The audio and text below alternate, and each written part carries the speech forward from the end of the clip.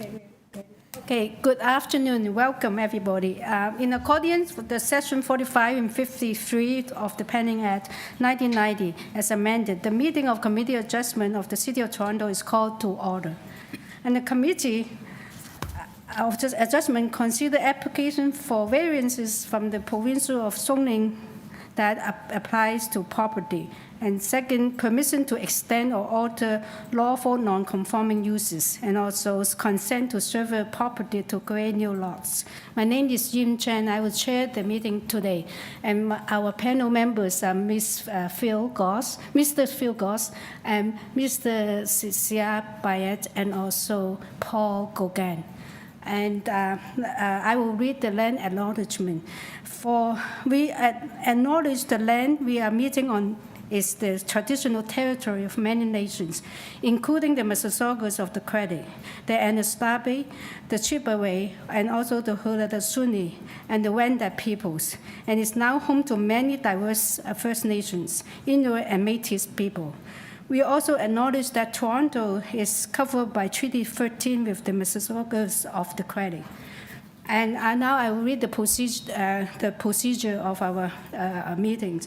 Committee of Adjustment public hearings are now conducted in hybrid in-person and virtual format. Some applicants and participants will make their submission in person, and others will participate virtually by electronic means through WebEx, an online digital platform. The meetings are also streamed on the Toronto City Planning YouTube channel, and anyone wishing to view the hearing may watch on YouTube. Through you, Madam Chair, sorry, we're fully silent on YouTube and WebEx, I believe, so can I just stop you there? Okay. It's just a technical issue that we need to resolve. Oh, okay. Okay.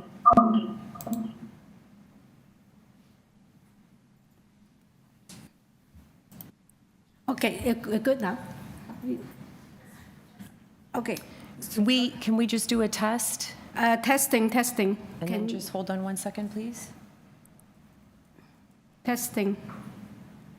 1, 2, 3, 4. Okay, we can hear. So let's start from the beginning, sorry. Only because then those that are virtual won't. Yes, that's right. So good morning, everybody. In accordance with the sections of 45 and 53 of the Planning Act 1990 as amended, this meeting of Committee Adjustment of the City of Toronto is called to order. The Committee of Adjustment consider applications for variances from the provision of the zoning and apply to property. Second, permission to extend or alter lawful non-conforming uses, and also consent to survey property to create new lots. And we like to also make a land allotment announcement. We acknowledge that the land we are meeting on is the traditional territory of many nations, including the Mississaugas of the Credit, the Anishinaabe, the Chippewa, and the Haudenosaunee, and the Wendat peoples, and is now home to many diverse First Nations, Inuit, and Métis people. We also acknowledge that Toronto is covered by Treaty 13 with the Mississaugas of the Credit. And the format of the Committee of Adjustment public hearings are conducted in hybrid or in-person virtual format. Some applicants and participants will make their submission in person, and others will participate virtually by electronic means through WebEx, an online digital platform. The meetings are also streamed on the Toronto City Planning YouTube channel, and anyone wishing to view the hearing may watch on YouTube. Those who want to participate virtually have registered in advance will be connected with their computer, tablet, smartphone, or telephone, and have the options of participating via video or audio only. All virtual participants will automatically be muted on entrance.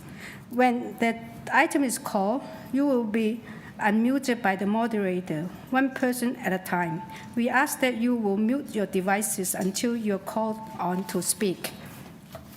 And those participating by video appearances will be temporarily upgraded to panelists when your item is being held. During this time, your camera will be enabled, and you will only be visible during your 5 minutes allotted speaking time. At all other times, your video will be disabled, and you will be reinstated as an attendee. For both in-person and virtual participation, committee adjustment staff will share presentations submitted in accordance with the written submission deadline. These participating through WebEx are not allowed to use share screen or any other panelist control during a video appearance. The host will remove you from the panelist role if you fail to respect this instruction. To receive a copy of the decision of the committee, people attending in person today who want to receive a copy of the decision of the committee on an application must fill out a decision request card, and also those participating virtually need to submit a written request for a decision by email.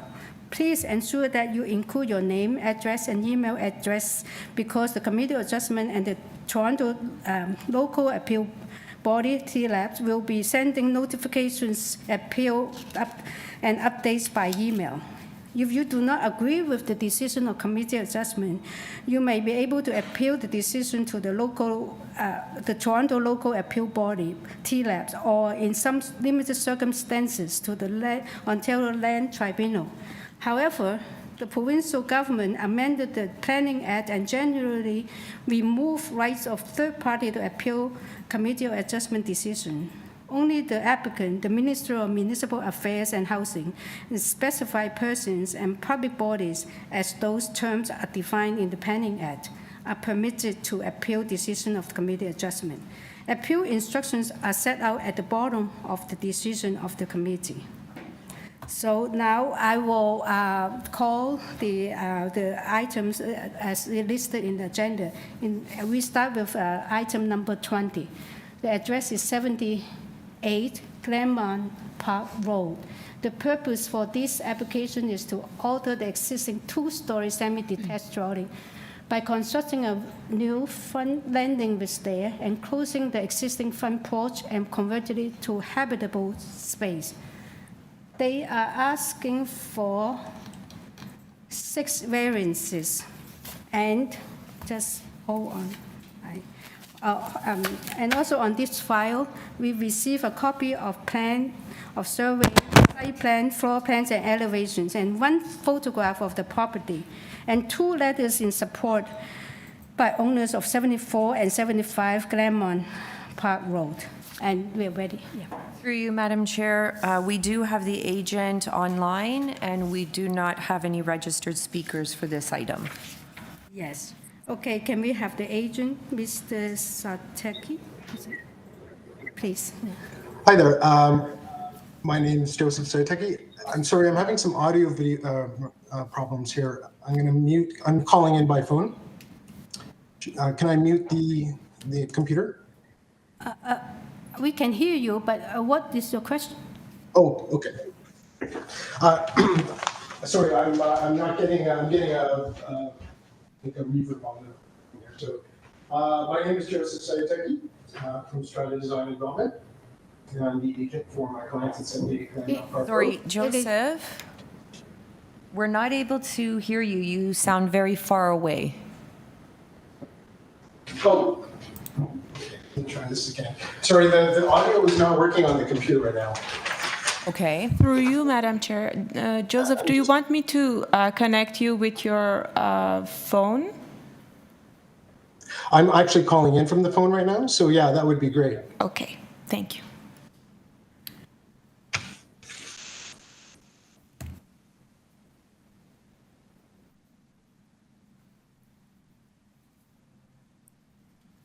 Hi there.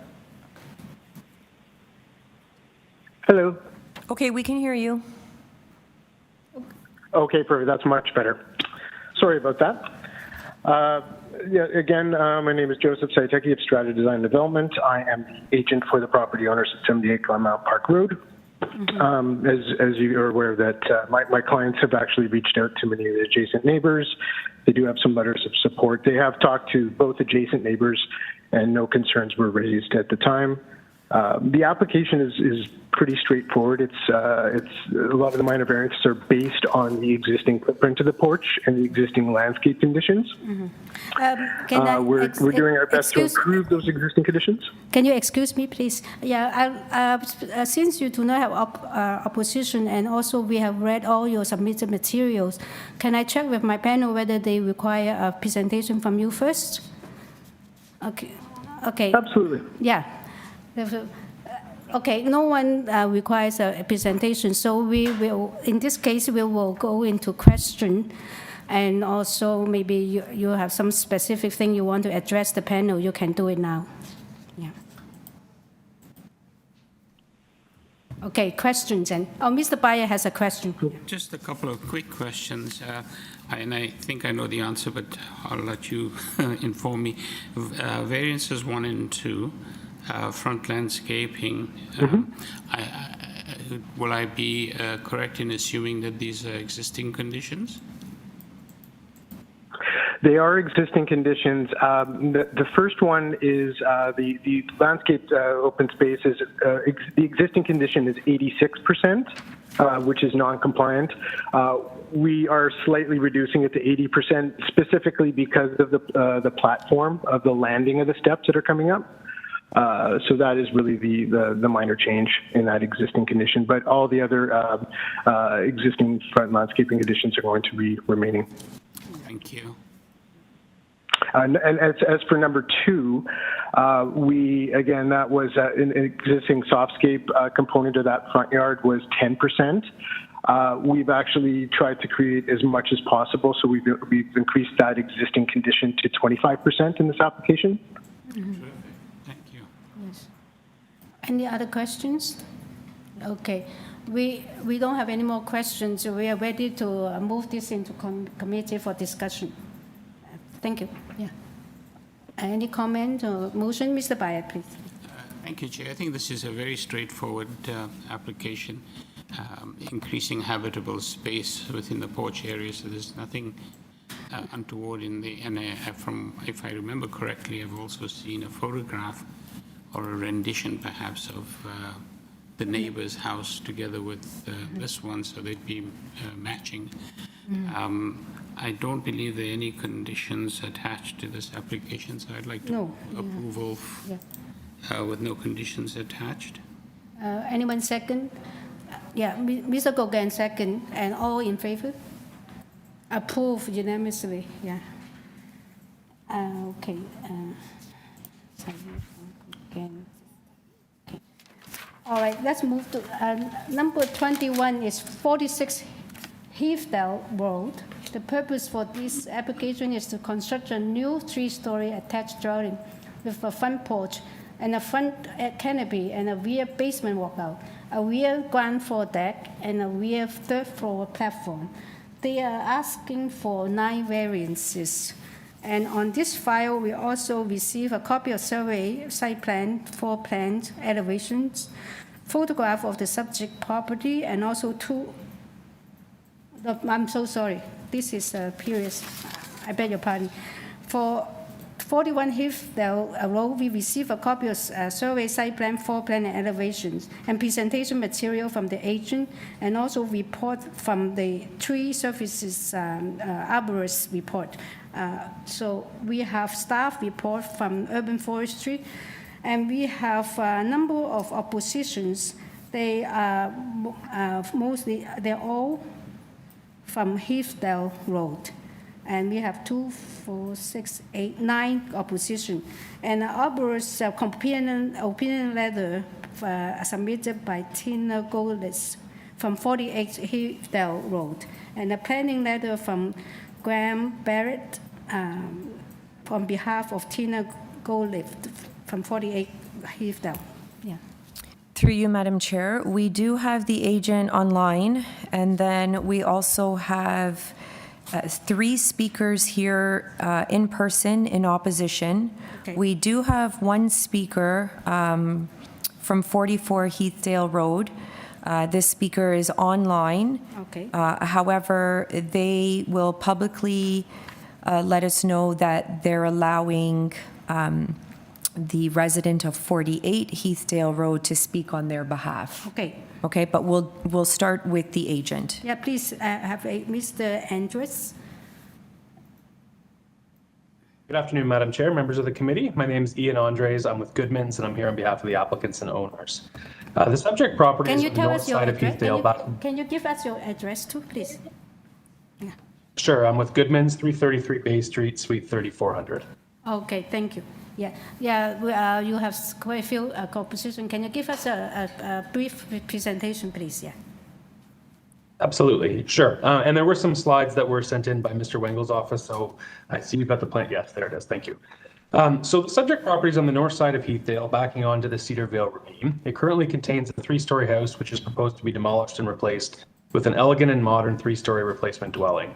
The neighborhood character is comprised of predominantly 2- and 3-story homes. There's an eclectic mix of old and new dwelling types, many of which have tall roof lines, which exceed the bylaw height limit, and FSIs that exceed the outdated 0.4 standard. This house has been designed by Mr. Wengel to respect the landscape open space and setbacks for the rear and side yards, with generous east and west setbacks to ensure sufficient separation distances. The TRCA has reviewed and approved our client's geotech study and issued the necessary permit already. City staff have reviewed the application, and I'm not aware of any concerns having been identified by planning, ECS, transportation, urban forestry, or ravines. Having reviewed the opposition letters, I understand some neighbors have expressed some apprehension about off-site trees along the ravine slope, but there are no trees proposed for removal as part of this application. It's important to understand that none of the variances would allow development within the rear yard setback or the ravine setback. So it's not surprising that urban forestry and ravines have not raised issues with this application. And while I acknowledge there is a swimming pool shown on the site plan, the committee is not being asked to approve any variances associated with the pool, as it does not require any variances. Having said all that, my clients do want to establish positive relationships. They have reached out to their neighbors, and they're carefully considering the comments raised and are certainly willing to consider changes to the rear yard landscaping or the pool configuration before permits are obtained.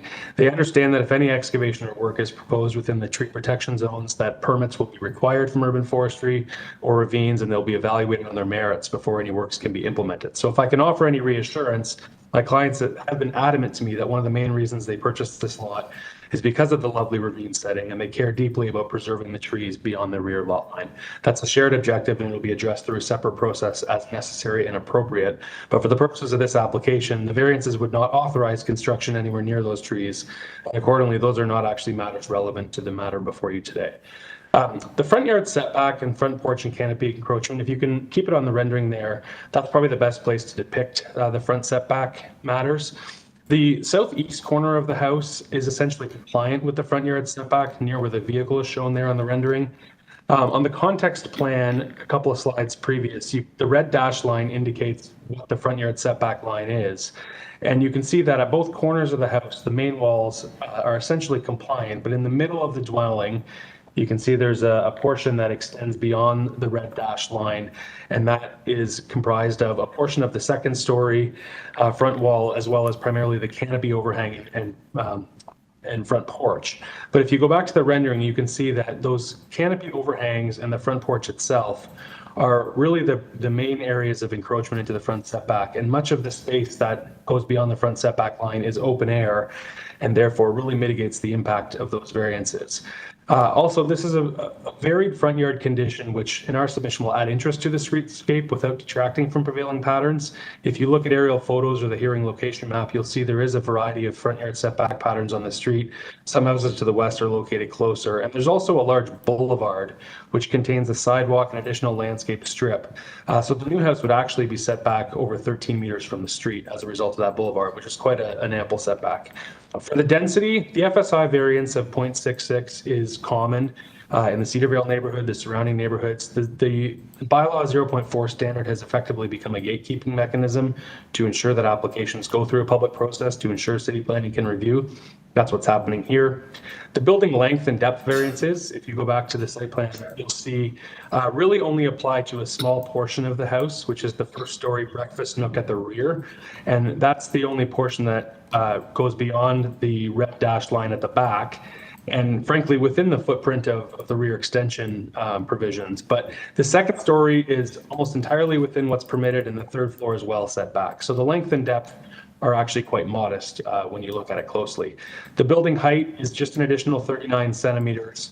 That only applies to the third-story roof, and that occupies less than a third of the footprint of the dwelling. Right in the center, it's well set back from the front, rear, and west side of the dwelling, so the height will be tucked behind the roof line, and that additional 39 centimeters will barely be noticeable. The third floor balcony faces north towards the ravine. It's well set back from the west side of the house behind the third story, and it's screened from the east side, minimizing any opportunity for overlook into neighboring properties. So we believe this application meets the 4 test, respects and reinforces the existing physical character. It's an appropriate and desirable form of development and does not cause any material adverse impact. So we respectfully request that the committee approve the variances as sought. Thank you. Thank you. And maybe we should hold our question to this speaker until we hear the opposition. Can we have the first one? One thing I want to clarify is that the number 48 is got 3 slots. Yeah, so let's talk about that. If we can unmute the resident from 44 Heathdale Road, and this resident is going to publicly state that they're requesting that the resident at 48th Heathdale Road will be speaking on behalf of them. Yes, okay. Yeah, because it looks like this way you have 3 people speaking, including 44, right? Right, and then we do have Graham Barrett that will be speaking for the resident at 48 yeah.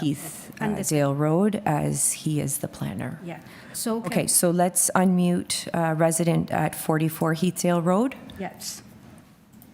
Can you hear me? Yes, we can. Are you able to? Okay. Tina Goldless from 48 is going to speak instead of me on behalf of the neighbors. And can you just state your first and last name, please? Debbie Zweig, 44 Heathdale Road. Okay, thank you. Thank you. So then we'll have Tina come up to the podium, Yes. and then she can make her deputation.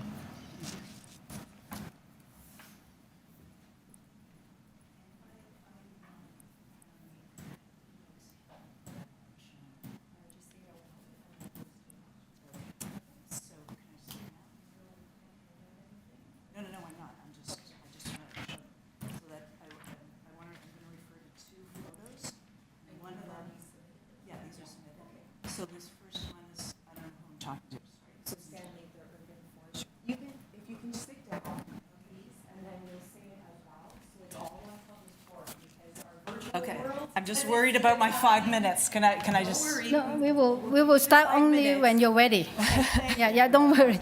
I've been timing it so many times. No, that's fine. Yeah, that's fine. So I'm going to ask that that you have prepared. I'm referring to there was an arborist report done by Urban Forest Associates.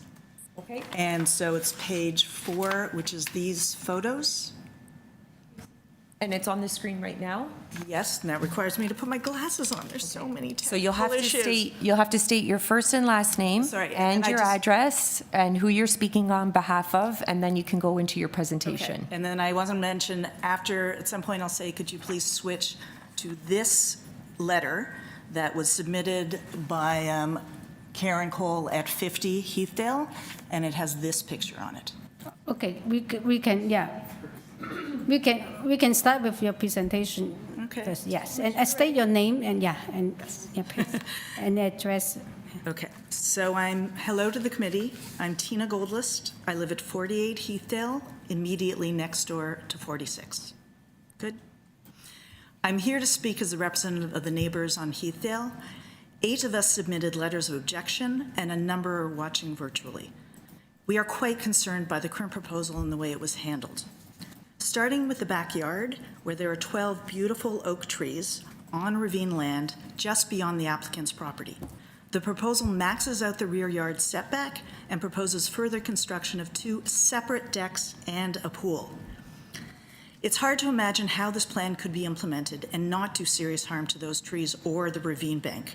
Every neighbor who looked at it agreed. It just doesn't seem right. And so, even though the applicant provided an arborist report, we brought in another arborist for a second opinion, and he agreed. His report is in the submitted materials, That's from Urban Forest, but I want to highlight that he found, for example, that tree N5 is a white oak rather than a red oak, which was how it was identified in the initial report. Apparently, white oaks are more sensitive to damage, and it just so happens that this is the tree closest to the proposed pool. That tree needs to be properly identified and looked at more closely. His report goes on to note there's limited or no mention at all of many other issues, such as pool overdig, inadequate walkway, or any erosion or sediment control measures. Our concern is that this proposal may have been rushed and some important issues haven't been considered yet. It wouldn't be good for any of us, including the applicant, if those trees start dying in a few years. And so, regardless of the outcome of this hearing, we hope Urban Forestry and the TRCA take another look at this so that the concerns raised are addressed. Variance 2, building length, is not minor and results in a dwelling that stretches from beyond the required setback at the front right up to the required setback at the rear, forcing the pool and rear deck or any other backyard amenities they care for into the tree protection zones of those trees. If you could switch to the neighbor's photo, please. In the front yard, the proposed setback, variance 5, would result in a house that projects out well beyond both my home and the neighbors to the east. This is the view from across the street at number 50. The house, I'm hoping. You can speak, you can continue speaking, okay? This is the view from across the street at number 50. The house in the middle, with the canopy of the trees behind it, is the current 46 Heathdale, and that's my house to the left. Yes.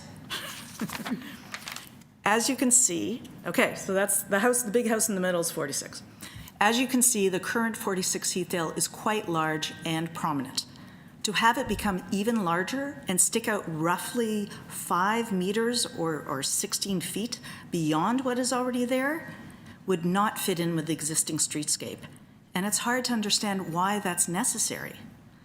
You can also see in the photo how the tree canopy in the back is visible from the street and many other neighbors' homes. They're an asset to the entire community. In addition, there has been virtually no consultation with neighbors. We heard from the applicant about this proposal 2 weeks and a day before the submission deadline, when they dropped a letter and an incomplete set of plans on my porch. The short notice was especially surprising to me, since I met the new owners last winter, welcomed them to the neighborhood, we exchanged emails, and yet I never heard from them. Debbie and Tucker at 44 Heathdale, who I'm speaking on behalf, the house, which is their house, is on the right. They've been out of town. They haven't even had a chance to really look at the proposal yet. Once I did find out about it, I reached out to the architect with questions, but his responses were quite evasive. In fact, he informed me that there is no obligation to provide any supplementary information whatsoever outside of the standard city notice, even though that contradicts the application form, where it is strongly recommended that you discuss the proposal with adjacent residents in order to address or alleviate concerns. I built my house 20 years ago. We met with the immediate neighbors, discussed, showed our plans, and answered questions. It was the right thing to do.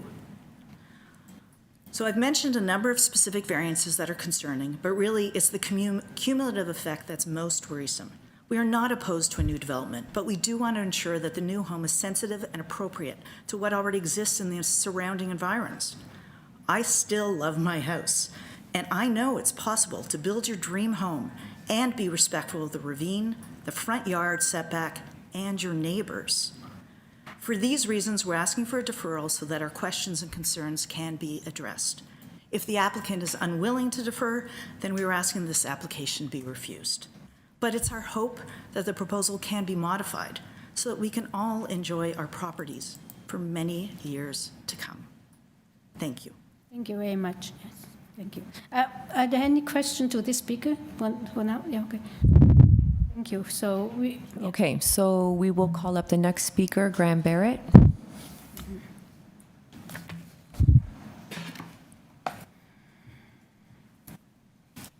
Good afternoon, committee members, Madam Chair, staff. It's been a long time since I've been here in person. If I could please get the agent's presentation back up on screen and zoomed in on the front yard, that would be very helpful. Yes, that page exactly. Yep, just zoom in a little bit on the front yard maybe. So yes, I'm Graham Barrett, planner with SGL Planning and Design. We're at 1547 Bloor Street West. We've been retained by the adjacent neighbor at 48 Heathdale Road to provide a planning opinion on this application. My main concern is the front of the proposed dwelling, particularly the front yard setback variance with 10.24 meters required and 7.33 meters proposed. It's a difference of 2.91 meters or around 9.5 feet over the maximum. The existing dwelling's front yard setback is between 12.36 meters and 14.77 meters, which is shown on the survey. And the proposed dwelling will sit roughly 5 meters or 16 feet closer to the front lot line than the existing home, which is measured to the porch, as the agent mentioned. A variance for front porch encroachment is also being requested, 2.5 meters permitted, 3.07 meters proposed. And the proposed canopies further exacerbate these variances as they extend across much of the first and second floor of the home. This is visible on page 2 of the presentation materials. There's a pink line. It's a bit difficult to see exactly where the canopies are, but it's essentially the front of the entire dwelling. So these canopies are thick architectural features. They have a substantial impact on the scale and massing of the dwelling, which is clearly illustrated on page 4 of the presentation materials, which is the rendering we were looking at before.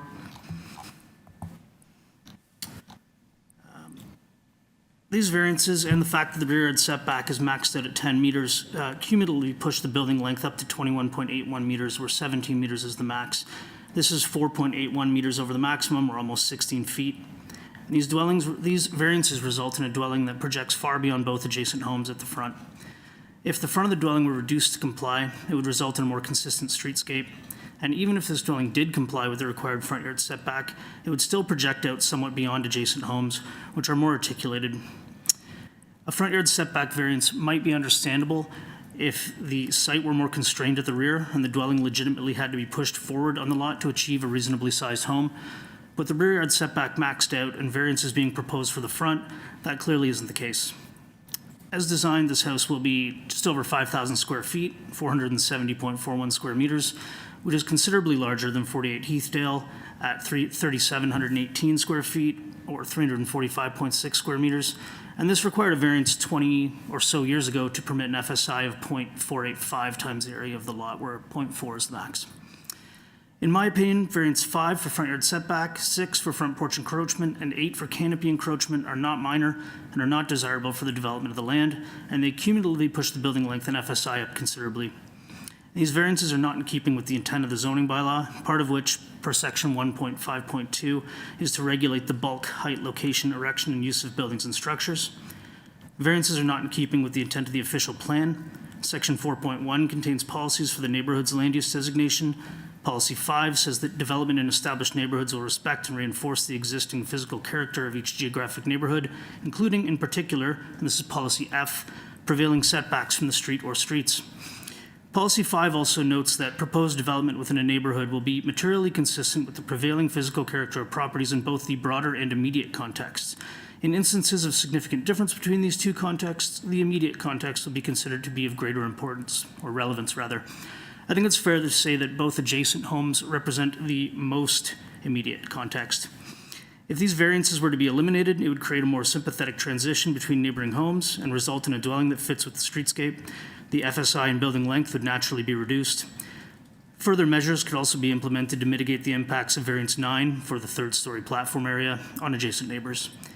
The FSI on its own isn't particularly problematic, as there are likely other homes, new and old, with similar numbers in the area. For example, I see the same architect recently had a project approved at 21 Heathdale Road with an even greater FSI. However, that proposal complied with the zoning bylaw in terms of front yard setback and was approved after revisions. There are also ample concerns about the ravine trees at the rear of the subject property, and as mentioned, our client's own arborist has raised several questions related to the applicant's arborist report. These questions should be answered, and the rear yard should be reconfigured to ensure that these trees in the ravine are adequately protected. Finally, I think it's important to note that 0 neighbors have signed letters in support, which speaks volumes about the public consultation or lack thereof undertaken for this proposal. Thank you for your time.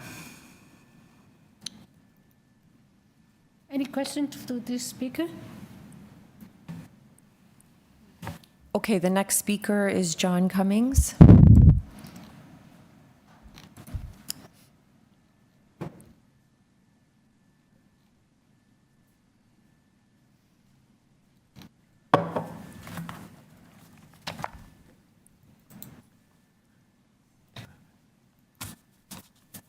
Yes, please, go ahead, yeah. Shall I go ahead? Yes, guys, tell us your name and the address, please. So my name is John Cummings. I'm the chair of Friends of Cedarvale. That's an organization that represents the park.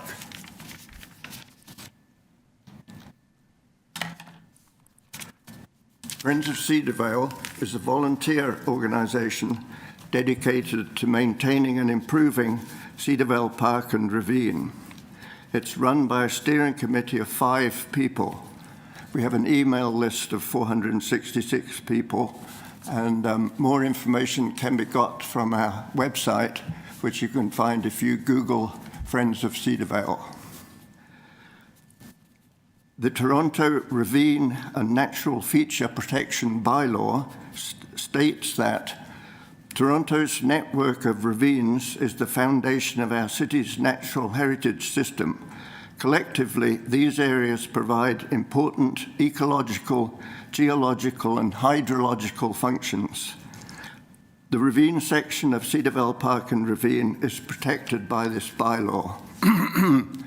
Both sides of the ravine, between the Glen Cedar Footbridge and the Bathurst Street Bridge, contain a number of large, mature trees of various species. Mature trees such as these are comparatively rare in the city and need to be kept healthy and preserved. Moreover, they are part of what makes the ravine so special. Many park users enjoy walking through the ravine section of the park with its magnificent views of the forest on both sides, especially in the fall with the sunlight glinting through the trees. The group of trees that are the subject of this report are visible from down below. The root system is essential in maintaining the stability of the ravine slope and preventing erosion. The construction at 46 Heathdale will include the extension of the existing deck and building a new swimming pool, both close to the edge of the ravine and in some cases within the tree protection zones of some of the trees. The construction, the construction work will actually injure some of the red oaks and the one white oak there. The arborist report says that the TRC has already approved this work. The TRCA has already approved this work, but also says that a permit will have to be obtained from Urban Forestry section of Parks, Forestry and Recreation. The report suggests that damage to the trees could be mitigated by a particular method of root pruning and the addition of a fertilizer low in nitrogen and high in phosphorus. Assuming this is done, the report says, the trees are, quote, expected to survive, end of quote. However, the report has several qualifications at the end. The arborist suggests that the owners will plant 7 new trees or pay $583 per tree in lieu. We conclude that the arborist reports, we conclude from the arborist reports that it is certain that these trees will be injured and quite possible that they could die. As pointed out above, this could threaten the stability of the ravine slope and raise the possibility of erosion. Such effects would extend beyond this one property to the ravine slope on either side. We believe that Toronto's ravine system is precious and that Cedarvale Ravine in particular should not be spoiled by non-essential construction that could compromise the ravine slope. Our view is that there is sufficient evidence that the 7 oak trees could be badly damaged or even die. We therefore recommend that the construction of the extended deck and pool either not proceed or be moved further back from the edge of the ravine. Thank you very much, gentlemen. Yeah. And So, any questions? Yeah. So, the number of trees will be injured or removed, according to the arborist report, is about, I think it's about 6 or 7 of them will be affected. Is that your number too? Is that what you think, that the number of trees will be affected? the number is in the arborist's report. Yeah. There's 2 arborist reports. Yeah, which one? I know, just wondering. I think it's 7 red oaks and 1 white oak for a total of 8 trees. Yeah. And the point is that they all stand, it's rather unusual because they stand together immediately behind the house. And normally you've got isolated trees, but in this case you've got this very beautiful stand of oak trees. And as I said in my report, you can actually look up from the path down below and see the oak trees up at the top. Thank you. Yeah, thank you. Okay, thank you. So can we have the agent back? Can the agent, would you like to respond to all the issues raised? And apparently the trees are one of the major issues. Yeah. Please. Yeah. Yes, thank you, Madam Chair. Yeah. Before I turn to the trees, I just wanted to quickly address something Ms. Goldlist had said about consultation with the neighborhood. With respect, I don't think it's a fair characterization that she's put forward about how our client and the architect's office have approached this. The city process and the requirements for disclosure are embedded within the Committee of Adjustment mailing notice and process. But once the architect heard from Ms. Goldlist via email, Mr. Rotundo from Mr. Wengel's office responded to her within 24 hours with a lengthy response and did in fact provide her with additional information requested, including a full set of the plans and a copy of the arborist report. So I don't think it's fair to suggest or imply that the architects just stonewalled a request for information. And secondly, my clients have personally reached out to Ms. Goldlist over the past week, and my understanding is that she had said to them that she would be happy to talk to them after this hearing is over. So I don't think it's a fair characterization to suggest that my clients and their consultants did not make any outreach. With respect to the trees in the ravine, this proposal is respectful of the ravine and is respectful of the trees. And the arborist report that's been submitted indicates that there may be permits to injure necessary if the swimming pool and hardscaping occur. But we're well aware of the urban forestry process. We're well aware of the city's tree bylaw. And that will be within the discretion of urban forestry whether any such permits are issued. But as I also said during my opening remarks, my client is open to potentially reconfiguring the pool in the rear yard to mitigate or eliminate any concerns there. And most importantly, this application itself is not seeking committee approval for any tree injury or any variances that would place building elements within the tree protection zone. None of the variances being sought relate to the swimming pool or any hardscaping in the rear yard. Those trees are off-site, and an arborist report is required to be submitted with this application, which it was, but that doesn't mean that there's not a further process to follow with urban forestry. And ultimately, if urban forestry is uncomfortable or refuses to issue a permit, then my clients will have to live with that. But that is not a relevant consideration for these variances today. And again, with respect, the arborist letter submitted by the neighbor does not actually draw any conclusions. It raises a number of questions, but it doesn't draw any conclusions. And so I don't think you can rely on that as some sort of declaration that there's problems with the trees here. And again, as I've heard what Mr. Cumming has to say, I've heard what Ms. Goldlist has to say, and Mr. Barrett, our clients care deeply about these trees, and they're going to make every effort to make sure that those trees are preserved and thriving in the future. Finally, I just wanted to address a couple of Mr. Barrett's comments. I note that he fairly indicated that he does not have concern with the majority of the variances being sought. I think he's focused on the front porch and front canopy and front yard setback variances. And with respect, we have a difference of opinion in terms of the impact of those variances. But when it comes to the front porch, which is what is driving the front yard setback variance, that's a front porch that is effectively sitting on grade. So there's not going to be, if you can go back to the rendering on page 4, you'll see that the front porch is just on the ground or a foot or two above the ground at most. There's no impact caused by that in terms of streetscape or massing. What Mr. Barrett has also mentioned is that the canopy overhangs he sees as, I think he used the word thick to describe them.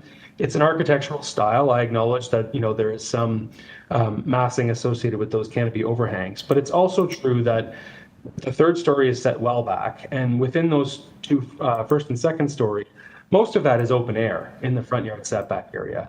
You've got the canopy sticking out, you've got the porch at grade, but the majority of that space is open air volume, which people will be able to see through. So again, with all due respect, we have a difference of opinion in terms of whether that causes any impact, and it's our respectful submission that the front yard setback, canopy, and porch encroachment variances do in fact respect and reinforce the physical character of the neighborhood and the prevailing patterns.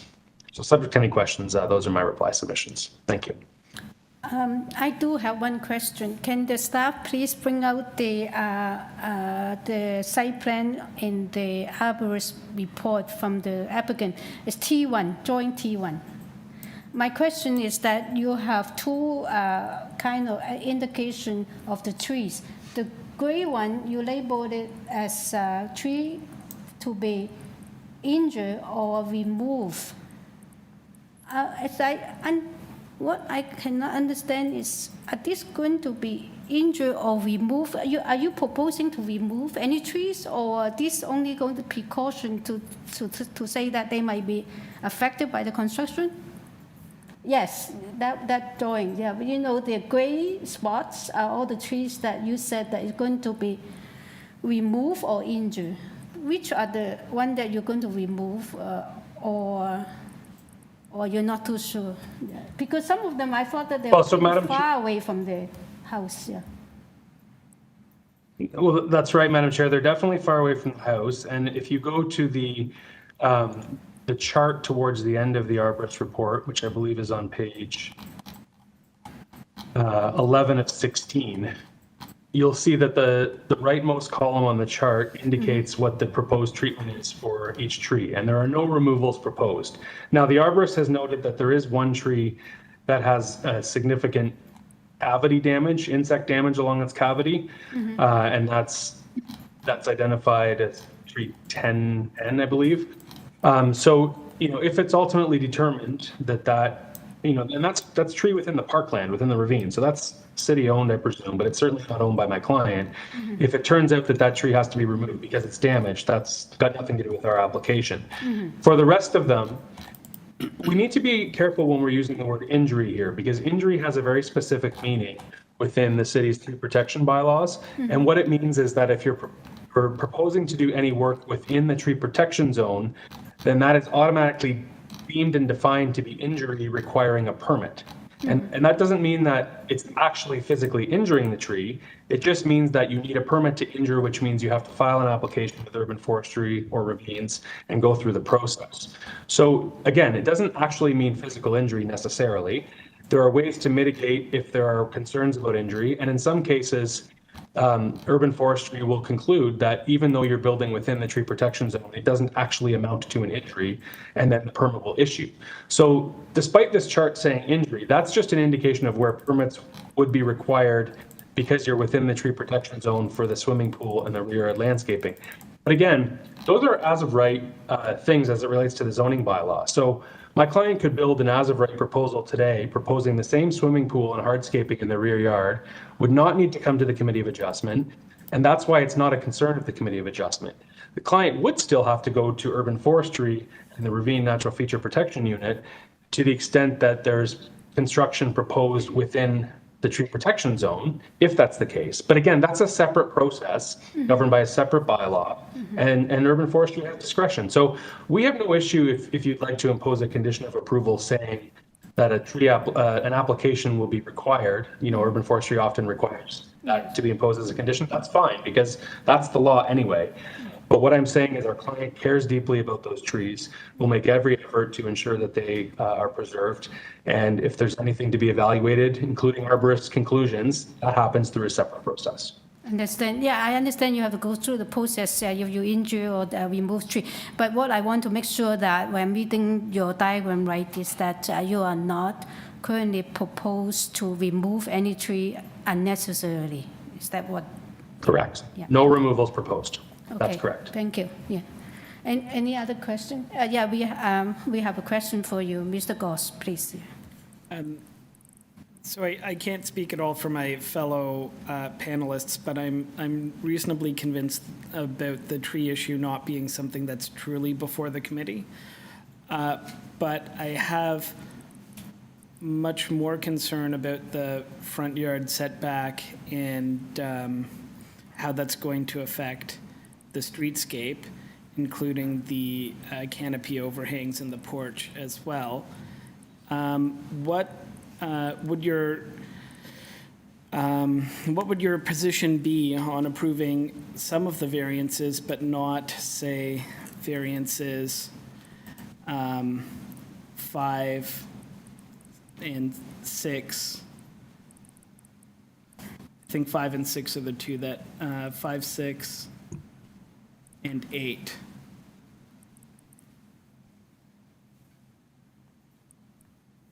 Well, thank you for the question. I can't tell you that I have instructions to accept that as an outcome. I mean, what I would say is, I think you've heard that there's no one really raising any material concern with the other variances. And so to the extent the committee is comfortable with the other variances, we would certainly like to see those approved. As it relates to the front yard variances, if the committee were to decide not to approve those, there would have to be a redesign of the house at the front, or I suppose theoretically an appeal. I don't know what the full implications of that would be to the house if those were denied. This house was, designed as a package, and so we believe the entire package is supportable and acceptable and does not cause impacts. So certainly my first submission is we'd like the committee to approve everything. If the committee sees fit to only approve some of the variances, I suppose that's your prerogative, and that's better than not having any of the variances approved. But certainly our request that it all be approved. Thank you. Thank you.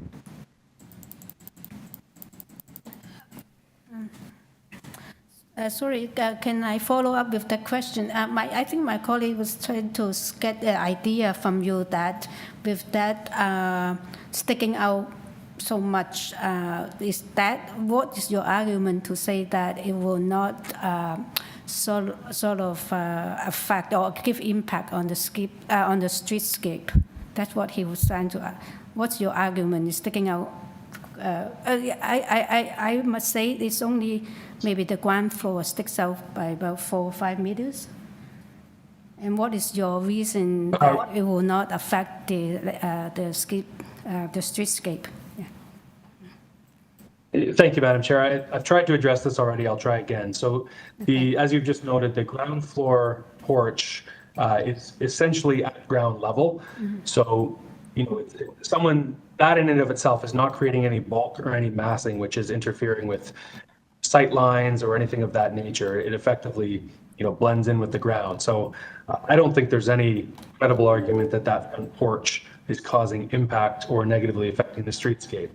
If there's concern about the canopy encroachment sticking forward or the portion of the second story in the middle of the house, again, reasonable people can disagree about that. We don't think that causes impact because of the way the house has been designed. It's a unique and sensitive design with a lot of open space underneath the canopy and above the canopy. The third floor is set well back, so there's no issue of the height creeping forward into the front yard. And for the portion that does, if you go back to the site plan, again, you can see that the red line illustrates the permitted front yard setback line. And the portion, if you have to zoom in a little bit, I think, to see it, but the portion of the house that goes beyond that is really primarily in the middle of the dwelling, where the thick black line is. And then below that, got the front porch, which I've already said is essentially on grade. Mm-hmm. And then there's the canopy. So it's the main walls of the building are all, are mostly behind that red line. I admit that they do go in front of it a little bit. But if you look at the two adjacent houses, they have stepping in their front wall configuration. And there's a variety of different setbacks at different points. And you can see the measurements there. And then the other thing I mentioned is that there is a large boulevard here beyond the property line. You've got a sidewalk, you've got additional landscape space before you get to the curb. So the house will still be set back over 13 meters from the curb, which is quite a distance. So for all those reasons, and if you also walk down the street to the west, you'll see that some of those houses are a little bit closer to the street than these ones.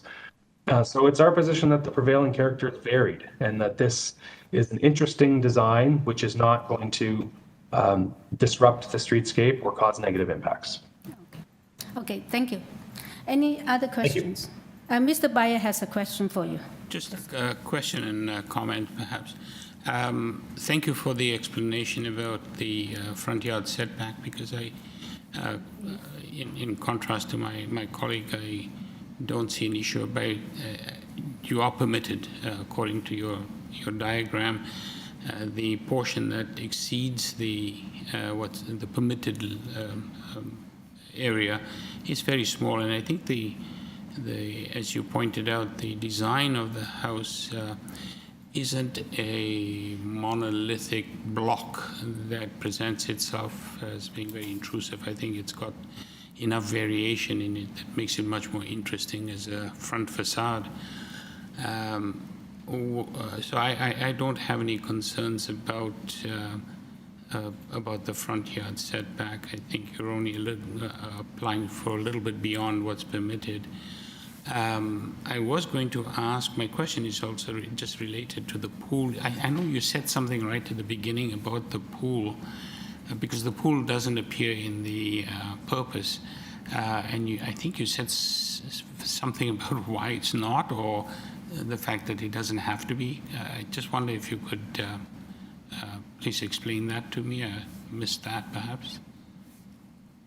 Sure, absolutely. So the pool is shown on the site plan because Mr. Wengel's office has put forward a comprehensive set of drawings.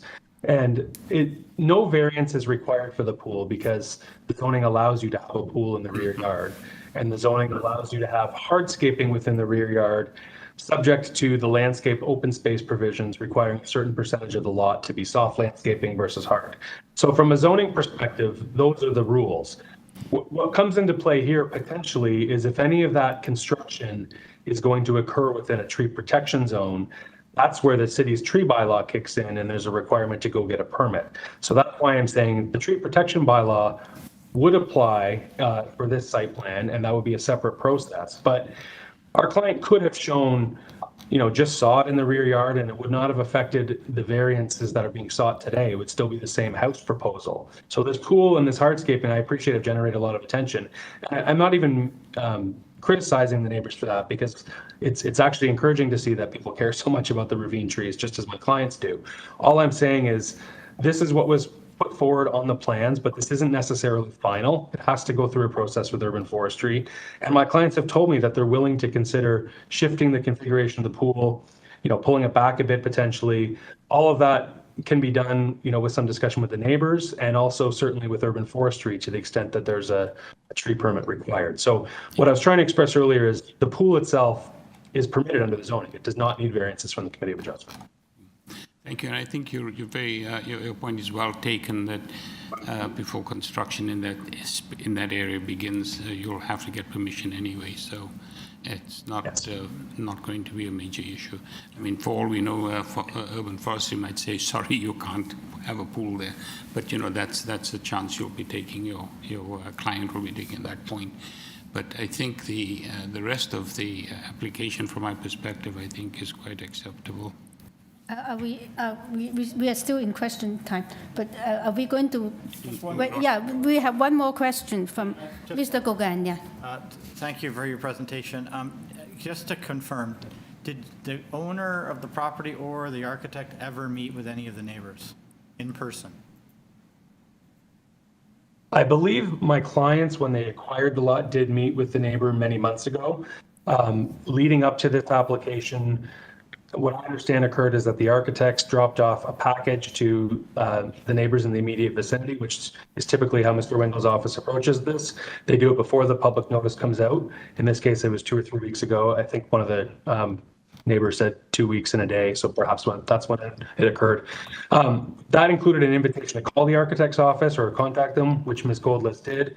My clients, as a result of that line of communication, I understand, chose to reach out to Ms. Goldlist. I don't know if they've met in person. I don't think that's happened yet. So I think the short answer is no. But it's not that there's been no outreach. There's been some. Thank you. Okay. Any more questions? Okay. We do not have any more questions. We are ready to move this into committee discussion. So you have anything, last thing you want to say before we do that? No, thank you. I appreciate the opportunity to answer your questions. Okay, thank you. Now we are in committee. Comments? Yeah. Yeah, I have a comment or thoughts, and I'd actually appreciate the thoughts of my fellow committee members on my thoughts, because it's sort of part of the process. But yeah, to me, building a significantly larger house in a neighborhood full of significantly larger houses, the FSI, the depth, the very limited height variance, none of that to me is inappropriate. It falls within the category of things that we regularly approve as minor. I do have an issue with the front yard setback. When you look at the presentation material drawing that shows the outline of the existing home, you can see even the as of right pushes the house a lot forward, but then beyond that, there's the front porch, and then like the opposition planner noted, there's the ... of the canopy overhang. And when you look at the renders in the elevation, it's very clear to me that the front of the canopy overhang is what's actually going to present as the front elevation of the home. And it's just because of the size of the lot that the magnitude of this difference isn't so apparent, because if you sort of zoom in, it's the magnitude of that is 3.07 meters, so 10 feet, but beyond the as of right to the front of the porch, and actually to the canopy overhang, it looks like it's yet larger. So still, they have a lot of distance from the curb. They have a lot of distance from the curb. So the question to me becomes, what's the purpose of the zoning bylaw for the setback here? Because in terms of distance from the curb, they have tons because of the huge boulevard. But if there is an intent to maintain sort of a consistent street wall, you can see the houses there in that block have a consistent street wall, whereas this house visually will be much in front of that street wall because of how this presents. And I'm not settled on it being a barrier. That's why I'm raising this for Can I add something to that? Your comments. Can I add something to that? Yeah. Of course, they're proposing quite a large house, that I understand. But also, I think maybe the reason, there is one point to it, is that they try to pull it forward a little bit more, push it, so that they have more room at the back to avoid affecting the trees. If I were the planner, I'm thinking like that. That's what I said. Maybe that's a reason why it's a little bit forward for this house. Yes, Mr. Just on that note, Madam Chair, I think when I look at the Google map view, there are a number of homes further down the street that seem to have much shorter, well, the depth, the setbacks are much further ahead. So, I think because this property is also on that slight curve, I don't think it's going to make much of a difference when you're looking at the property. It is a large property as well, and I agree with you that, if we were building this, I'd pull it back as well, because you've got a ravine at the back, and you're trying to avoid, plus you want to pull in a pool.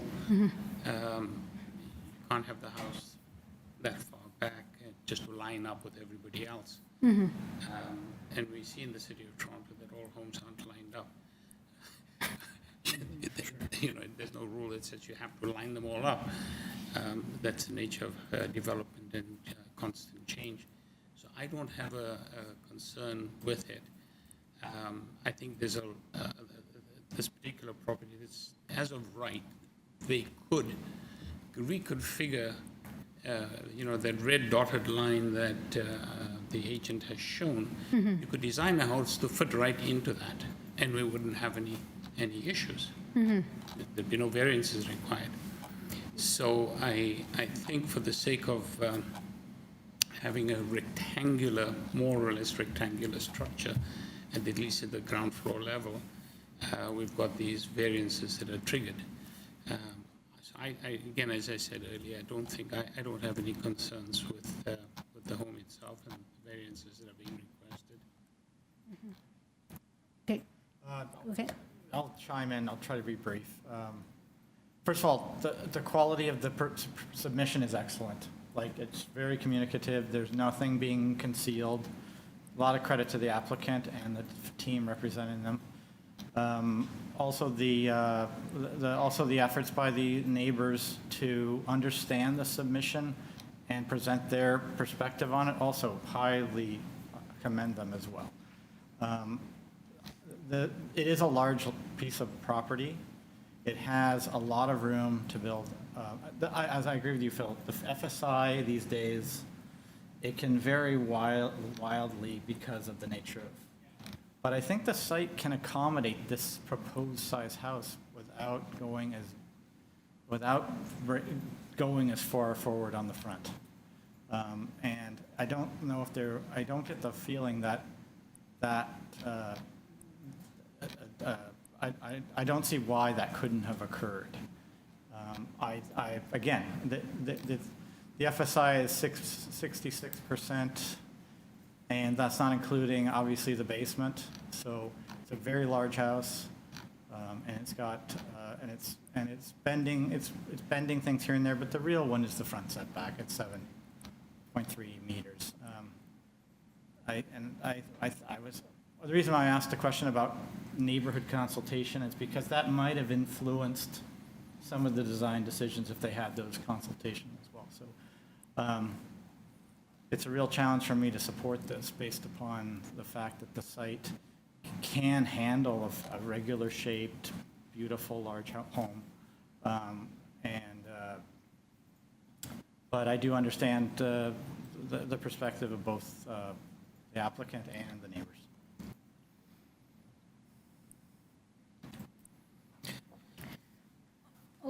All right, so maybe I add a little bit on my thinking about this front yard setback. I would think in the beginning, yeah, it looked like the number is very large, but then when I look at the actual design, the second floor is actually meeting that requirement, that setback.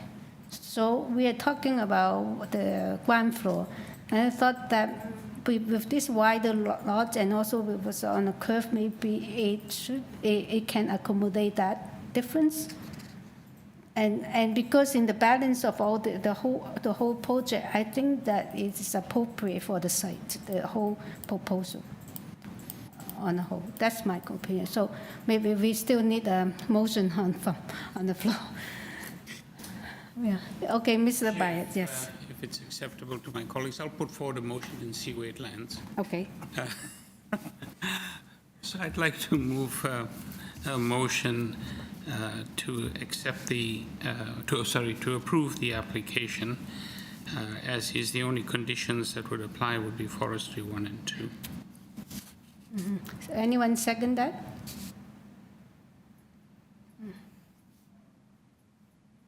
It seems that it failed.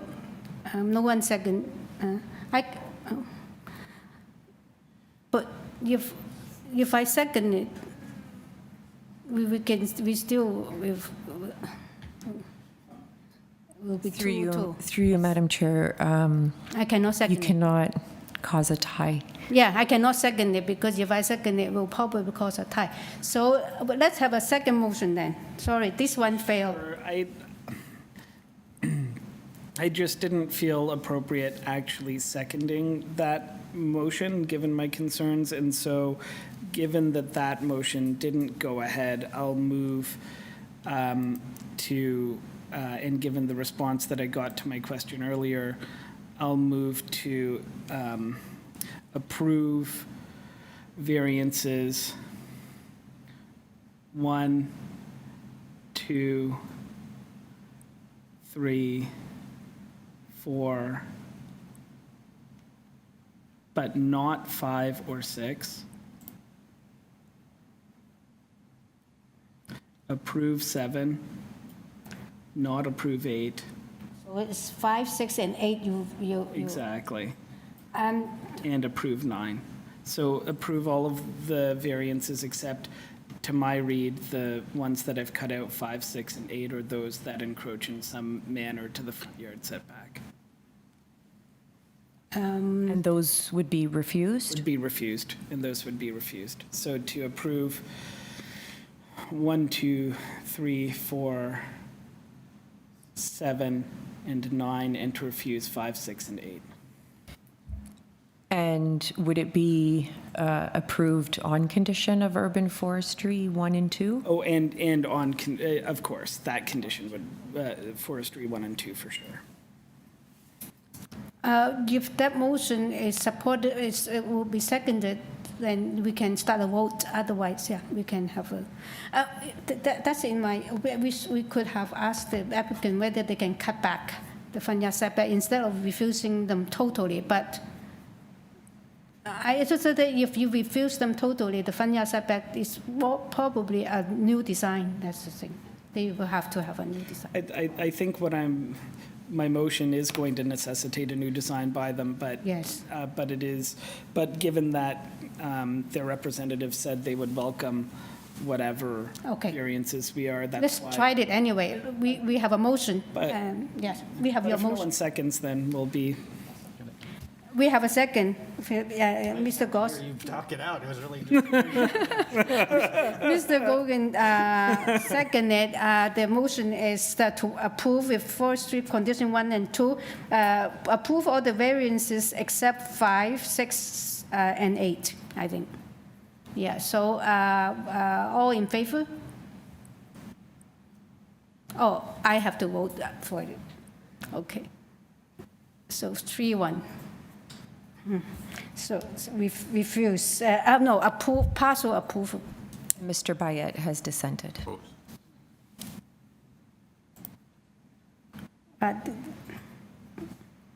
This is the first time we have this. Okay, we got the record.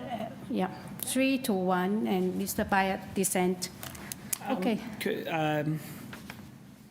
Maybe it's too late, but I think it's too late to add anything to the minutes. So I was just going to say it would be nice if the minutes could reflect the committee urging there to be consultation on the redesign, given that there will be a redesign. Through you, Madam Chair, we could do it as for the record, that it is strongly suggested that there's further consultation with the area residents. But given that we've already voted on the motion only with the assent of my fellow panel members to add that comment. This is always our intention, is to encourage a consultation, but that's all as far as we can go. Yeah. I think for all the applications, right? Well, for the record in the minutes, it's not a condition, right? No, like it's just noted in the minutes. Yes, it's not a condition. We cannot force people to do things. Okay. Thank you so much. We finished number 21, and now we have at number 22. The address is 241 Richmond Street West and 133 John Street. The purpose for this application is to alter the development standard. Oh, sorry, I lost that. And as approved under the site-specific bylaw, some number for the 34 and 41-story mixed-use building, and by increasing the overall GFA, and that is constructing an additional story, and also reducing car share parking spaces. This is currently under SPA application, so they are looking for 4 variances. And we have received on this file copy of a survey site plan, plans and elevation, cover letter from the agent, parking analysis by BA Group, and schedule study by architect, and the presentation material from the agent, and site-specific by zoning bylaw. And also we have staff report from Metrolink and traffic report from traffic planning and development and transportation services. So, Through you, Madam Chair, we do have the agent here in person. We do not have any registered speakers for this item. Just as a friendly note, Metrolinx has submitted a report. okay. Based on the fact that this application is going through site plan control, chances are these conditions will make their way into a site plan approval. Process. They work it So out. the notice of site plan approval, and just, be cautious of that, and perhaps it's not a condition that we need to impose as part of the Committee of Adjustment decision, Understand. if the committee is inclined to approve the application. Yeah. So, you do not have any opposition registered, but since it's a sort of big and complex building, maybe you can give us a very brief presentation. So, yeah, we can start with that, yeah. Thank you, Madam Chair, and I'd be happy to present to you today. My name is Gavin Bailey, address 4800 Dufferin Street.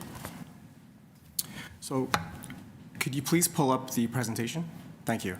Good afternoon, Madam Chair, committee members, and city staff. My name is Gavin Bailey. I am the Director of Planning and Development for Tridel, owners of the numbered company associated with the subject site and proposed development. The site is located at the southeast corner of John Street and Richmond Street West and is comprised of two two-story buildings. Next slide, please.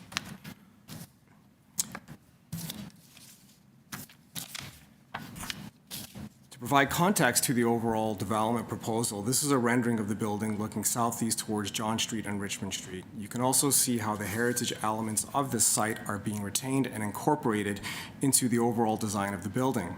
We are currently working with city staff to secure or finalize the heritage easement agreement, which will secure all heritage work as approved through the Heritage Conservation Plan.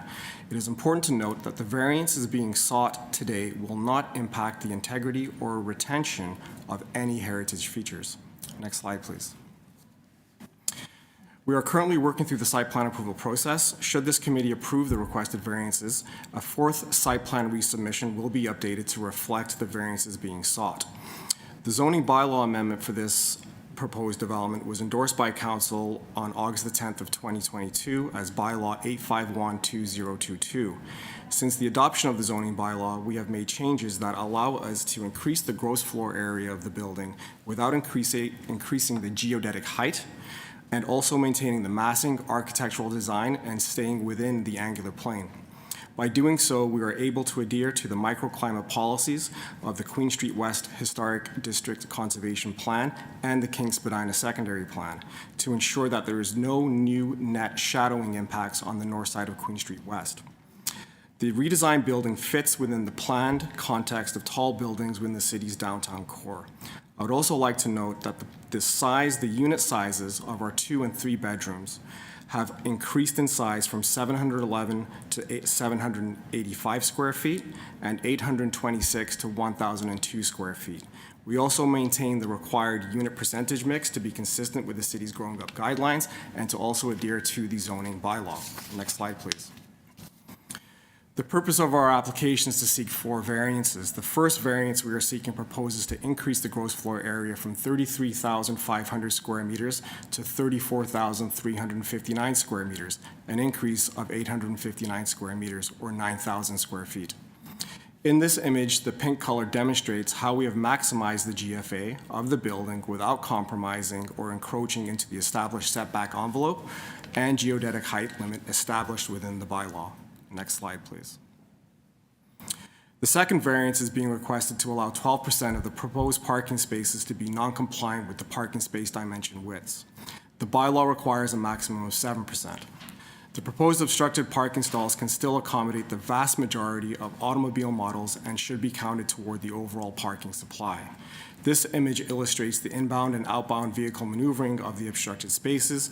Vehicles can maneuver similar to any other parking space and provide sufficient door opening clearances even though they are considered substandard relative to the bylaw width. The third variance being requested is to allow that no car share spaces be provided on site. There is no land use planning policy basis or requirement within the updated parking standard bylaw 892022 that requires car share parking spaces be provided. The site is located within very close proximity to higher order transit, which is readily available. Also, the building has been designed where there is no public access to the private underground parking garage. This poses a safety concern for the future condominium corporation. Next slide, please. The fourth variance being sought requests that the story height of the building be increased from level 34 to 35 and level 40 to 41. These heights are to be reflected on diagram 3C of the zoning bylaw, which you can see on the left of the screen. In order to increase the story height of the building without increasing the geodetic height, we have reduced the ceiling to floor height of certain levels as shown in yellow on the screen, those being levels 5 to 7, 10 to 16, 18 to 25, and 27 and 28 have been reduced from 2.95 meters to 2.85 meters, or 9.7 feet to 9.3 feet.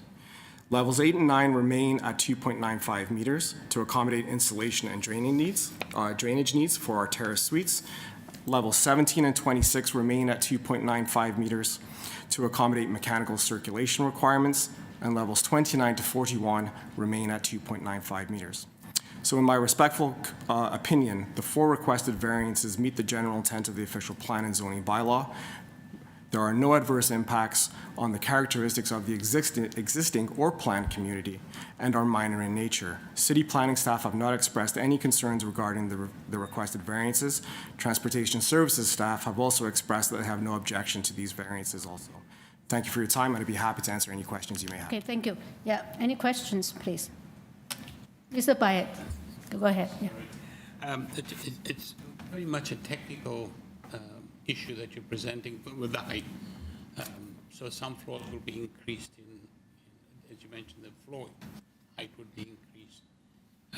So it's not additional floors that you're adding. It's really adjusting the height of certain floors that will take it up. So through you, Madam Chair, so we have added one additional floor. The zoning bylaw on diagram 3C, and this building was designed as a 40-story building, where the floors were all 2.95 meters from floor to ceiling height. What we have done to accommodate the additional GFA is on certain floors where we could, for structurally acceptable, reduce those ceiling heights from 2.95 meters to 2.85 meters. And because of that reduction from the ceiling to floor height, we've added the additional one story. Thank you. Yeah, adding a floor without adding height, basically. But that's exactly, and we have not increased the geodetic height. And just to add some context to that, city staff through the rezoning process were very adamant about the shadow impacts to the north side of Queen Street West. We knew that was a no-go, so we stayed within the geodetic height and we accommodated city staff's request. Thank you. Okay. What's the thought, though, on having floors of inconsistent heights and how that might affect the design intent of the building? Like, will that be visible from a street or from afar? Okay. So through you, Madam Chair, and thank you for your question. No, it will not be visible. The difference is essentially... Yeah, it's 4 inches. Like 4 inches per floor. So from a distance, it's probably not... You would not notice it from, the street level. Mm-hmm. We've maintained the same massing, the same architectural expression, and the same angular plane that was approved by way of the zoning bylaw amendment application. Okay. As a whole, adding more housing units, I think, in a location like this is highly supportable. So the GFA within the same envelope in and of itself doesn't concern me, but I'm wondering if there was any consideration to how it might affect elevator capacity and wait times for residents. Great question. Thank you for your question. Through you, Madam Chair. Typically, every 100 units requires another elevator. We were approved through the zoning bylaw at 459 units. With this redesign, we're at 472 units. So we don't anticipate there would be any impact to wait times. The elevators that we will implement into this building are very efficient and state-of-the-art. So I don't see that being an issue. Okay. We have another question. I think Mr. Bai, yeah? No? We will go again, okay. But I can add to that comment is that they are going through SPA application. I think with all these details, they probably have to answer them anyway, right? So, Yes. So I think that we are ready to move it into committee for discussion. Anything else you want to say? No, thank you, Madam Chair. I'm Okay, ready. so we are in committee now. Comments or a motion, please? Yeah. Put a motion Yes, that we approve the application. and there's And no also no recognize condition Metro because they still have to go through a long process for SPA. So anyone second to that? Mr. Bayer second. And all in favor? Approve unanimously. Thank you. Thank you very much. We got that. Thank you. Okay, we move to number 23, but I think there's a deferral request. And can we get all the people who want to speak to that? Yeah. Through you, Madam Chair, yes, there is a deferral request on this. Perhaps you can just read the purpose and go through the Oh, okay. materials. Yeah, I We thought do maybe- have the agent online, and there are no registered speakers for this item. I thought we can save some work if they have a all right, so these, I'm so sorry. Number 23 is 20 Chestnut Park. The purpose for the application is to construct a new two-story auxiliary building, a garden suite, and with an integral garage, a front second-story balcony, and a front exterior stair. The existing three-story detached dwelling and the existing auxiliary building, which is another detached garage in the rear yard, will be maintained. They're asking for 13 variances. And on this file, we receive a copy of survey, site plan, floor plan, elevations, and some decision affecting the property, and deferral requests filed by the agent, an email corresponding from Heritage, and staff report from transportation, and also community planning. We have a letter of concern from 26 Warrenwood Avenue. All right, I have read. There's a deferral request, and then can we have the agent to give us a reason for that? Sal, you've been unmuted. Good afternoon, Madam Chair, committee members, Committee of Adjustment staff. Sal Creamy here for 20 Chestnut Park, address 2572 Eglinton Avenue West. Yes. As you see before. Sorry? I'm so sorry. I just tried to. Okay, 20. Can you give us the reason why you need the deferral, please? Yeah. Fairly straightforward, Madam Chair. As you see within the material, there is a substantial amount of what we'll call opposition from from various city departments. As such, we wanted to kind of gauge if the departments would be willing to entertain such proposal to provide additional rental housing within the desperate state that the City of Toronto is in. But as such, we see money being wasted, as I'm fairly confident the committee is of the opinion that this will get refused. So consulted with the owner of the property, and we're going to be substantially revising the proposal. Okay. If in a short nutshell. Okay, thank you. So you need the deferral to work with mainly the city staff and maybe consult your neighbors, right? Yeah. We're not going ahead with the laneway suite. It's going to be basically an addition to the existing garage. As such, possible variance may come up. So rather than wasting the client's money that's been paid for the Committee of Adjustment fees, we want to defer, rework the proposal, obtain an updated zoning notice, and then come back to committee once we're ready. Okay, thank you. Yeah. Thank you very much. I'm sort of waiting for if there is anyone else want to speak on this deferral. There's no one else besides you, so let's move it to committee. Let's have a motion. Sure, I'll move to defer. The reasons given by the agents sound reasonable. Second, please. Yeah, Mr. Gauguin, all in favor? Defer. This item is deferred. Thank you very much. Yeah. Let's move to number 24. Number 24 is 217 Rosemount Avenue. The purpose for this application is to alter the existing two-story semi-detached dwelling by constructing. Sorry, before we move on, it just occurred to me that I should have given a date for the deferral. Is that the issue? No, typically, through you, Madam Chair, typically what happens is that when the applicant is ready to proceed, they'll contact the C of A office, and then we will schedule them for the next available hearing. Yes. Okay, my Yeah, mistake. no, it's true.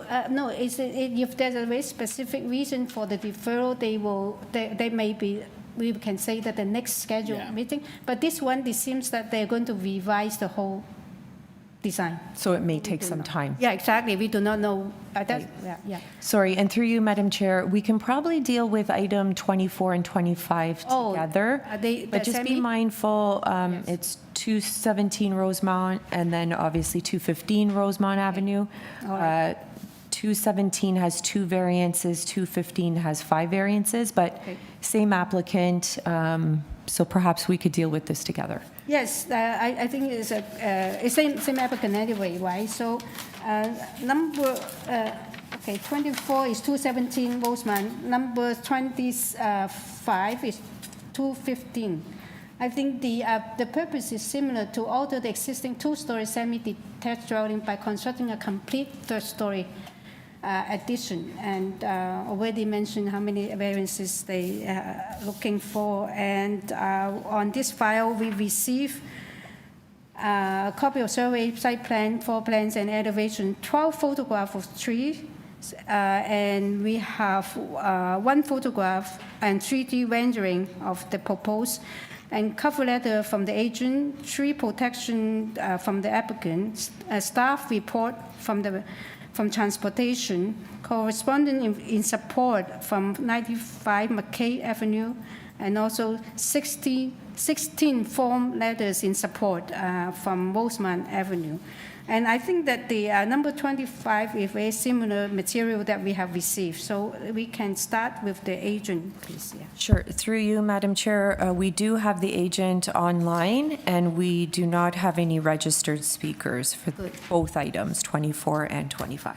Yes.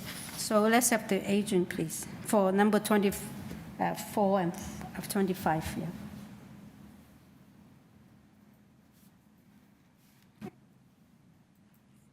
Is Martin Su? Martin, you've been unmuted. Yes, I'm just trying to get my video over here. Through you, Madam Chair, Martin, would you please confirm if the owners would like to speak or not, because I see them online? I think the owners are available if there are any questions, but otherwise, I don't think there's a necessity for them to be speaking.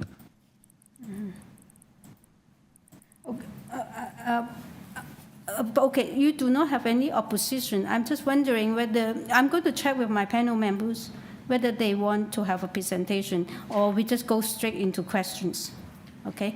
Anyone require? Okay, they say no. And we can start asking questions. All right, for both items. Any question? Mr. Bayer has a question. Please go ahead. Just one quick question, if I may. 215, variance number 5. You've got a soft landscaping variance request. Just a quick question. Is that an existing circumstance for that particular property? Yes, it is. There's an existing porch that's being enclosed, and for all intents and purposes, so it's triggering 3 of the 5 variances in doing that, one of them being landscape. Essentially, there's no change to the footprint or to the landscape. It is existing. Thank you. I have one question. We receive a report from Transportation Services. They asking for 0.37 meter conveyance. Are you aware of that request? Yeah. I saw it was in the Yes. materials. This came fairly recently. Yes. It's to a degree news to me. I'm not quite sure what the impact is. We haven't yet looked at the survey to see whether, I mean, there is a garage at the rear. So if it doesn't impact the garage, I can't see why the conveyance would be an issue. We will put it as a condition if I'm just saying that can you say yes or no? You will have problem with that? I guess my only concern would be if in fact it encroaches on the existing garages and requires their demolition, that would be a concern for us. Within the materials that are on record, there is a site survey. I guess we could quickly look at that. It's just over. As I say, it's just over a foot, right, from 3.5. So when I look at your survey, Yes. it seems that you might have some space there. I think maybe this should be okay. Yeah, looking at the survey, it doesn't look like it. I see what it is. I think we're fine. We're fine. Okay, that's good. That's good. Any other questions, please? Yeah. Okay, we do not have any more questions. We're ready to go into the discussion. Do you have anything else you want to address the panel before we do that? Yeah. Well, again, thank you, Madam Chair and members of the committee. I would otherwise go through my rendition here. However, if everything is fairly clear and there are no critical questions or concerns, then I would not spend any more time doing that. Okay, so we are in committee now. Comment or motion, please. Yeah. Mr. Byett, yes, please. Thank you, Chair. I think this is a fairly straightforward application and quite reasonable in its request. There is a transportation condition that you raised a moment ago, and it applies to 217 Rosemount, but not to 215. But both, I think. No, it's only applying to one. Oh. It's in the supplementary. There's a supplemental, but there are two. I have notes for both addresses. Yeah. Through you, Madam Chair, yes, it applies to both properties. It applies to both? Yes, yes. Okay, thank you. I stand corrected. So I'd like to move approval of both applications, number 24 and 25, with transportation conditions, nothing other than transportation conditions. Yes. Anyone second to that motion for both items? Mr. Gauguin, yes. I must add notes that this is always a good proposal when they have both semi doing the same thing. I think they minimize the impact to each other. So Say the same, yeah. yes, exactly. So let's all in favor approve with the transportation condition. Thank you. Yeah. Okay, we move to number 26. Is 35 Wendell Road. Just hold on a sec. I have to look. 26. I lost my page here. Okay, I got it here. The purpose for this application is to construct a new two-story detached dwelling with a rear enclosed deck. Also to construct a new detached auxiliary structure with two-car garage and a vehicle access from Plains Road. The existing one-story detached dwelling will be demolished. On this file, we received a survey, site plan, floor plans, and elevations, a cover letter from the agent, arborist report from the applicant, and also staff report from transportation and urban forestry, and two signatures in support on REDNOR Road. Through you, Madam Chair, we have the agent here in person. Yes. And we do have one person in interest online. Oh, okay. Since we have one person in interest, maybe you can give us a very brief presentation of the project? Yeah. Okay. Sounds good. So good afternoon, Madam Chair and fellow committee members. My name is Roshan Thurgan-Sempter, and I'm a planner at Design Plan Services located at 900 the East Mall, Suite 300, in Toronto. And I am here on behalf of the owners. Yes. So I would like to note that we have consulted with community planning staff and confirmed that they have no concerns or objections regarding this proposal, and I am agreeable with the conditions identified by Urban Forestry and Transportation Services. The owners have consulted with surrounding neighbors and have obtained signatures in support, which have been submitted to the committee. Specifically, the immediately adjacent neighbor at 33 Rednor Road was in support in this application. However, as of this morning, it is my understanding that the neighbor at 33 Rednor has some concerns which I can address. So for variances 1 and 5, it pertains to minimum required setback from the north lot line. It should be noted that the new dwelling will maintain the existing 0.41 meter setback, and the garage will reflect similar structures within the neighborhood, such as a 2-car garage at 1392 Woodbine Avenue, which is east of the property. Transportation services have no concerns as well. So for variance 2, the difference is marginal and is minor in nature and will have little to no impact. So for variances 3 and 4, it pertains to lot coverages. The 2-car garage has a coverage of 3% or 9.37 square meters above the maximum lot coverage for an ancillary structure. And the difference is minor in nature and will have little to no impact. So I do want to note that for the lot coverage, it should be noted that the main dwelling, deck, and 2-car garage was included in the calculation. And I want to note that,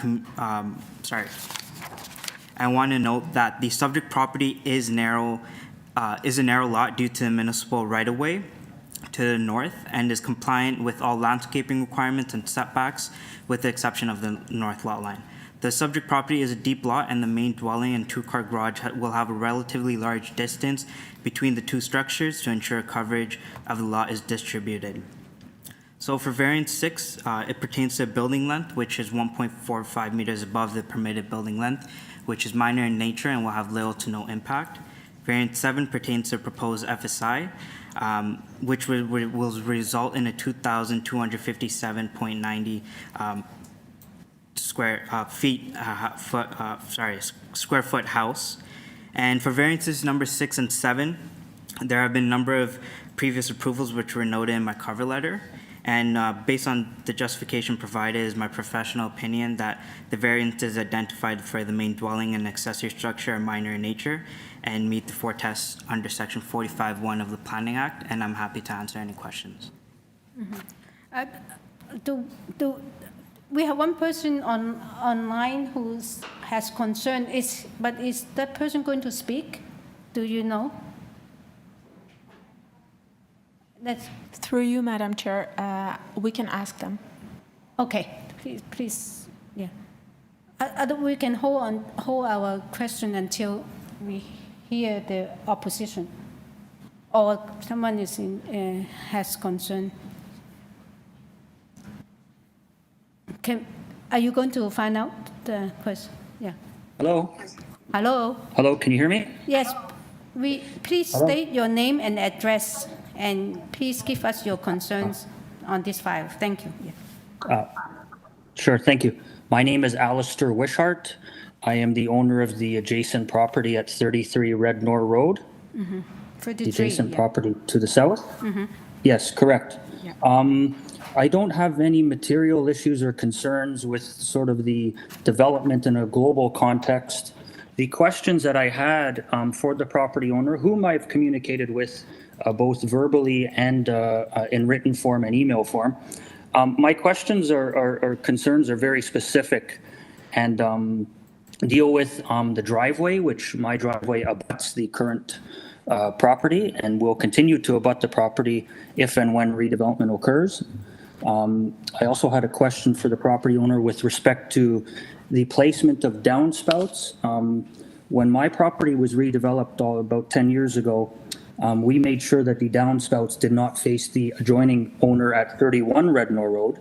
And my request is that I would have that favor returned now that the property adjacent to me is being redeveloped. So although I don't have any serious issues or concerns, some of the specific items that I had, the owner did not have an answer for as of yet, as I understand. And my request is that moving forward, or potentially as a condition of approval, that the owner of 35 Rednor Road continues to provide further consultation and work with myself with respect to any driveway impacts, downspout placement, as well as material for the south facing wall. Okay. That I will have views of. And other than that, I don't have any material concerns other than what I had just said. So thank you.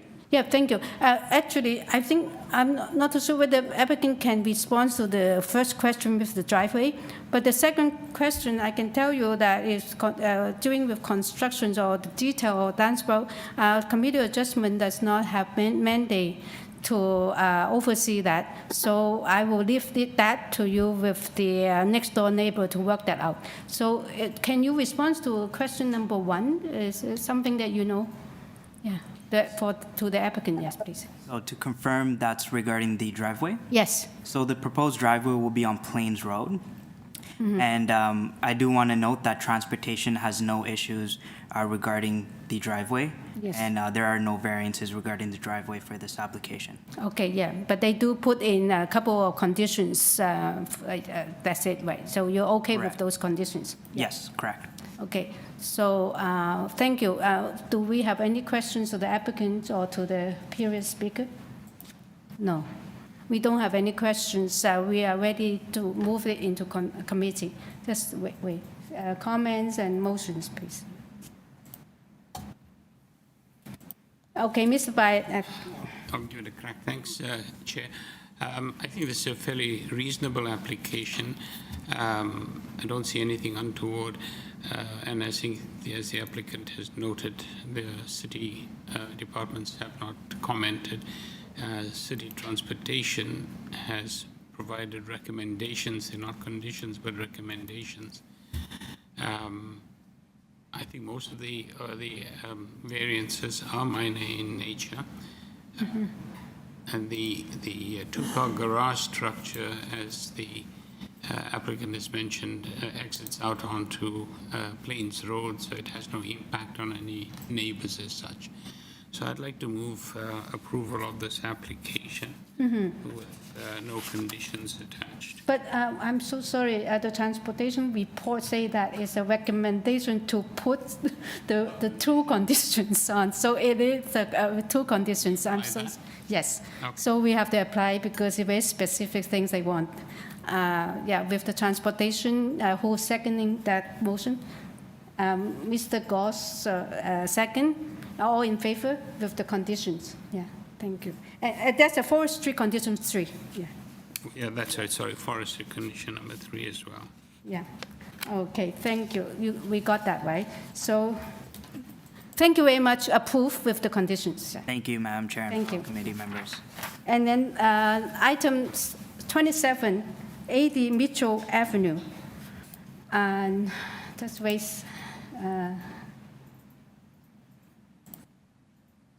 Okay, I have to find my notes. Okay, the purpose for this application is to permit an artist studio and a personal service shop uses on this lot, and they're looking for just this one variance. On this, we have received survey site plans and elevation, 1 photograph of the property, and also corresponding from 773 Richmond Street West, and also 12 letters of support, and also a support letter from 74 Mitchell Avenue. Through you, Madam Chair, we do have the agent online, and I see no registered speakers for this item. Okay, thank you. Let's have the agent, please. Good afternoon, Sean Galbraith, planner here on behalf of the application. Yes. Can you give us your address too? Yeah. Sure, 18 King Street East, Unit 1400. Okay, thank you. I think this is a sort of relatively straightforward application. I'm going to check with my panel whether they require a presentation. No presentation. And if there's we can ask you some questions. Mr. Byatt has a question, please.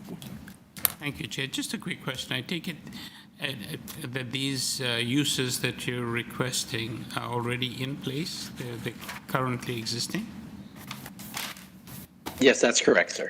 Okay, thank you. Any other questions? You're welcome.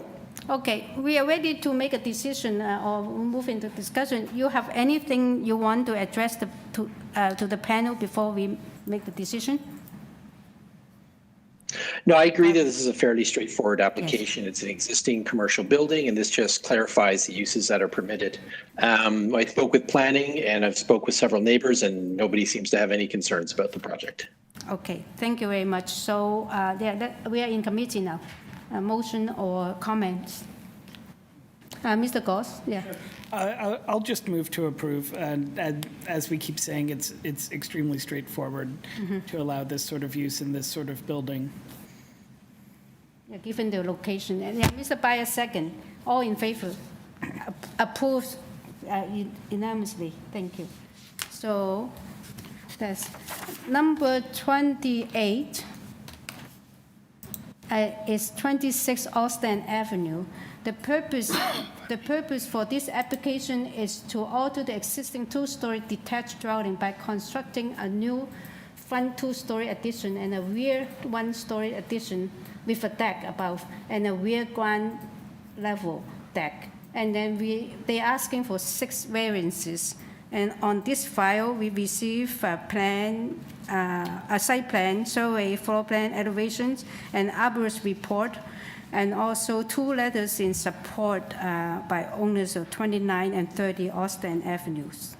Yeah. Through you, Madam Chair, we do have the agent online, and we do have 1 registered speaker online in opposition. Okay. Can we have the agent, please, Mr. Dom?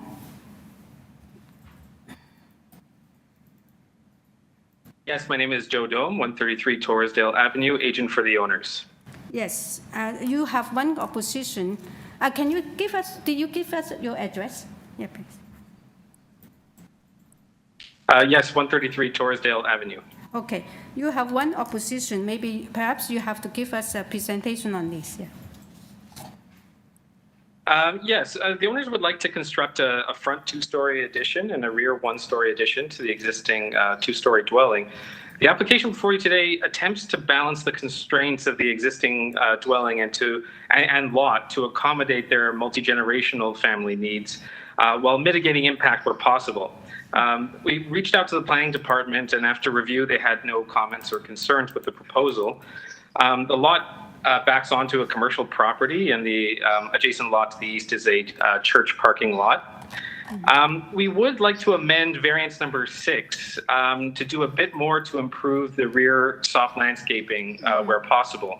I would like to highlight that currently nearly the entire rear yard of the property is paved, representing only 2.3% soft landscaping. So therefore, we'd like to amend to remove the proposed rear ground floor deck and instead include a small landing with stairs.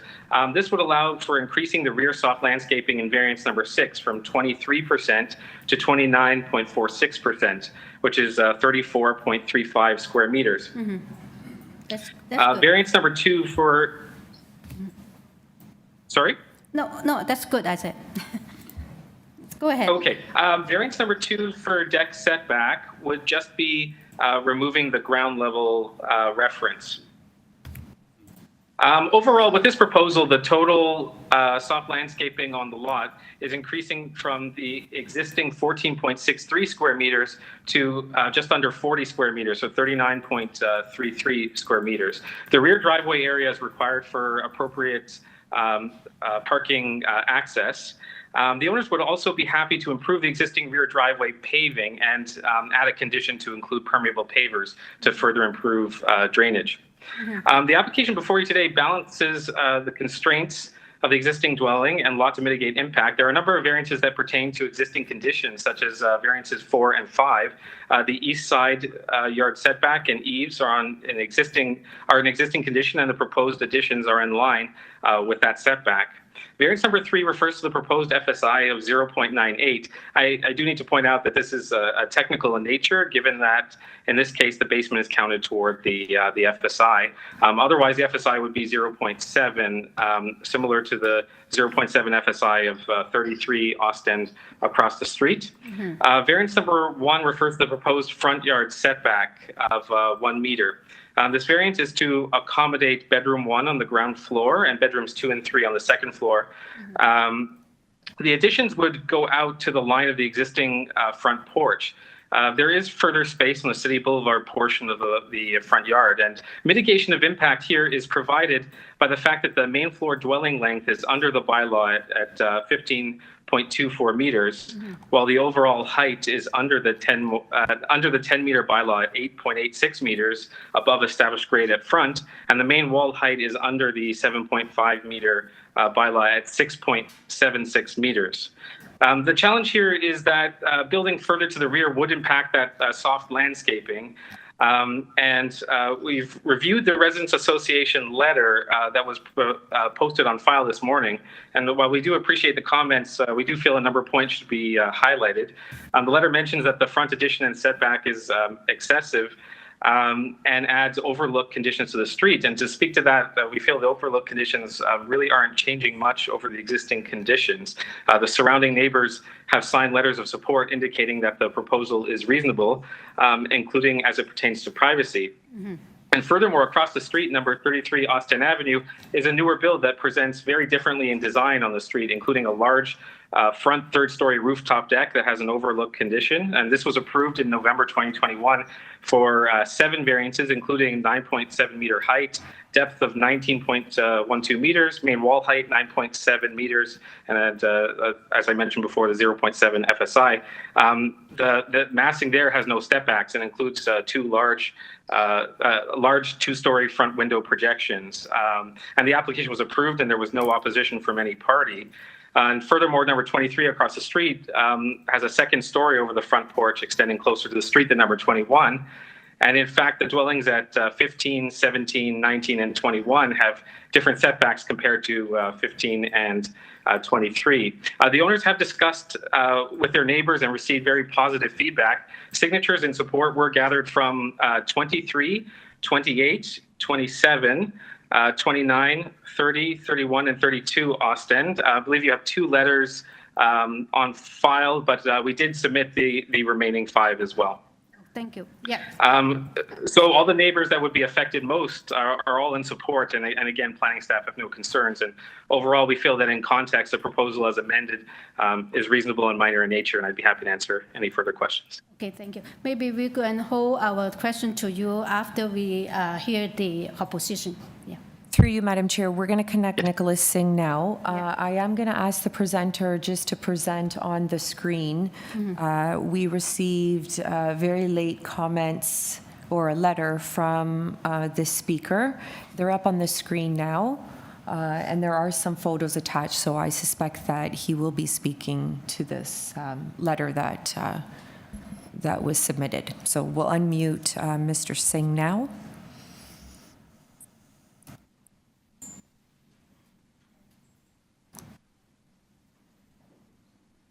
Oh, yes. Yes. Mr. Singh, can you give us your full name and address, please, for the record? Yeah. My name is Nicholas Singh, and I'm representing the Swansea area ratepayers. Oh, okay, that's enough. Yeah. Okay, thank you. Go. Yeah, please go ahead. Yeah. Okay, great. You've got my letter there. That's great. What the attempt here is to try to approve something that does not currently exist on the street, despite the comparisons that the applicant has made. If you have a look at the street, you'll see that what they're presenting is quite unique. To start with the context that you have there in front of you at the moment, that's great. There are 34 buildings on the street, and that includes the 2 corner lots. And that is the correct context as far as I understand. If you can go to the photographs, photograph 1 shows the view east from Windermere. That's the corner house. Photograph 2 shows a house next to it. It shows that the setbacks here are quite consistent, including the garage next door. Photograph 3 shows the house at 34, 32, and 30 Ostend. Again, these setbacks are quite consistent with the front porches. The next photograph, we have number 28 and the subject property number 26. Photograph 5 shows another view of the building at number 26 and the vacant lot next door. Because of the vacant lot, we don't have any concerns with the variances for the east lot setbacks, east lot line setbacks. What we do have a concern with, if you look at the front of the building, is that the proposal is to move the front of that building right up to the front of where the porch is, that front porch. So if you can imagine that being moved forward on the street, you'll see that it's completely out of context with the other houses. And it does present a great massing on the street. A little bit more on that later. Photograph number 6 looks again east away from number 26. You can see down the street, all the setbacks are quite consistent. The house fronts are quite consistent. Looking further down the street, again, these fronts are all consistent and constitute the character of the neighborhood. Looking east again, further on down the street from 14 all the way to the end, number 2, you see that these houses are all quite uniform in front setback. The big roof that you see there at the bottom there, number 6, it's beside a very small house. That's why it looks out of context, but it's not. It's just that the house beside it is actually very small. So the photograph number 9, we have the end of the street. There's a corner lot with a garage that respects the setback. And we have the corner lot. If we go to photo number 11, wait for you to catch up there. Okay, we're looking back down the street and we can walk back down the street on that. Number 11, I have to, number 12, sorry, photo number 12, I have to show because the committee did approve a garage that comes out to the porch at number 1. Photo number 13 shows the houses, number 1, 3, and 5 Ostend with consistent setbacks. Number 14 shows number 7. There is no number 9. That's in number 11 and number 13 Ostend. And we get now at photo number 15. I'll wait for you to catch up. There we are. Number 15 shows number 15 on Ostend. It also shows number 17, 19, and 21 that the applicant referred to. These houses do respect the front setback. However, they were built at a time when the garages for below grade were permitted. Number 15 there is a little bit shorter, and it is shorter and set back further than normal. It's not set forward, it's set back. And that maintains at least the setback that's permitted for the street, and it's done like that to permit a house with the integral garage. Photo number 16. Number your time is 23. almost up. Excuse me, sorry, Mr. Singh. Your time is almost up. Can you make your summation now, please? Here. Okay. Go to photo number 30, and you'll see what we're talking about when we talk about the difference in the streets and how it affects the other side. You see that the north side of the street is much higher. It's a full story higher. And when you look at it, photo number 30, please. You're going too far. I'm going to give you maybe half a minute more if you want to make your summation. Please. Sure. Number 30, please. Picture number 30. We haven't got there yet. Through the chair, there's no photo number 30. Oh. Yeah, there is. Okay, I think we sort of understand what you're trying to tell us anyway, because there's a lot of photographs supporting your point. It's after number 17. What are you trying to? There we go. There we go. There we go. Yeah, I would like you to make your summary, your summation presentation. Sure. Okay, well, in the photograph, you can see the difference in the height and why bringing that building forward, right, presents massing to the street it presents overlook across the street and puts everything quite out of context. So it does not fit the streetscape. So it's in violation of the official plan and the intention of the bylaws, and it isn't minor.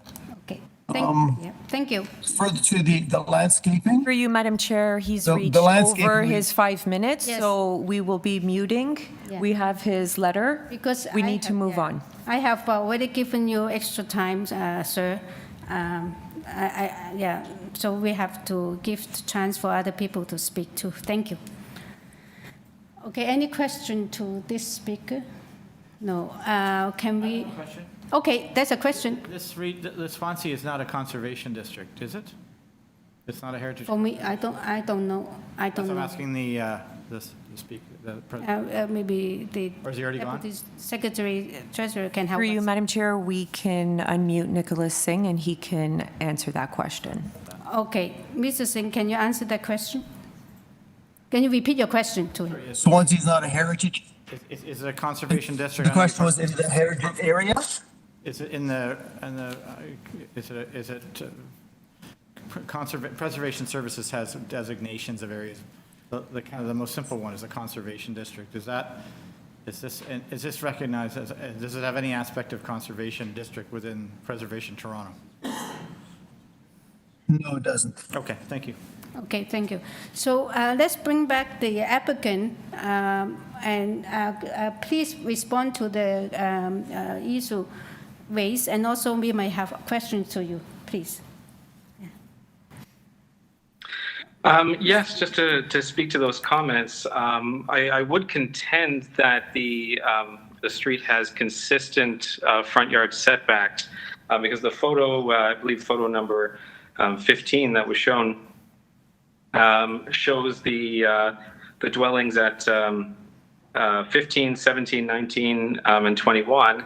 And really the issue is what I'm trying to highlight here. It's a little hard to see in the photo, but as how number 15 and number 23, how they're set, their orientation is compared to those dwellings in the middle. And from the perspective of those dwellings in the middle, they are set forward more, and they are quite close to the street. And number 23 in photo number 15, 16 rather, the following photo, you can see there number 23 that has the two stories there that project closer to the street. Really what I would like to highlight with the proposal in front of you is that the fact that the dwelling itself here is under the bylaw in a number of aspects. That the fact that the dwelling length, the main floor is 15.24 meters, but the second floor is, I believe, 11.58 meters in length. So that further reduces impact. Also, the height is 8.86 meters from above established grade at front, whereas the bylaw height is 10 meters. And also the main wall height is proposed 6.76 meters under the 7.5 meter bylaw. So we really feel that the number of mitigations here demonstrate the reasonableness of this application. Mm-hmm. Thank you. Thank you. Do we have questions? Yes, Mr. Bai has a question. Thank you, Agent. Just a quick question. When I'm looking at, bear with me, A303, it's the ground floor plan. Am I correct in thinking that the front yard setback is generated by the stairs that come off the enclosed porch? Or am I wrong? It's been the front wall of the dwelling is basically you see bedroom 1 and where it says enclosed porch. So the front of the dwelling, that's the where the front yard setback is generated. Sorry, it's generated by the bedroom and enclosed porch? Yes, the Okay. new story, two-story addition. But it seems from the drawing, you've got another image on my left as I'm looking at it. Is that the adjacent house? So if it is the adjacent house, it looks like your proposed structure is in line with the front of that house. Would that be correct? Yes, if you, With the porch of that house. With the porch of that house? That's correct. Yeah. Except that you've got a bedroom as well as enclosed porch. Sorry. Thank you. okay. Any other questions, please? Okay, we do not have any more questions to you, so we are ready to move this into the committee. You have anything, last thing you want to say before we do that? Because... No. Okay, so we are in committee now. Sorry, I did have another Oh, question. oh, sorry, we do have another question. Just hold on. And this is related to the second floor rear deck. And you've got a first floor deck. Now, did you say the first floor deck is being eliminated, just stairs there? That's correct. So that one won't be a problem, but the upstairs, the second level deck, just for privacy issues, can I request that we have privacy screening on? I'm trying to see which sides they are. I think it's the west side. Is it just the one side? Yeah, because the other side has the empty parking lot. Okay, yeah, that's right. There's a parking lot lane. So it would be, I believe, the west side, as my colleague has just indicated, to 1.5 meters. West side. And the second floor, On the second. rear balcony, right? Deck and deck. The privacy screen. And just another quick piece. You mentioned something about permeable pavers. Where is that going to be? Is that would be for the sorry? Is that leading up to the garage at the back? That's correct. Yeah, I mean, the entire backyard is currently paved, and so that access is still needed for parking. But yeah, permeable pavers is definitely an acceptable condition. Is that indicated somewhere, or should we add it as a condition? That's not indicated currently on the drawings as the paving is existing, but yeah, that can definitely be added as a condition that would be acceptable. So if I suggested that the area in front of the existing garage will be fully paved with permeable pavers, would that suffice? Yes. Okay, thank you so much. Except for the soft landscaping. They are proposing some soft landscaping. I think that's where the deck, the new deck, because that's they've removed that new deck. Oh, that will be... Because he did indicate that there's an amendment to... I'm not too sure, because if you look Variance at 6. If you look at the site plan, it does indicate there's some existing soft landscaping on both sides of that sidewalk. I think they Oh. to increase the soft landscaping from 23% to 29.46. That's variance number 6 that was. Oh, yes, so sorry, yeah, okay. Yeah. And in addition, there was the permeable pavers. Okay. Yeah. So are we in committee now? Can we move into committee? Yeah, we have all the questions. Yeah, please. Comment, please. Yeah, just a quick comment. So this is about 1.5 kilometers from my house. So I walk by here all the time with my dog. I think it's already an eclectic neighborhood, and so I think the examples given by the applicant, that's just on this street. There are probably some even more blatant examples of houses having some differentiation on the neighboring blocks. So from that perspective, I don't see any issues. Mm-hmm. Great. Yeah. So any other comments or motion, please? Sure, I'll move to approve. I think it's a reasonable and on the balance minor set of proposed variances, but I'll move it as amended to take into account that additional soft landscaping and with the condition of the privacy screening on the west side of the second floor balcony and of using, of repaving the driveway, or sorry, the driveway area in front of the garage to a permeable material. Yes, the two conditions. All right, anyone second to that motion? Mr. Bayer second, and all in favor, please. Approve with amended and also two conditions, yeah. And through you, Madam Chair, the purpose of application will reflect the amendments based on the variances. Yes, is it like we have to, there's a deck deleted, right? Mm-hmm. Yeah, so Yes. we can. So that'll be reflected, because Yeah. Oh, please. it's obviously You already- the yeah. change in the variance. Yeah. Okay. Yeah, because, yeah, okay. But because in order to change the variant, they have to. Okay, so we finished, item 29, 560 Bob Avenue. And the purpose for this application is to, to alter the existing 2.5-story townhouse by demolishing the existing 1-story rear portion of the dwelling, by constructing a new 2-story rear addition and a 3rd-floor rear roof deck. The existing auxiliary building, 1-story garage, abutting the laneway, will be maintained and unaltered. They're asking for 2 variances.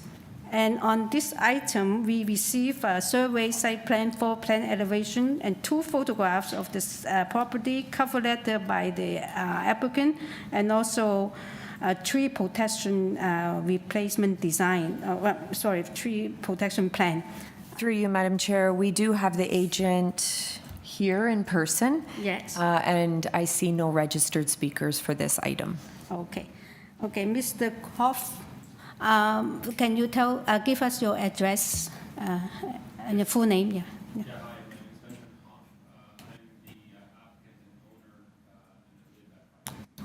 Okay. Because you do not have any opposition, I'm going to check with my fellow members whether they want to have a presentation from you. Do you require a presentation? Or strict to questions? You have questions? Okay. Please ask your questions. I don't think we have questions. So probably we're ready to move this into committee. Oh, yeah, in committee now. Okay, Mr. Bai, yeah. Question for the agent. Oh, question. We do have a question. Yeah, let's move out of the committee now. Just I think it's a 2nd or 3rd floor deck at the rear. Yes. I imagine you've got some overlook issues on the, I believe it may be the north and south sides. I think any issues of overlook would probably be addressed through the materials used at the edges of the roof deck. But I note that both the owners to the immediate north and to the immediate south have signed letters that of non-opposition essentially, and they're fully aware of the plans. I've walked them through it. Mm-hmm. I imagine that while they've signed off, just thinking of future owners who may come in and have a concern about overlook. Is there a real issue of overlook that you? I mean, I don't see any issues of overlook beyond what would be experienced in any other rear rooftop deck condition. So, which exists throughout the city, including in the surrounding neighborhood. So, as you know, we're in a neighborhood with narrow lots, and there's overlook from windows and from backyards. It's you know, a very intimate setting. So this won't create any additional questions of overlook beyond what I can see out my back window right now. Just to get, I think in general we've always asked for some privacy height sides to 1.5. I don't want to have you incur additional expenses, but I also don't want you to have a blowback at some point. So I'm not sure what your response to that. Yeah, if I may, one of the questions is you know, the nature of the roof deck relationship to the neighboring property that we are abutting against.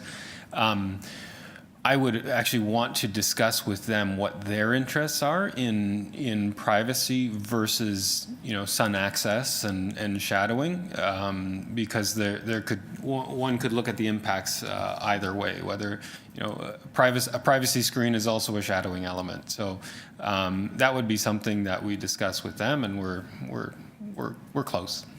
So. But I'm glad you're good neighbors. Thank you. Yeah, thank you. Okay. Any other questions, please? Okay, now this time we really are ready to move it into committee. And let's have some comments or motion, please. With the privacy fence, in my opinion, if they actually do not raise a problem. And also, when you look at the plan, it's quite extensive. If you require them to build fence all along one side, it will make it much bigger. That's my opinion. So I will not impose on it as committee. Yeah. They're going to have to put a guard anyway around that entire thing that's building code compliant. Yeah. As well, so that might also meet the mandate as well. So a motion, please. Sure. Mr. Byatt, yes.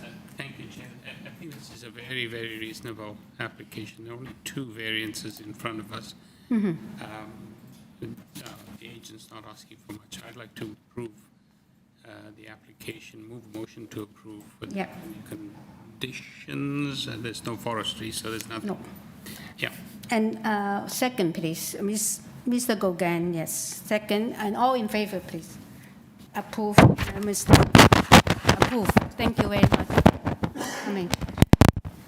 Yeah. Okay, it seems that we move to number 30. Is this the last item for this slot, or we just continue that way? Okay, number 30, 1000 Dundas Street East. I do not know why there's a 1 there for the address, but anyhow, the purpose for this application is alter the existing 2.5-story townhouse by constructing a front 3rd-story addition. They're only asking for 1 variance of the FSI. So on this, we receive a site plan, a survey, 4 plans, elevations, and a decision affecting the subject property. And we have staff report from Urban Forestry and also a report from Metrolink. And support, we have 1 received on the Grassy Street, 179, and also 7 signature petition from Dundas Street East and West Avenue. Yeah. So, Madam Chair, we have the agent on the line, and I see no registered speakers for this item. Okay, thank you. Can we have the agent, please? Good afternoon, Madam Chair and panel members. Yes, go ahead. You have 5 minutes. Oh, no, sorry. Let me check. Can you give us your first and last name and also address for the record, please? Yes. My name is Felix Leicher of 33 Fernwood Park Avenue. I'm the agent for the owner. Okay. I think that I'm going to check, because you do not have any opposition, I'm going to check with the member whether they want to have a presentation from you or they can go straight to 2 questions. No presentation. Questions, please. No? Okay, that's 1 question from Mr. Goss. Yeah. Usually I don't have so much trouble reading plans, but I just want a clarification. It seems to me that you're just adding some FSI by making some more 3rd-story space usable, and you're not altering the profile of the building. That was my read, but I'm not sure if I'm correct, and maybe you can let me know. Yes, that is correct. We're just altering the 3rd floor of Unit 1. Adding 8 square meters to the 3rd floor, which is currently a deck, which will be enclosed. So it's very minor. Okay, so other than enclosing that deck and then you're adding some new fenestration, the exterior envelope isn't really changing? Correct. Okay, thanks. Thank you. Okay. Okay. Any more questions, please? If not, let's move into committee. Let's have some comments, discussion, or motion, please. I'm happy to move right into a motion to approve a very small FSI variance that keeps it all within the existing envelope. Yes. And there's a forestry condition 1 and 2. Yes, subject to forestry 1 and 2. Who was seconding that, please? There's a Metrolink advisory comment, but that's not. So it's just an advisory? Yeah, not a- I think that's a question. Through you, Madam Chair, it is a condition. Oh, it's a condition, sorry. Okay, well, despite what occurred this morning, given there's no It's a different opposition to condition. it's a different condition. Yes. Well, okay, well, subject to the Metrolinx condition and the forestry conditions moved to. Yeah, I believe it's Mr. Gogan seconding it. Yes, yes. Okay. All in favor, please.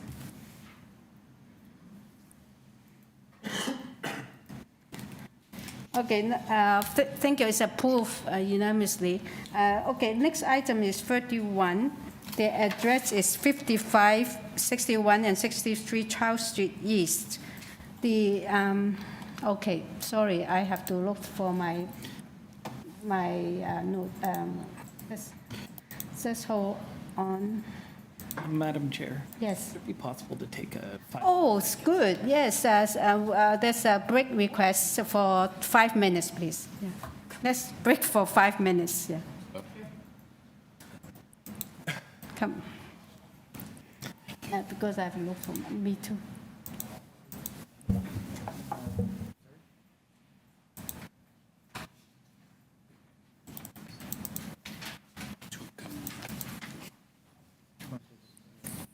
One.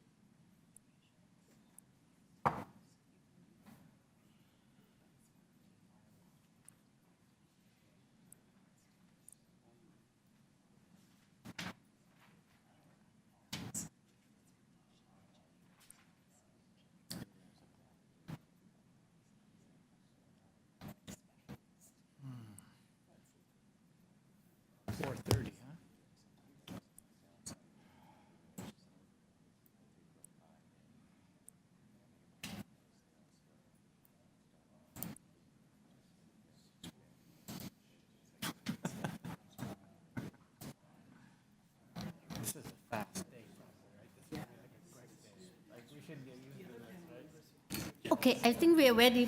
We are back. Everybody's back. And then let's have item 31, 55, 61, 63 Charles Street East. And the purpose for this application is to consent to serve a lot of things, like many lots, and I let the applicant explain that. And we receive a survey, floor plan, and the elevation letter from the agent, and decision affecting the property, and servants plans and areas prepared by the agent, and there's some zoning certificate, and also tree removal permit, and we have transportation engineering correspondent, and also staff report from development engineering. So. Through you, Madam Chair, we yes. have the agent here in person, and I see no registered speakers for Yes. this item. Yeah, okay, you do not have any opposition, but can you make it in a very short way to explain all this? I know each servant has got a purpose underneath, but can you tell us the whole thing, just way in a nutshell, so we can understand? Yeah, I'll do my best. So. Good afternoon, Madam Chair and members of the committee. My name is Ron Fairbloom. I am here on behalf of the applicant. What this really is, I mean, candidly, really, it's nothing more than a technical matter, seeking consent to allow for severances for separation of ownership. There's no variance, there's no request for any change of use. This is really nothing more than technically trying to fulfill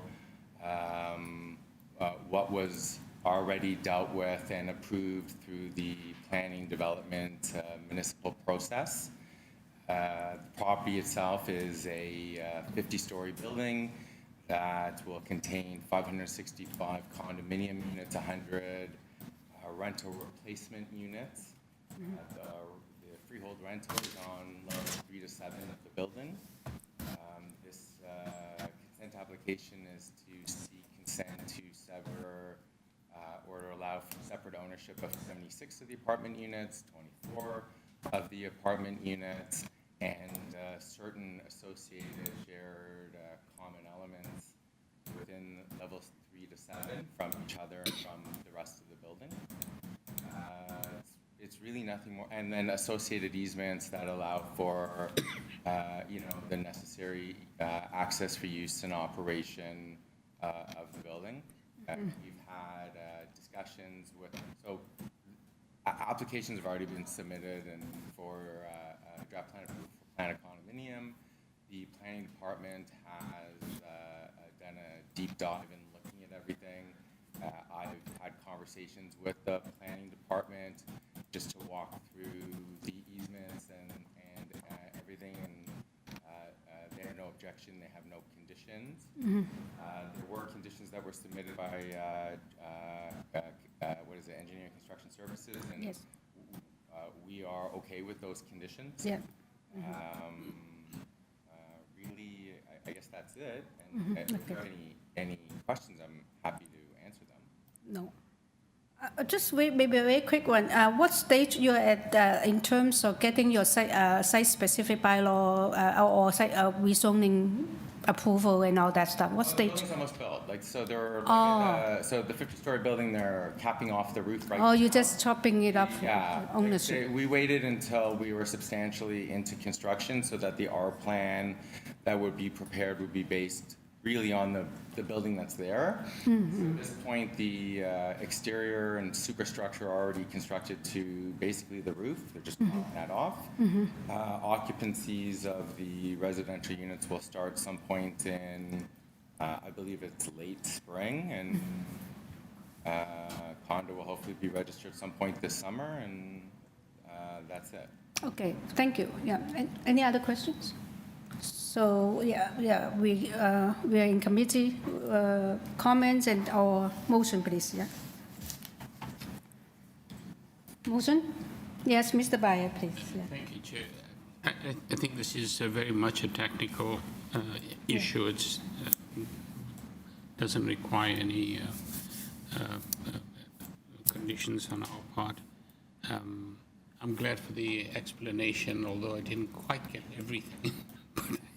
But I think I'll have to have a private discussion with you to get the real gist of it. But thank you so much. I do believe there's some conditions, the standard surface condition. Standard engineering conditions are the only ones that apply, which Yes. I'm sure you're aware of it. Yeah, we are. Yeah. So that's the only condition that we'd like Yes. to add. Yeah. Anyone second, please? Yeah, Mr. Gogan, a second, yeah. All in favor? Approve unanimously. Thank you. Thank you very much for coming, yeah. Okay, let's, number 32. The number 32 is 102, 118 Peter Street, and also 350 and 354 Adelaide Street West. And the purpose for this, is there a whole bunch of them? I have to get it. It's also to serve by a whole bunch of lots and create a whole bunch of lots to obtain consent to serve the property into 2 lots and to create various easements and right of way. Okay, can we have the? We have to read. Oh, we receive material from you: a draft plan of survey, copy of survey, site plan, floor plan, elevations, covering letter from the agent, register plan affecting the property, and also site-specific bylaws. And we have presentation material from the agent, email corresponding from the community planning, and staff report from development engineer. So we, yes. Through you, Madam Chair, yes, we have the agent here in person, and we do not have any registered speakers for this item. Oh, okay, thank you. And again, state your name and address for the record, please. Yes. My name is Jonathan Nimitella. Can't hear you. Apologies. My name is Jonathan Nimitella. I'm from McCarthy Tetra at 66 Wellington Street West. And I am agent for the owner. You are? Agent for the owner. Oh, okay, yes. I did prepare a presentation, but I'm in the committee's hands if they'd like to move right to questions. I do not think do we need a representation or just a short explanation of this? Yeah, very short and concise, precise description of the of your servants and the right of way and all that, please. I'll certainly do my best. This is a, like my friend had mentioned earlier, this is a very technical consent. It's been contemplated by the earlier planning approvals. Together, it's also contemplated by the zoning bylaw as well. What we're doing here is, it may be helpful to take a look at the presentation, but what you see is we're merely severing off a heritage building property. This has been contemplated from the beginning, and we're merely enacting it as the building is near completion and presently moving towards occupancy. Was that sufficiently concise? It's a little bit too soft for me. I think I got what you said, but I have to open my ears. Okay. Questions? We have questions here. So when we look at the helpfully colored plans, and you can see what the heritage thing is, and then there's a bunch that is condo land's not part of this. So the condominium has already been severed from the retail, and this is yet another severance? Is that what's happening? The condominium, as I understand, it's already been stratified, and it's connected above. You can't see that it's one contiguous piece because it's on a second floor, but the green is one contiguous piece. Okay.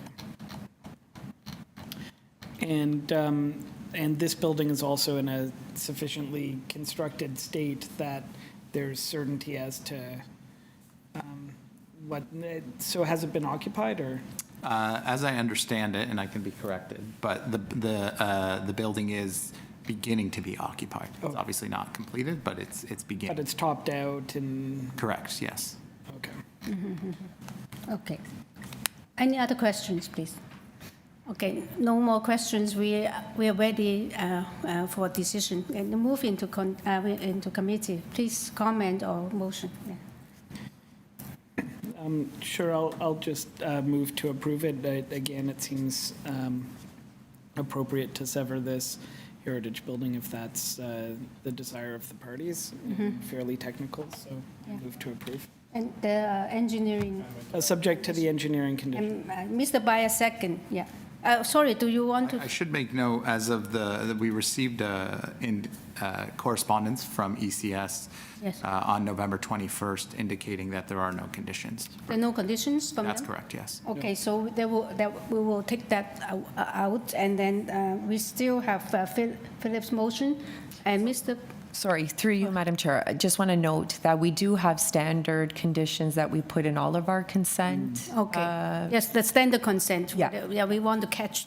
That we do automatically. Yes. But yes, ECS did submit a report with no conditions. Yes, but the standard consent condition we will impose, yeah. All right, so Mr. Bayat, second. All in favor, please. Unanimously approved, yeah.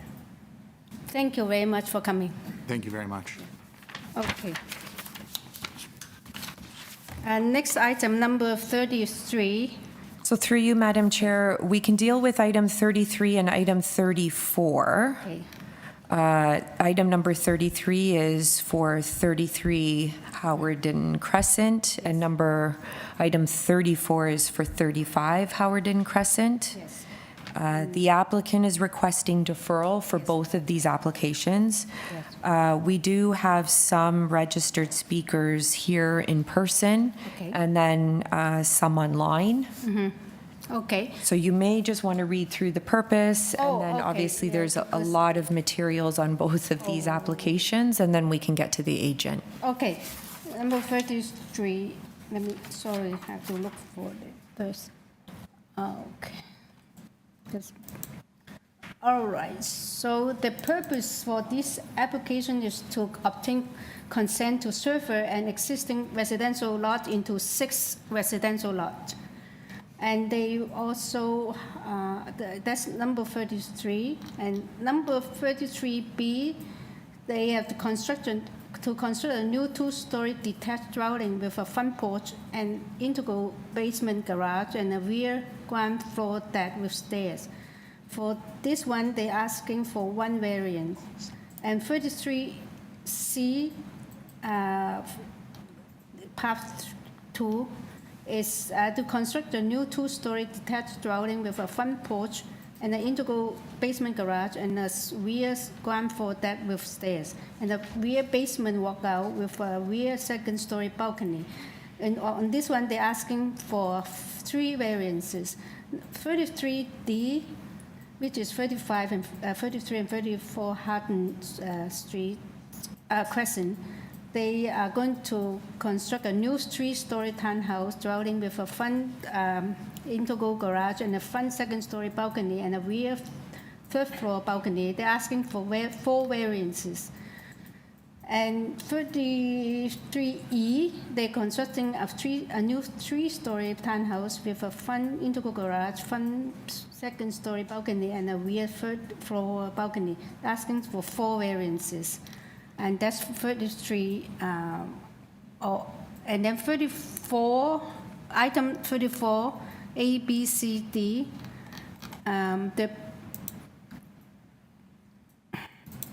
The purpose is also to consent to transfer an existing residential lot into 6 residential lots.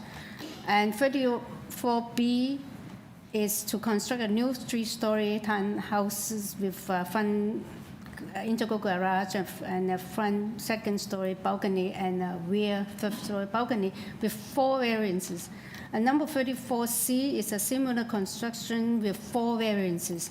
34D is a similar proposal, only asking for 2 variances.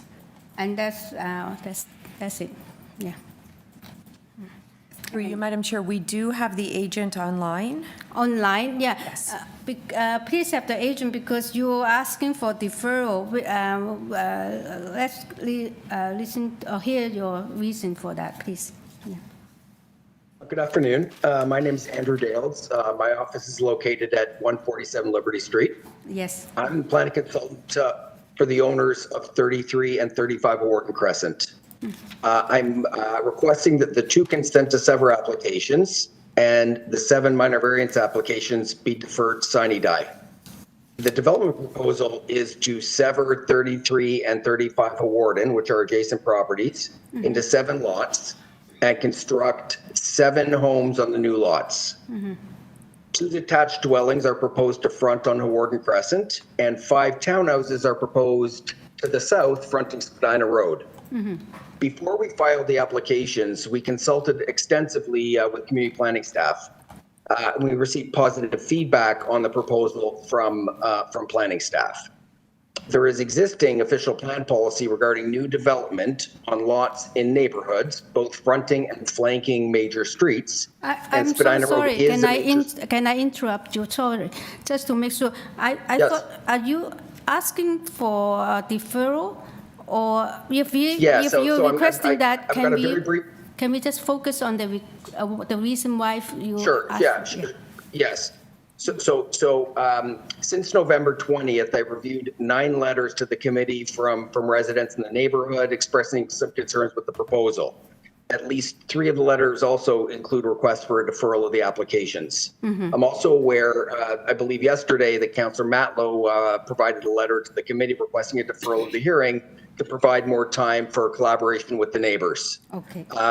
Finally, I'm aware of the memo from development engineering staff requesting a deferral or that an approval be subject to conditions set out in the memo. Okay. So, if you have deferral, you will be consulting or discuss more with your neighbors, and you're willing to maybe make adjustment, I believe. Yeah. Yes. Okay. Yeah. So, maybe Sure. next speaker Yes, on the through you, deferral Madam request. Chair. Yeah, we can reach out to each of the registered speakers, and we would just ask them if they support or deny the request for deferral. So in person, I have the MacArthurs. Okay. Would it be possible for you just to come to the podium, and then you can just state your name and address, just so we have it on public record, okay? And we'll give you some time. Yeah.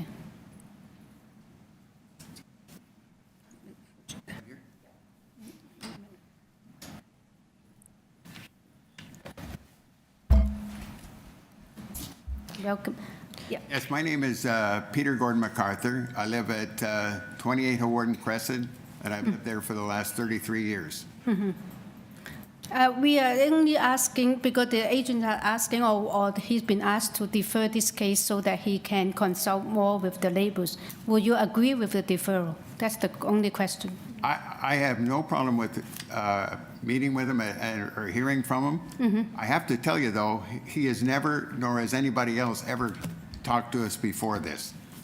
Okay, I think this time we will remind him very strongly to come and talk to the neighbors. I think so. Yeah, thank you. So you agree with the referral? We have a chance to talk to him. Okay, thank you. Okay, next on the list are the residents at 39 Hawarden Crescent. I'm not sure if we're just going to try and connect with them.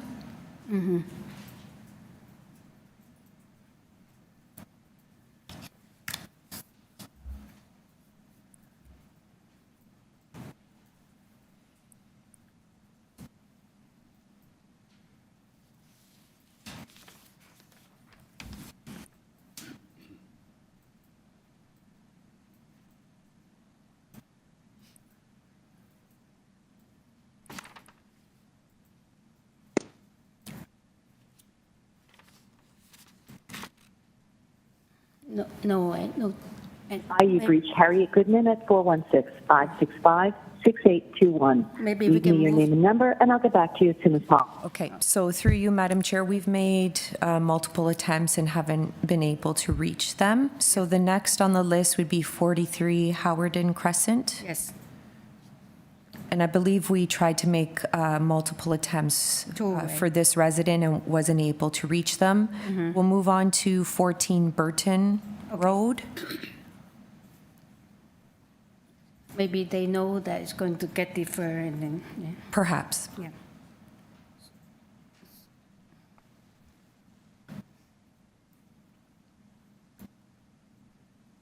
Dennis, you've been unmuted. Oh, good. Thank you, Madam Chair, members of the committee. I live at and own with my wife 14 Burton Road, and I don't have any objection to a deferral. Okay. But I would ask, Madam Chair, whether the developer or Mr. Dales on their behalf could make arrangements to do two things. One is meet with the community as a group, opposed to one by one. And number two, if he says sine die, which means a date to be spoken to, I'd like him to do his best to coordinate with the neighbors so that those of us who made time today can also be able to attend the next date. Okay, okay, I will try to put those requests for you, yeah. Thank you. So you're in favor. All right, so any other speakers, please? Through you, Madam Chair, just one more, Joe Hoffman. Okay. So we'll just unmute Joe. Yes.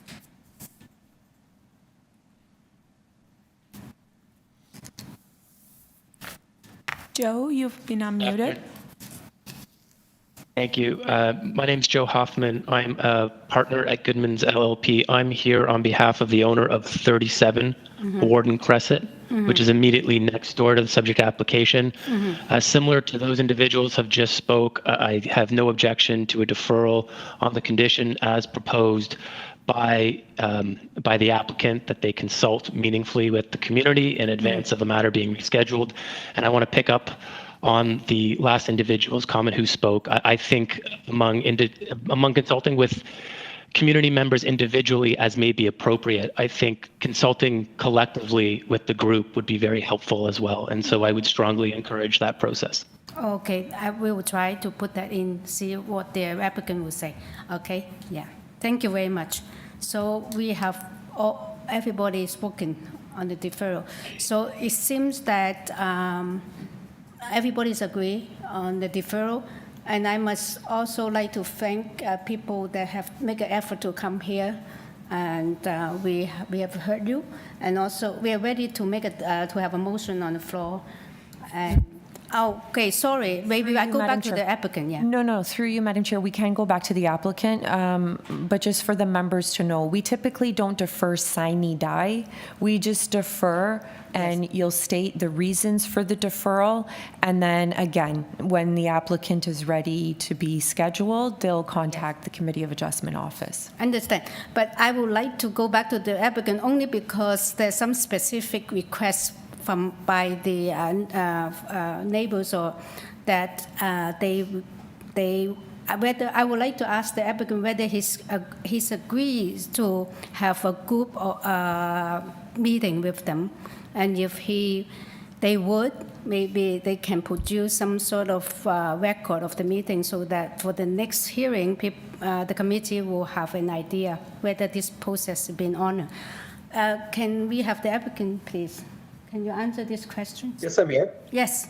Yes. So I would be more than happy to organize and attend, a community meeting, or a meeting with the residents in the immediate area. And I'll certainly go back to my client and get specific instructions to organize and attend that meeting. Okay, thank you. Yes, as I say, if you do have those meetings, we would like to see some records so that it will make it easier for the next panel or whoever going to hear the case. Yeah. All right. Yes, I'll make sure if the meeting occurs for it to be recorded. Okay, thank you. So discussion and motion, please. Like a motion that we Yeah, defer this? Yes. Mr. Gauguin have a motion to defer with the request that they will have a community meeting or group meeting, they call it.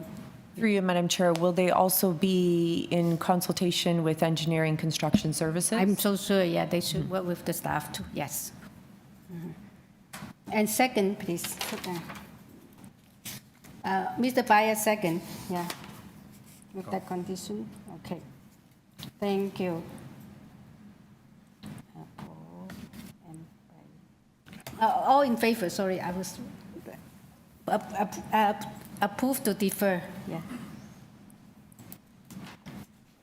Okay, number 35, right? We have number 35, the address is 105 Turnberry Avenue. The purpose for this application is to alter the existing two-story semi-detached dwelling by constructing a complete third-floor addition. And they asking for 3 variances. And on this, we have received, we have received copy, this item has been deferred from previous time, so a copy of minutes from March 8th committee, the material and submission, and copy of the survey, site plan, floor plan, elevation, and also staff report from Metrolink, and corresponding in opposition from 101 and also 103 Turnberry Avenue. Yes. Through you, Madam Chair, we have the agent here in person, and we do have 2 registered speakers online in opposition. Okay, so you do have some opposition. We would like you to give us a very brief presentation. Absolutely. Yeah. Don't know if this Okay. on. Yes. Good evening, Madam Chair and members of the committee. Yes. My name is Gabriel Frasson of Moreto Design, 29R Atlantic Avenue, Toronto. Okay, well, we'd like to speak to the deferral. We originally had planned a third-story addition and a mudroom, and with the revised plan, we've deleted the mudroom and then we've kept the third story. We'd like to speak to the 3 variances. Also, I'd like to note that I have the homeowner here who would like to make a statement as well. Okay. Jeremy Abergel. All right. We'd like to note that in the location map that was delivered, there was the old site plan was included, and I see that it's been updated. So the old site plan also showed the mudroom, which is not being proposed at this time. We'd also like to speak to the variance number 1, which is the wall height variance of 10.09 meters. We are willing to amend that to 9.90. And I just wanted to speak to the reason for this request of height, and that is because of some of the building code, the new building code, we've increased ceiling requirements just for insulation and ventilation. So, and also my client would like a 9-foot ceiling. So this is part of the reason why we're requesting that height variance. Number 2, the roof eaves are, that's an existing condition that the houses were built with. We're just repeating that. We're not requesting anything other than what's already existing. And for the permitted floor index of 1.12, that's very consistent with the third floor addition. I've done other additions in the neighborhood that have been approved. So also would like to speak to the some of the concerns of the neighbors. I've read the letters, and we've also would like to state that there are existing 3-story units in this particular row of homes, 81, 83, 95, and 97, and they do have flat roofs and have a full third story. Also, the original scope was amended to delete the mudroom, which was, I think, one of the main concerns that obviously we've listened to the neighbors. And also to note that we've read the Metro links, and that, I think that's just a boilerplate from them. And there are no comments from the City Planning Department. So I'd like to defer to my to the homeowner. Okay. Yeah. Please. Yeah. Thank you. Go ahead. Thank you, Honorable Chair and committee members. I'm Jeremy Abergel, the owner of 105 Turnberry Avenue, and we're here to ask for approval and consideration for that minor variance so that we can build the third story to our home.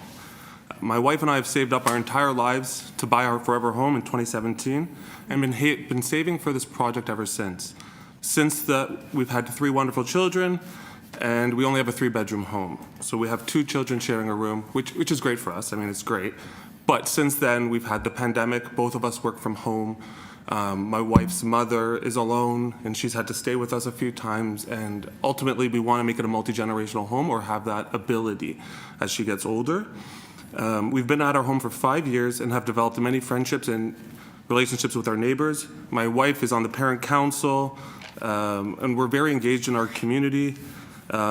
This is displayed in the 19 households in Turnberry Gardens that have expressed their support and wished us the best in this project, including the adjoining property who tried to do the work with us, but due to financial constraints, they weren't able, but they also give us their full support. You're showing the pictures, and you can see here, like, there's a huge tree in front of our property. It's very difficult in full bloom, and there's obviously another tree growing, to see the houses from the street in the summer. And either way, we're not doing the mudroom anywhere, and that was a major concern. We really wanted the mudroom to store jackets and shoes because we have limited storage capacity, but given the feedback by a couple neighbors, we have elected to withdraw that scope in the interest of respecting their feedback and acknowledging it. And again, it was very important for us to pursue that mudroom, and we had multiple neighbors who were also actively hoping our success for the mudroom because they also want to pursue that. Because when you open the door, it opens right up into the main area of our home, and in the winter it's very cold. Regarding the third story, we believe it's a modest request.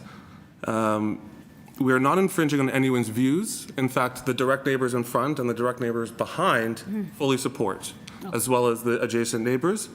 And all of those 19 neighbors who gave us full support did so with the scope of the mudroom included. With respects to the complaints about the look, the entire neighborhood is changing. There are 40-story buildings and entire complexes being proposed all across the neighborhood. There's half a dozen laneway suites that have been built all to their own design and styles in the neighborhood. There's, the Reunion, which has its own designs at Old Weston. They just knocked down the flea market. The whole area is modernizing with metro links and the access to the city there. So all we're asking is to also be able to accommodate our future plans for our family, and that's the summation, right? Because I have actually given you more time. Oh, sorry. So, I apologize. Yeah, if you finished, if you haven't finished, make your summation now. All I would like to say is that Toronto is constantly evolving, and what you see in 10 years is not going to be what it is today, and we're really hoping to move forward with these plans to accommodate our family. Okay, thank you. We will hold our question to you, and then we'll listen to the opposition first, and then we'll come back to you. We'll bring you back, don't say that. Then next speaker, please. Yeah.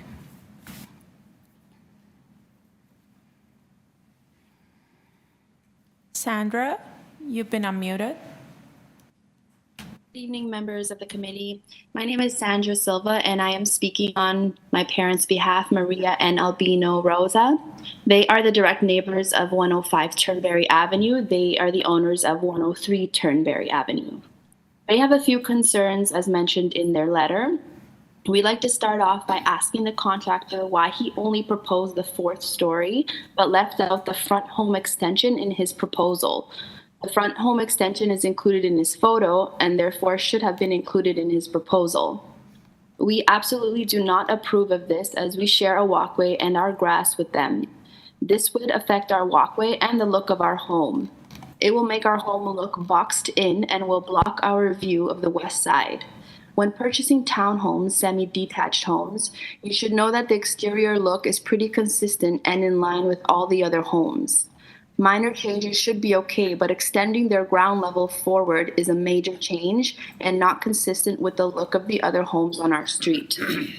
Regarding the fourth story, there are only 2 homes within the whole area of semi-detached homes that did create a 4th story, but they're adjoined, sharing the same roof and on the corner of the street, which allowed them a ton of space to work with, without putting any neighbors at an inconvenience. However, after watching that unfold, we don't see how 105 Turnberry has the space for all that construction without putting us at an inconvenience. As mentioned previously, our walkway is shared, as is our grass. We're concerned with damage to our property, and we don't want to feel like we can't walk through our walkway or just hang out in the backyard.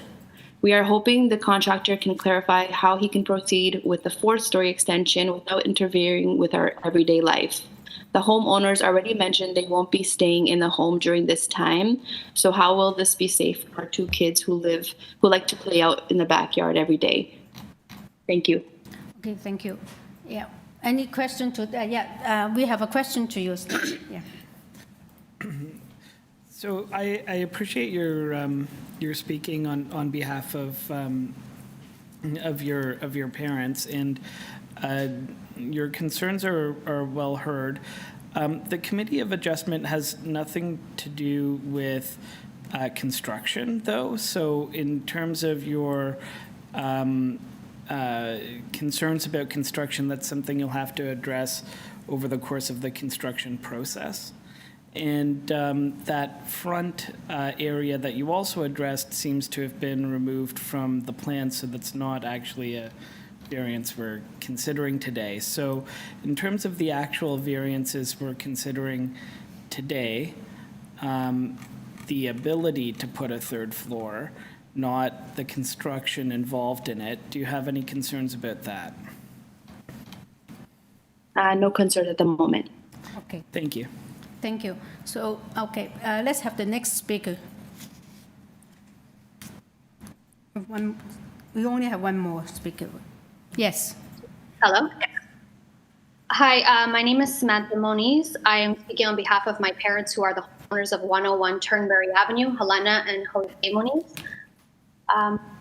Concern was mostly the mudroom, and thank you for admitting that it won't be completed during this process and during this consideration for the home. But you do mention that the community is becoming more modernized, which, yes, it is. Toronto is becoming more modernized, but the neighboring community around us is still the same it was when my parents purchased the home back in 2005. So our issue is that there are other homes that have had 3rd-story additions to their homes, but it was both of them at the same time together. We're concerned that the other home could have damage to it, but also concerned that the characteristics of the community are not going to look the same throughout. The other homes that have done construction across the street from us kept the same characteristics of the community during their construction, which we're not opposed to. We're not opposed to raising the roof, but we do feel that during a semi-detached home should be together. And we are opposed to the mudroom, as this would completely change the entire look of the neighborhood and the community that we live in right now. And we want going outside and being outside and being able to see our neighbors. And if the mudroom was considered in the future, this would drastically change our vision to the west of us. Thank you. Thank you. Thank you. Any question to this speaker? Okay, no. So now we're back to the applicant. Can you respond to the issues that raised by the speaker? Yes, absolutely. Yeah. As discussed, I think some of the main concerns was the mudroom, and that was just an accidental submission by the city using old plans. As you can see, that is our old original proposal, and which was a little bit aggressive, but we've made some accommodations to come down in some height. And also, we understand that during construction, there should be some consideration with the neighbors and also some communication in a consistent basis, especially when we're talking about a shared walkway. And that's something that the homeowner is willing to do and will abide by. And as far as changes in the fabric of the that happens. If we go into neighborhoods that were done in the 20s, we can see the changes that have, some of them have been quite dramatic. And it's just also given the current environment of affordability of housing, people don't have, it's not like it used to be where we can just sell and buy something bigger. It's becoming very challenging, and people also like their neighborhoods. So in order to be able to accommodate a growing family, sometimes you have to make an addition to the home. Yeah, thank you. So are you going to speak just in response to the issues that raised, not new issues? So, No, I okay. just wanted to express that a number of homes in the area have been modernizing. A number of homes in the area have been modernizing the facades, like the front of a look with, you know, window balconies and exterior and, you know, special walkways. So everyone's making their homes unique to them. So those changes are happening. They're happening with those laneway suites. They're happening with renovations on either side of Turnberry, brand new homes, completely new looks. We're not looking to do a new look. We're just looking to keep the same look, one story higher. Yeah. It's simple. For us, it doesn't matter what it looks like. We just need the space. Understand. Okay. Any question from the panel to this to the applicant? No, we do not have any questions. We are ready to go into committee. There's no chance for you to speak to us now. Okay. And just stay. We are in committee. Comments and motions. Can I add, start my comment? I think that sometimes even the response or the concerns sort of got distracted from the variances. And I really think that we are looking at 3 variances, which is, I do concern are relevant, but on the other hand, because there's so much emphasis and discussion on those, we got distracted from looking at the variances themselves. So let's just focus on those, yeah. I was just going to comment, Chair, that number 93 and number 95, which is just down the road, they presumably may have done it mutually, but they have a third level right across the top. Yeah, yeah. And people will change their homes. They will expand them as need arises. So, and you quite correctly point out that just 3 variances and none of them are excessive. Yeah, yeah, that's. I personally don't have any issue with this application at all. And this amended that they sort of reduced the variance number 1 to 9.9 meters. And that helps as well. So it's an amended application. So anyone wants to second? Yeah, Miss. Oh, wait, just a comment before. Well, Okay, the comment, yeah, please. Second, and Yeah. also comment that, first of all, I think the applicant did a good job of community outreach, and I also think the fact, all the people who called in today to also share their point of view, really good feedback. A lot of it does relate to construction, more not specific to this variance, but it shows that there's good communication with this project within the community. I think we can't mandate it, but I continue to encourage that level of communication with your neighbors. Yeah, I agree with you, yes, Mr. Gogan, second. And all in favor? I don't think there are, as amended agenda, but no conditions, right? Okay, all in favor? Approved unanimously, amended, approved. Thank you for coming.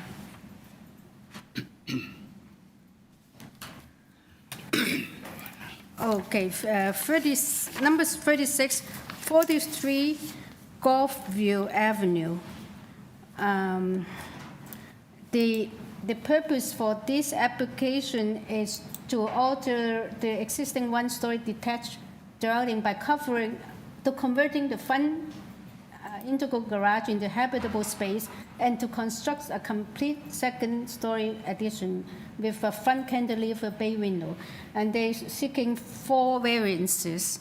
And on this file, we received the minutes from the last hearing, July 26, and a copy of a survey, site plan, floor plan, elevation, presentation material from the agent, and a staff report from Parking Enforcement Transportation Services.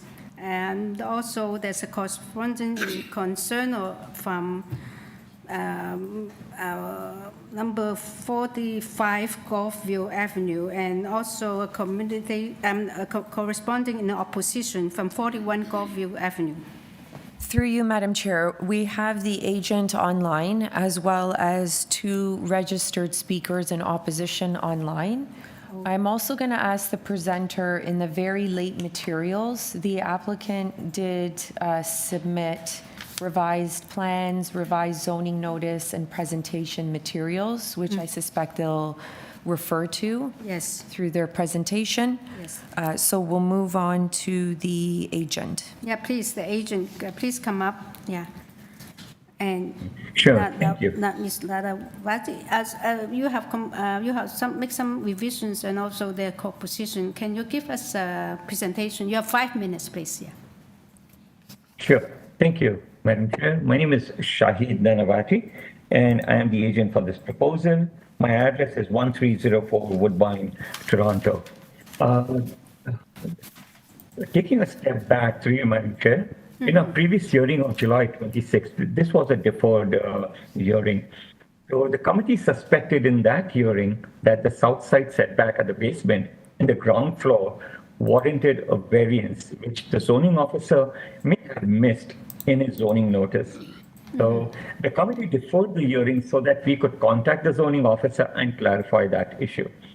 Zoning officer Mr. Carmen Banano confirmed via an email attached here on page 4 in this doc that there was no error in the zoning notice which was presented to Committee of Adjustment, and reconfirmed that the south side setback does not require any variance and is in accordance to the zoning bylaws.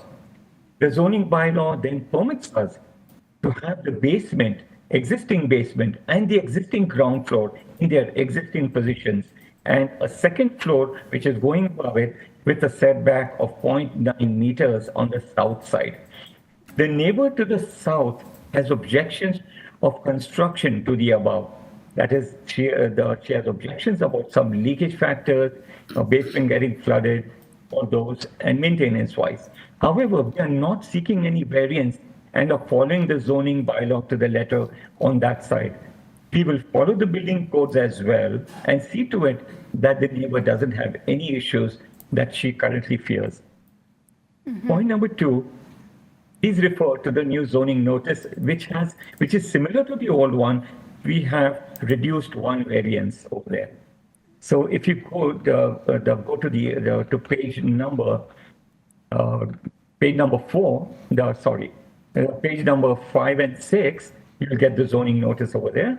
So now we have got just 3 variances. We have reduced one variance of the north side.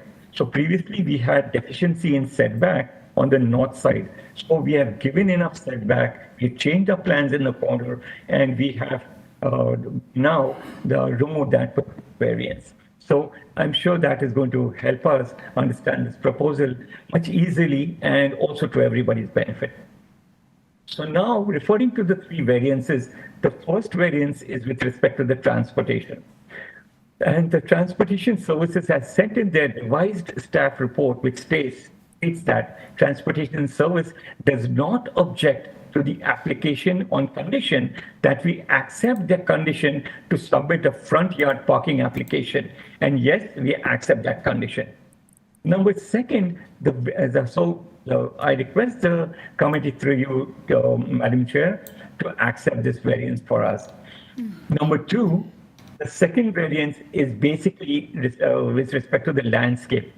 May I tell the committee that please note that this is an existing condition. Look at the picture below. There's no scope of adding any landscape, and we have not reduced any softscape or landscape anywhere in our proposal because we have not changed our footprint on the ground, just a little bit of a cantilever we brought on the second floor over there.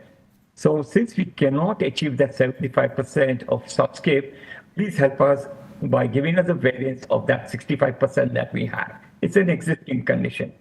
The third one over here is the FSI.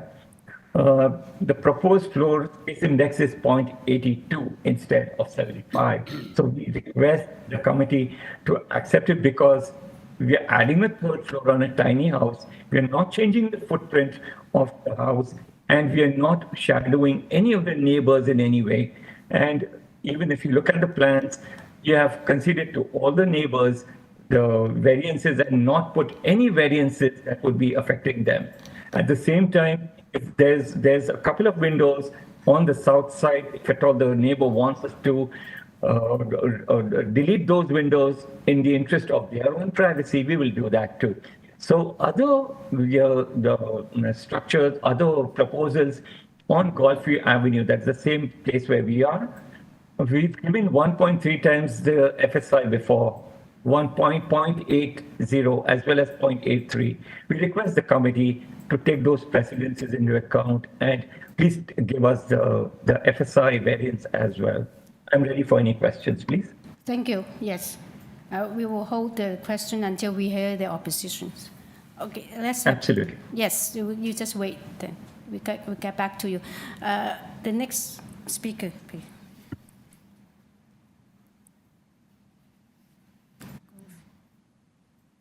Sheila, you've been unmuted. Hello, can you hear me? Yes. Okay, thank you.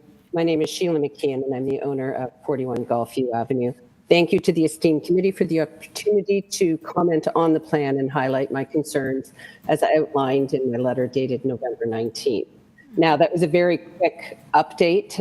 I have not seen these updated plans, so I am going to continue to share my concerns until I am able to review the updated plans as noted. And while I'm not an expert in the law or zoning or development, I don't feel the plan meets all four key tests of the committee when it's making decisions. And essentially, it feels to me that in trying to simply add a second story to the existing footprint and dig down, it's like trying to fit a square peg into an already problematic round hole, because we are in a very unique situation with our homes.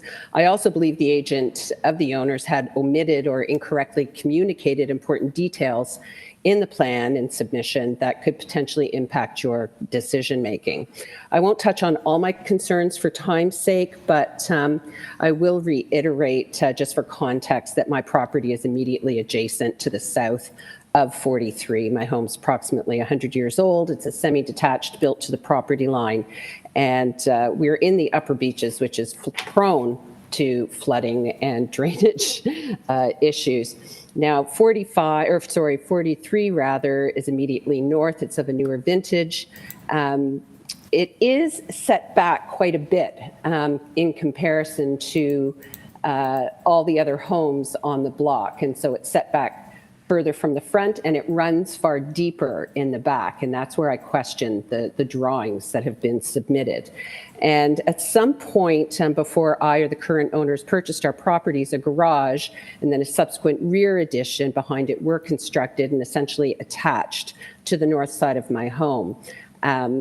They have separate walls that may be inches apart from mine. We don't know, but they are attached, as you can see in the photo that I submitted with my letter, just how a bulkhead really seals it down completely, and that would be image 2. Now, with regard to the removal of variance 5 from the previous zoning orders, the plan is essentially to remove the garage, but leave that existing addition on the south side attached to the northeast corner of my home. And while the planning examiner has said that lawfully existing buildings can maintain the existing setback when a second story is added, I think the operative term here is lawfully, because presumably those additions would have been constructed with the permission or agreement of the previous owner of my home. And by removing the garage and leaving the back addition, it's changing the configuration. And so the legality of it is in question in my mind. And I don't believe it meets the spirit or intent or purpose of the zoning code or official plan in this case. And it's not just a streetscape issue of creating an alley that will have a brick wall at the end between the two. As the agent noted, I am very concerned about drainage issues and risk mitigation with the plan as proposed. So as such, I'm also concerned about them digging down under that back addition, like mere inches from my foundation. So, I respectfully request the committee direct the applicants to A, ensure, appropriate drainage and risk mitigation plans be in place, but B, ideally to fully detach both the ground and second floor to a distance of 0.9 meters from the south property line.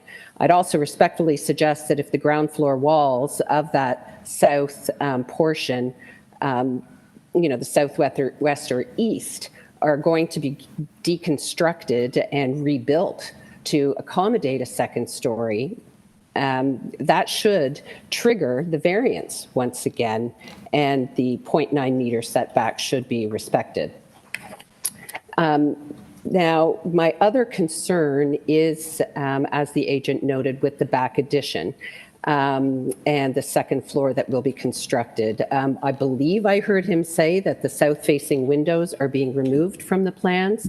I don't know if that's the case. I haven't seen his late-breaking submission. But yeah, those windows overlooking my deck and yard were of significant concern. And I did include photos of the impact. Actually, where you are on the scroll right there showing, you can appreciate just how far deep the building goes into the back property. So it will create a shadow effect to have a second story there. The windows were my primary concern. But it does extend a lot deeper comparatively to other homes on the block into the yard. So, I do have images 6, 7, 8, and 9 depicting that for your consideration. Okay. I guess my concerns about sill level on windows probably aren't relevant right now, but no. I would just ask the committee to ensure that if the plan is to remove the windows from the plan, that they are in fact removed. Image 11 shows the existing view I have from my deck and yard, and that's where the second addition will go. So there will definitely be, I'll be looking at a great big wall with the plan as proposed. So, to close, I am concerned with the immediate and long-term safety and integrity of the structure of my home, as well as my privacy and ultimate value of my home.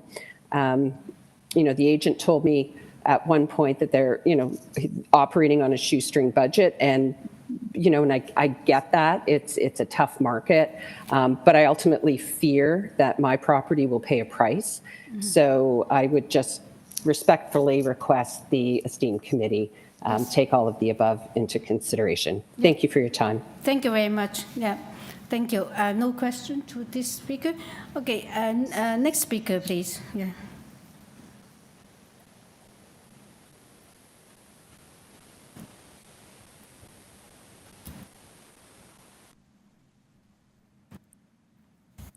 Through you, Madam Chair, I believe that's it for the speakers, and we can go back to the applicant. Oh, through you, Madam Chair, we also have Margaret.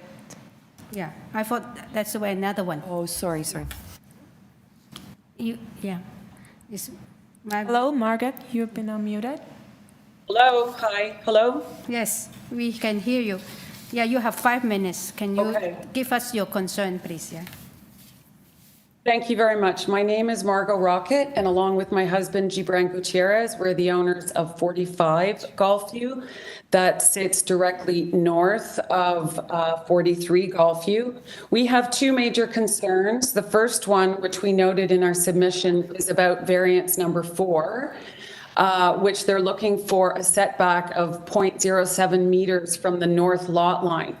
This applies only to a very small section of their home, which is the houses sit east-west, and this is in the very northeast corner.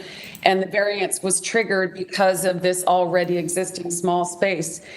In the July 26th hearing, this was brought up independently by one of the committee members that the problem is, they aren't defining clearly in their submission exactly how much of that north lot line that they want the variance for. And I'm going to quote, and it says, the Madam Chair in the July 26 meetings, and I quote, "The committee doesn't want to grant you a variance that allows you to do that setback for the entire length of the house.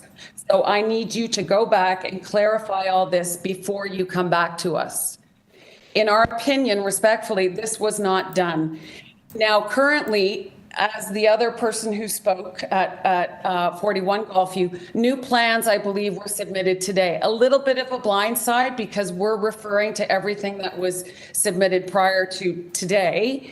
And if you look at their site plan, which I have as photo 2, that corner, there's a lot of lines, a lot of dotted lines, a lot of things, but at no point do they say, even on the site plan, that distance that they're requiring for that 0.07 setback, which is variance 4.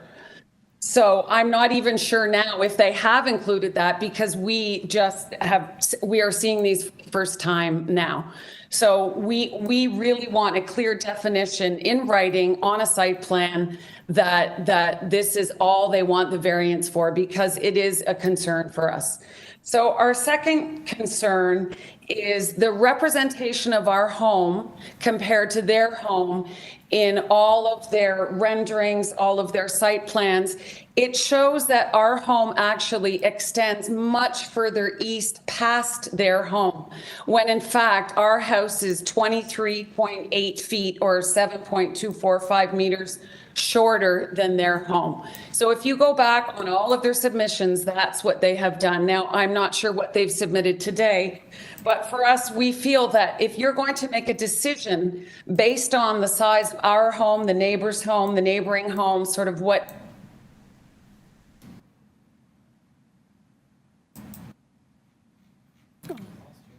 we lost.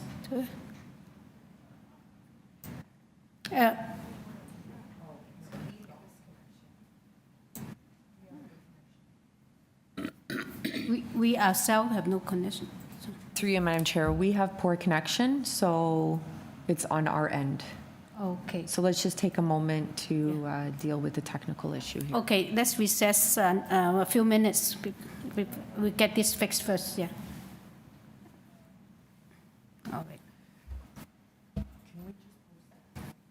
7.254 meter wall looking down on us from the north, shadowing our property. Excuse me, we do have some technical problem on our end.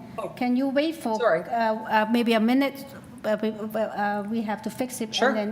And then you can get back on. And we lost about maybe 20 or 30 seconds of what you were saying before this. Yes. Just to let you know, we heard the first sort of 3 minutes of what you said. What was the last thing? Oh, sorry. Just wait. Shall I speak or should I wait? No, okay. no, Yep. wait.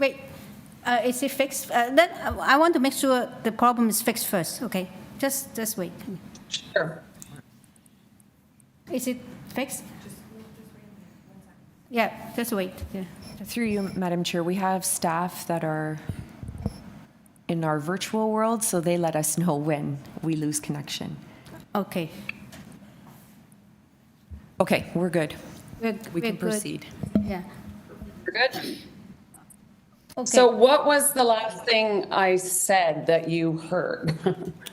It was about the length of your building and representations compared to theirs. Yes, I think that's the last comment. Yeah, okay. Yeah.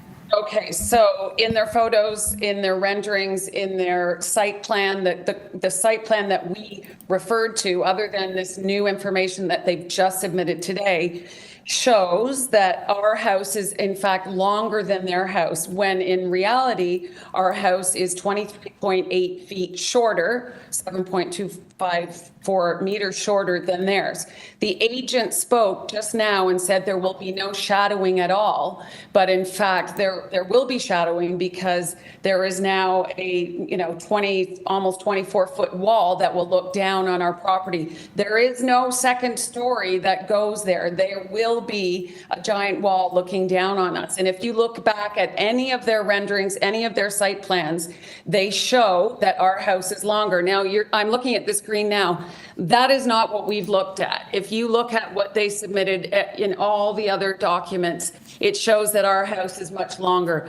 I'm pretty sure that they've redone this because of our opposition. So he said today there won't be shadowing, but in fact, you can see based on even the current ones, there will be shadowing. So we respectfully ask the committee to sort of look at the reality of the size of the two homes. You can see in photo number 2 that I submitted, which shows the overview of the properties, that their home does actually extend much further back than ours. And even in photo 1 that I submitted, if you look at what I submitted, those are the site plans that they have always submitted. And it shows that our home goes much further back than their home.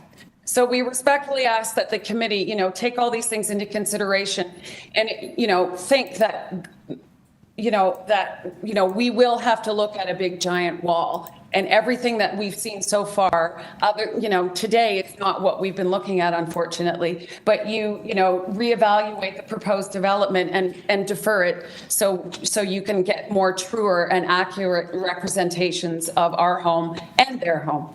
Thank you. Thank you very much. Okay. All right, so let's have the agent back. Can you give us just a quick? Okay.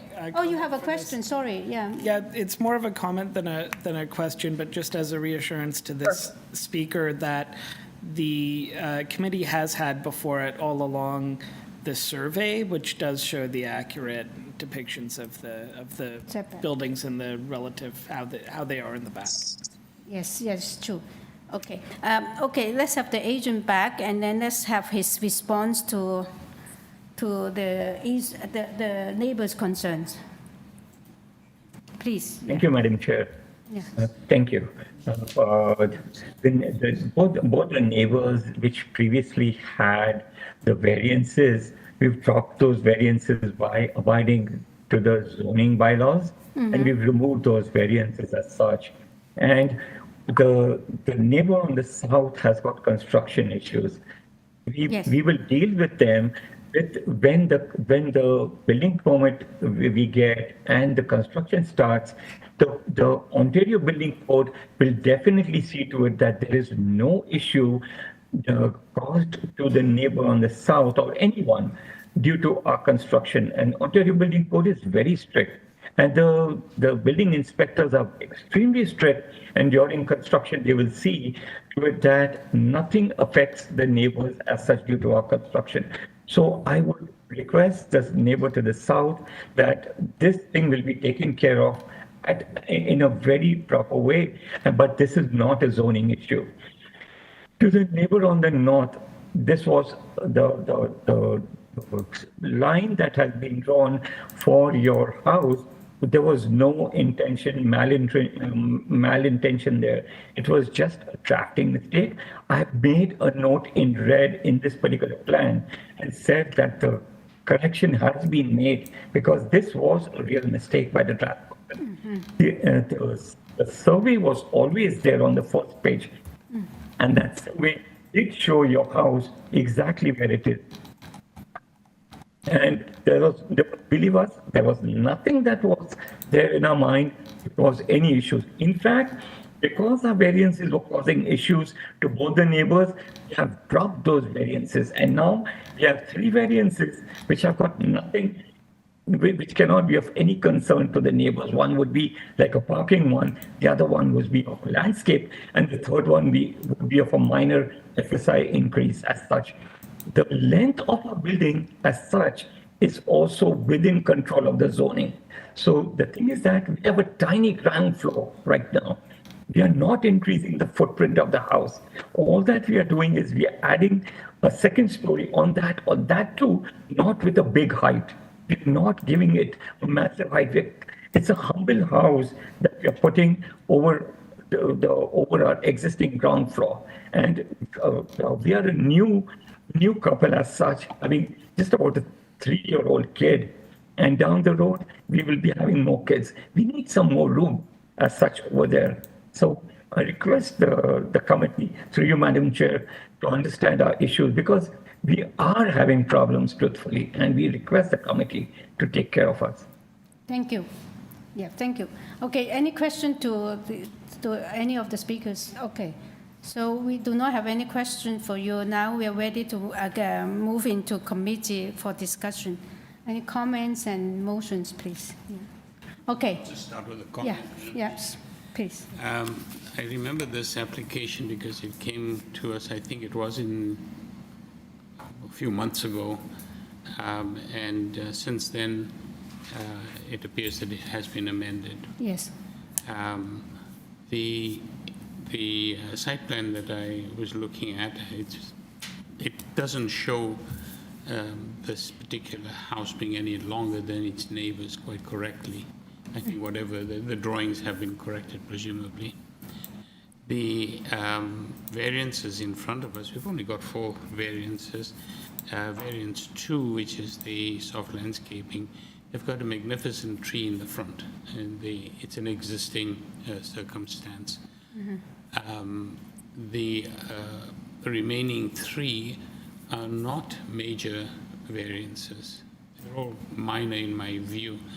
And so, and it's also site-specific. So I don't see any issue with this particular application. I think it's an eminently supportable issue.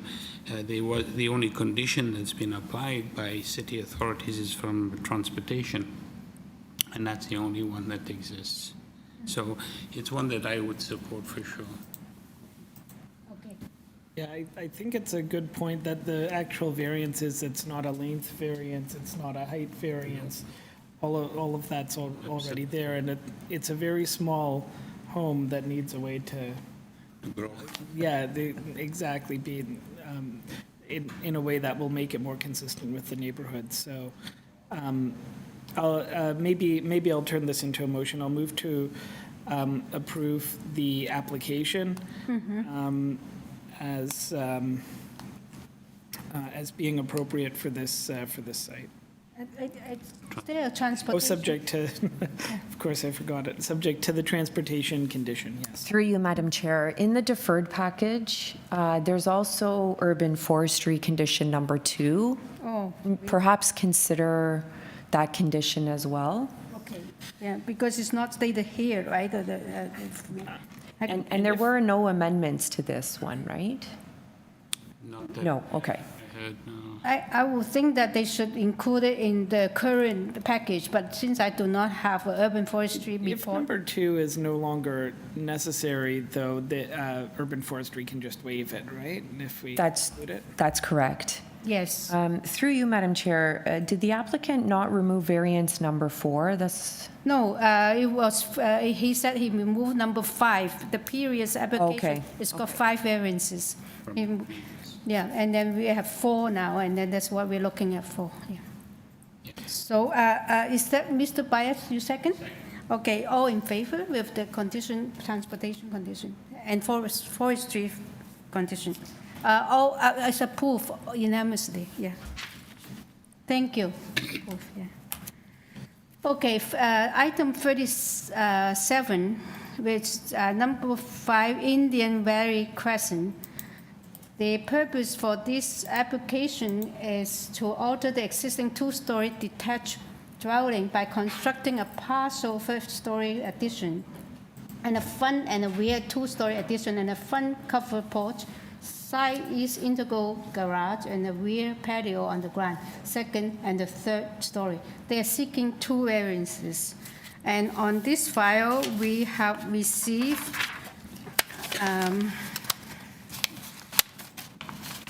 a copy of the minute from the last deferred hearing, and copy of the surveys, revised site plan, floor plan elevation, cover letter from the agent, and copy of this site plan, floor plan elevation approved in decision in other decision affecting this property.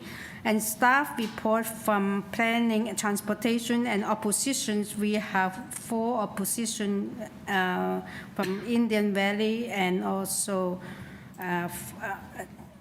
Indian Valley Crescent and also from Parkside Drive. Through you, Madam Chair, we have the agent as well as the homeowner here in person. Okay. And we also have 3 people here in person speaking in opposition. Okay. So you do have some opposition, then please give us a 5-minute presentation maximum. Thank you, Madam Chair and committee members. Yes, we were before you and the application was deferred. At that time, we were asked to seek a zoning notice because we had before you at that time 1 variance related to the FSI. We have received that zoning notice, and you'll see that there are 2 variants being requested. The first still related to the FSI. The second variance relates to the driveway condition. A little bit of an odd situation because after speaking with the zoning examiner, that variance is triggered as a result of having a garage door. Previously, the application was, or the building proposal was approved because it was a carport, is what I understand from zoning. So the removal of the garage door would make that variance go away, as strange as that sounds. So part of what we can speak to first is maybe the variance related to the FSI. Throughout the neighborhood, and we looked kind of using Google and did area studies. The average FSI, including the neighbor to the east, have FSIs of around 0.8, 0.85. In the cover letter I've submitted, there are variances, or approved FSIs that are in that kind of 0.9, 1 ratio. So what we're seeking, I think, is reasonable at a 0.95. And then the question really becomes, well, how is that FSI distributed as a mass? And part of what you'll see from our proposal is that we are stepping the building away at the street level. So at the 3rd floor, it steps back considerably, and we'll use that area for solar panels. And then towards the backyard, the building will also step. It steps on the 2nd floor at 8 feet, and then it steps further back. And it's never a kind of straight wall. The wall is angled, so only the corner is at that 8 feet, and it kind of gets considerably smaller as it angles. And then where we have terraces in the back side, what we do is we create mitigating measures for views by creating planting or screening on those sides. So that views are directed toward the south and toward the backyard. So you can see there that you have on screen, this is the west-facing side, and we have places where we've got glazing and setback terraces. So at no point is it entirely a wall. We're adding planting and screening in places. And part of what we have is this very kind of steep sloping site. So at grade, at the street level, we do have this building that really appears to be 2 stories. And as is the condition for many of the properties along this stretch, the building has a kind of taller presence because of the sloping grade.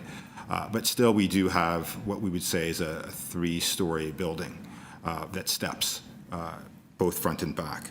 What else can we say too about the variances? Part of what we would say is that the second variance related to the parking condition is an existing condition. Where the cars are proposed, the parking garage is proposed, is where the current owners currently park in a carport. So we're not actually proposing that the cars change their position on the lot. Transportation has asked that we keep the car to our property, which is a little bit of an error because there is a mutual drive, and as mutual drives work, both parties use each other's property to access their parking areas towards the back of the property. So that condition is what we're proposing is maintained, and the owner is present and can speak to the current use of the mutual drive and the parking condition. Maybe, yeah, because you share the 5 minutes, so you will have only 1 minute to explain to us. Just as a point, one of the previous speakers was allowed to speak for several minutes. So. Yeah, because we sort of have some technical, no, I will not stop you. I just say that, I just want to say that make it sort of concise, so yeah, please, yeah. I want to thank everyone for listening to us this evening. As David stated, there are 2 minor variances in question that we feel that should be approved. We've lived in this residence for over 10 years and have been residents of Hyde Park for 25 years. We purchased this house in 2013 thinking we were idiots buying a home at that price. In 2023, we look like idiot savants because it seems it's gone up in price like everyone else's. The thing that we want to... Yeah. As I noted, we have lived in the area for 10 years. We have 2 small children on the age of 10 that are quite active. Like most people, we saved money over the last 10 years to make a renovation on the home. And in doing so, we wanted to take advantage of the southerly views we have. Actually, sorry, there's file 37E2 I want pulled up, if possible, just to show up.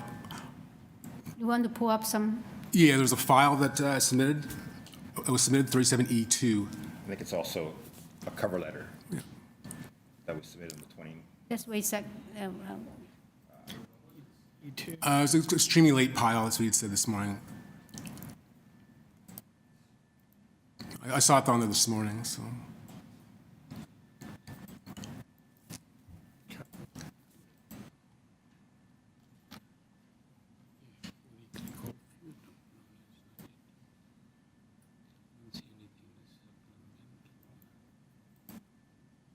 Is it in the supplemental material? There we go. Okay. Oh, you got it? Yeah, thanks. Thank you. Yeah, okay. As I said, we've lived in this home for 10 years, and just with a growing family and for saving for so long, we decided to do a renovation, primarily take advantage of our southerly views of the property. In that, we received also 5 letters of support from local neighbors, 2 that are directly attached to the property in the rear, and 3 others that are also in walking distance on Indian Road and on Constance, or a short walk away. From that as well, we realized that there are also 3 objections to the property.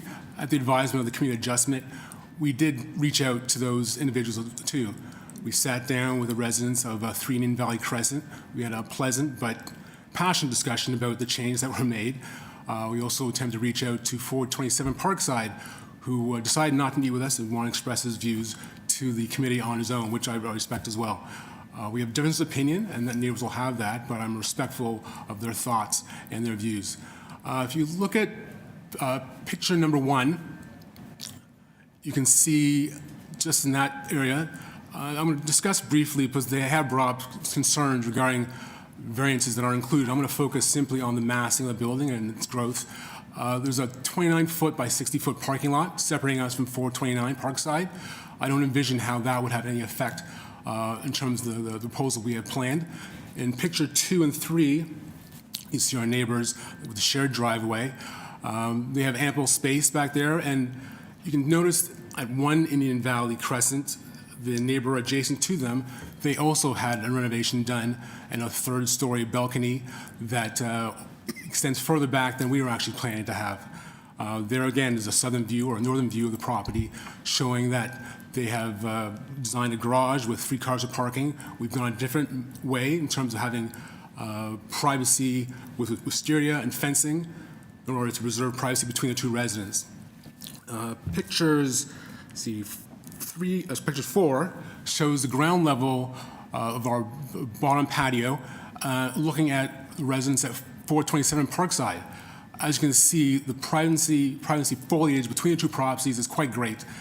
And in so doing, our kids are in the yard 3 or 4 times a week. They play hockey in the winter on the ice rink we built.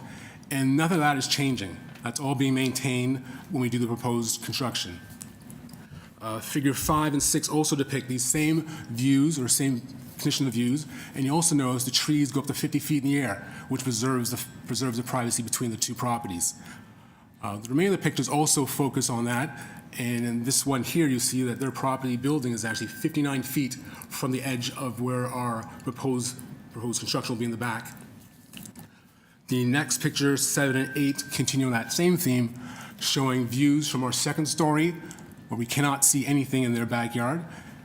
And on our third story, the next picture shows the trees that are still present there and removes all view from their particular property. Last but not least, I want to demonstrate again, with privacy in mind, and though we are amassing a larger building, our views are south-facing, not the east and west, and you see trees on the right side and the wisteria on the left, which focuses our direction southerly. 3 Indian Valley has those same views, and they are beautiful.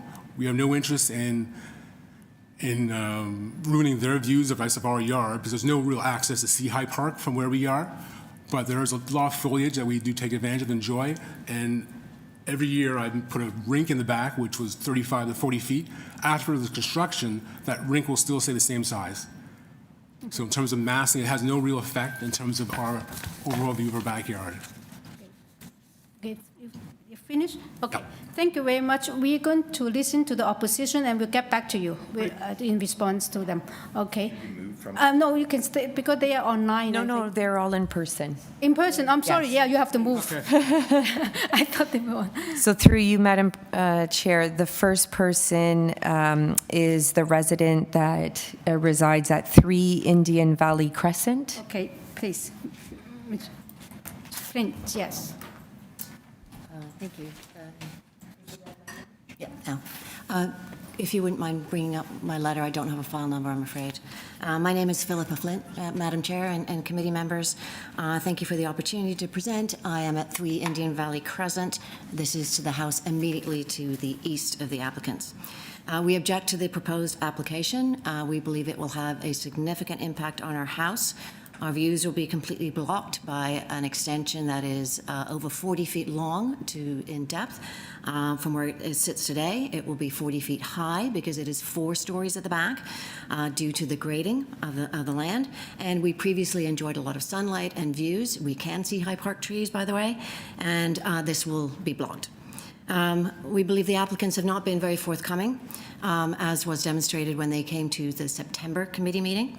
They were asked to provide a comparison chart showing the differences from the 2021 application, which they did get approval for, to today, which they have not done. So if you see page 2 of my letter, that does show there, right, thank you very much, that does show the differences. You will see that originally in 2021, they got approval for a house that was now 13.8 meters in depth, plus a 1-story rear carport with a patio above. This application is 23.4 meters in depth for the entire building. It will rise 4 stories at the back. There's an additional 4.8 meter patio that is almost 6 feet above the ground.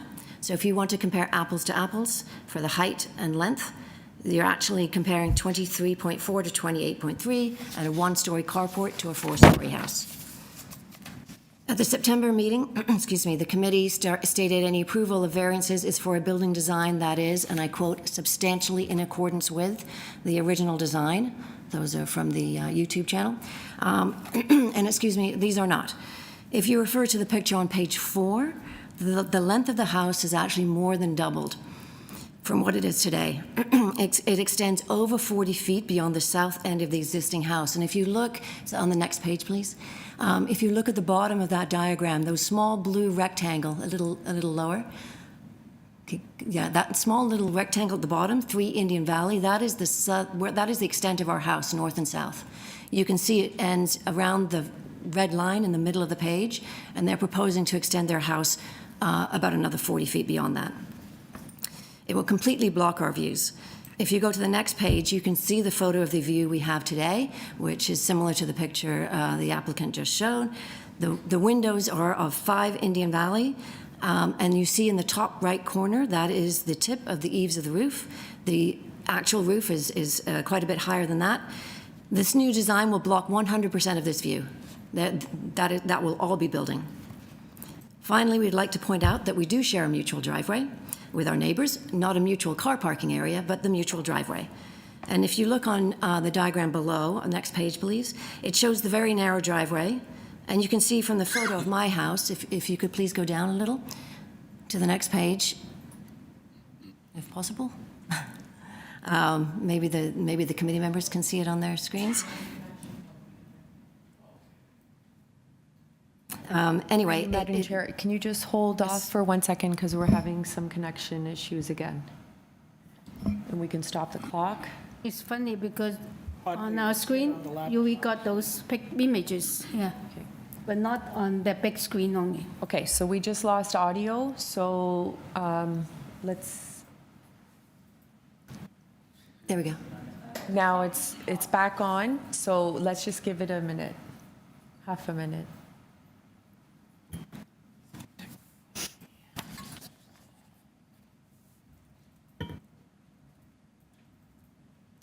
So I'm just going to do a test.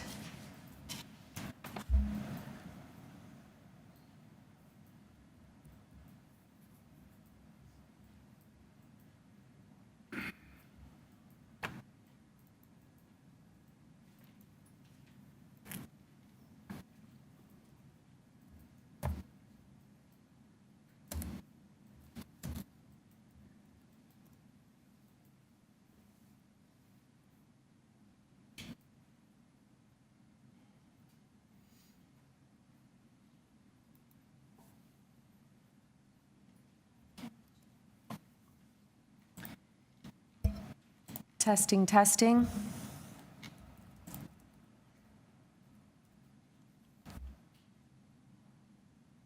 Okay, we're back on. Great, you thank can you very proceed. So you can see the driveway here and where the new building will be. If you could scroll down, please, to the next page. That is the picture of my house, our house, 3 Indian Valley. That red area is where the proposed building will be, and you can see the very narrow driveway.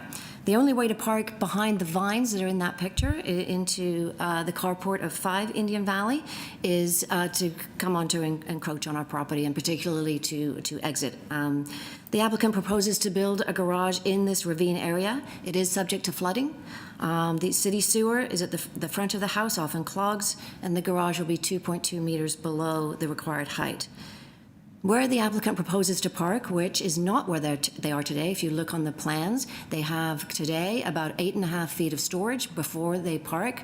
The new plans show the parking space, which is directly opposite our house. It's less than 9 feet from our building, and we believe that could significantly increase and make the area prone to flooding. We strongly and respectfully urge the committee to reject the application. It will severely impact life in our home. It will have a 40-foot wall that will extend up to 40 feet beyond where our house currently extends. There will be numerous patios overlooking our property. It will block most of our afternoon sunlight, as well as our views of nature, and will increase the risk of flooding in this ravine-protected area. Thank you. Any questions for the speaker? No, they don't have questions. So that's all the opposition, right? Through you, Madam Chair, no. The next person resides at 11 Indian Valley Crescent. Okay, please.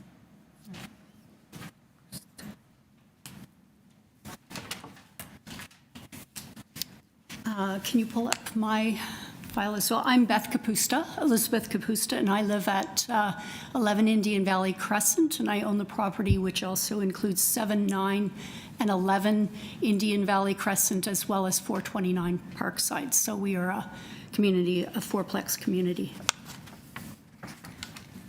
At the previous C of A, the owner was advised to contact the neighboring property and failed to do so, and has failed to inform me of any of the proposed plans through all of their successive submissions. Philippa did a nice job of talking about how they failed to clarify what the successive variances have been in the submissions, so I won't get too much into that. I completely concur. Can you please go to the out-of-scale neighborhood and official plan summary? I completely concur with the out-of-scale nature. My property is not a parking lot. My property actually looks directly onto the side of this property, so the west elevation is a significant kind of mega structure that has now been added to the character of the neighborhood. The new expansion rises 4 stories at the back of the property, and the wall extends 10 meters beyond the existing house on the other side, but also 12 meters past the existing back wall, and that's a 13.3 meter story addition. It's not a minor addition. It's actually a 160% increase above the permitted floor space index. Could you go to the next slide, please? So this is kind of what they were asked to do. This is a comparison of the upper plan, which is the existing footprint, the small extension, which was approved in the second submission, and now the full submission that goes halfway back into the property, which is the new variance. The imposing scale of this addition is highly visible from both my property and the street. Can you go to the next slide, please? So again, I've done a little bit of a comparison here between the upper, the existing, the previously approved, which had a building depth of 13.8 meters, and the building depth on the bottom one, which is 23.4 meters, which extends this property significantly into the ravine. Can you go to the next slide, please? And this is kind of the same exercise done from the other vantage point, which also really kind of visually, it shows you how literally the building is more than doubling the what's existing there now.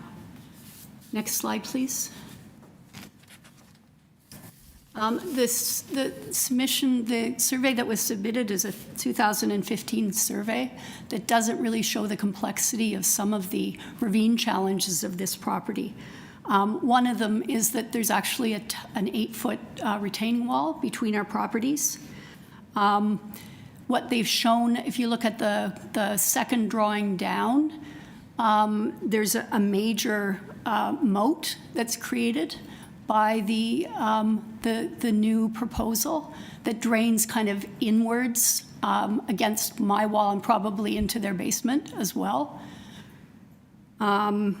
And on the other side, I've also kind of shown how like there's a reason that this is a bylaw. It's because water flows downhill, and our area is an area of ravines, and this puts the garage smack in the middle of a ravine that's quite prone to regular, especially winter flooding. Can we have the next slide, please? This property is 2 properties in from High Park. There are 20 trees on the site that have natural protection in a ravine area. The additional GFA results in the removal of 2 and injury to at least 10. A ravine-protected tree on my property has been incorrectly located on their arborist plan and not indicated as a neighbor tree, which has significant protections. I haven't been contacted about this, and this is not, the front extension of the house would take the new foundation line to within 0.9 meters of this neighbor tree. You have used up your 5 minutes. If you can, please make your summation.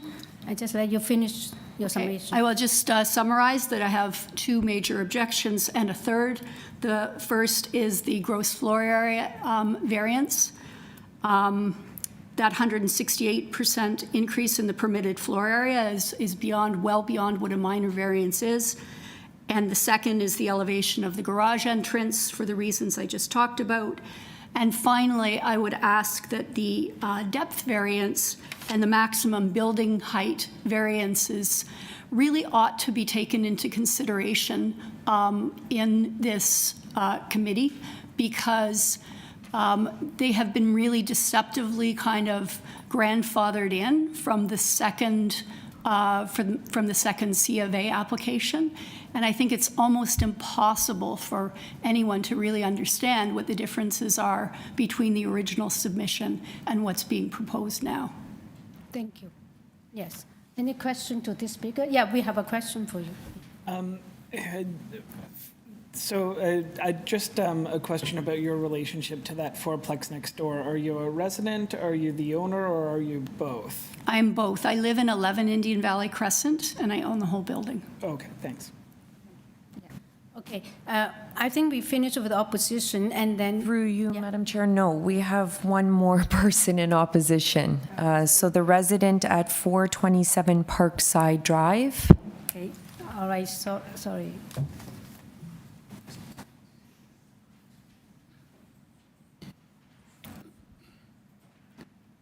So through you, Madam Chair, we can't use this because nobody can see it in our virtual world, so you'll have to put the poster down.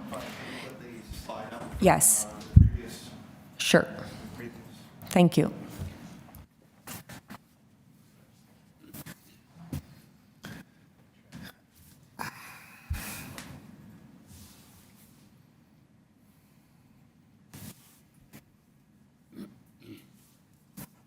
Okay, we're ready Is for it you. possible to put the slide up from the previous presentation? Yes, we're just going to Shows get the that up on our... west elevation of this proposed development?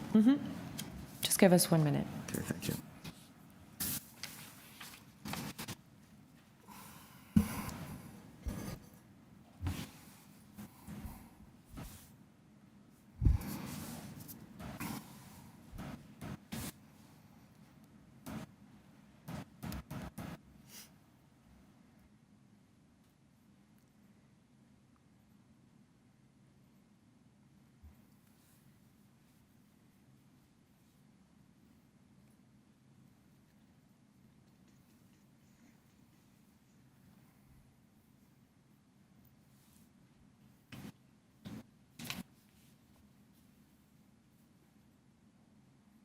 Oh, okay.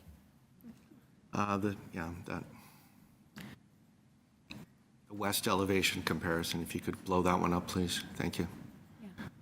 Before you start, can you give us your first, last name Sure, thank and you. your address, please? My name is Stephen Alikakos, owner of 427 Parkside Drive. My wife and sons live at the property immediately adjacent and to the west of 5 Indian Valley Crescent. We're objecting to this application because the requested variances noted in the current public hearing notice do not truthfully represent the actual changes as they rely on previously approved variances granted back in 2021, which were based on a completely different set of plans that were submitted at that time.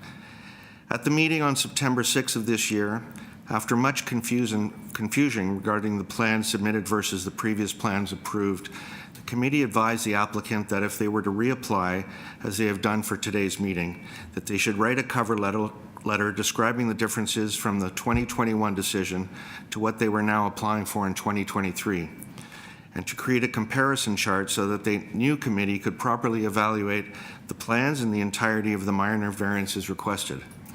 I'm hoping that the committee has now received it, and I know that the two other objectors have provided that, as I don't believe that the applicant has, and has done their review and can see that the previous variances are completely different and not a part of this new application that's been applied.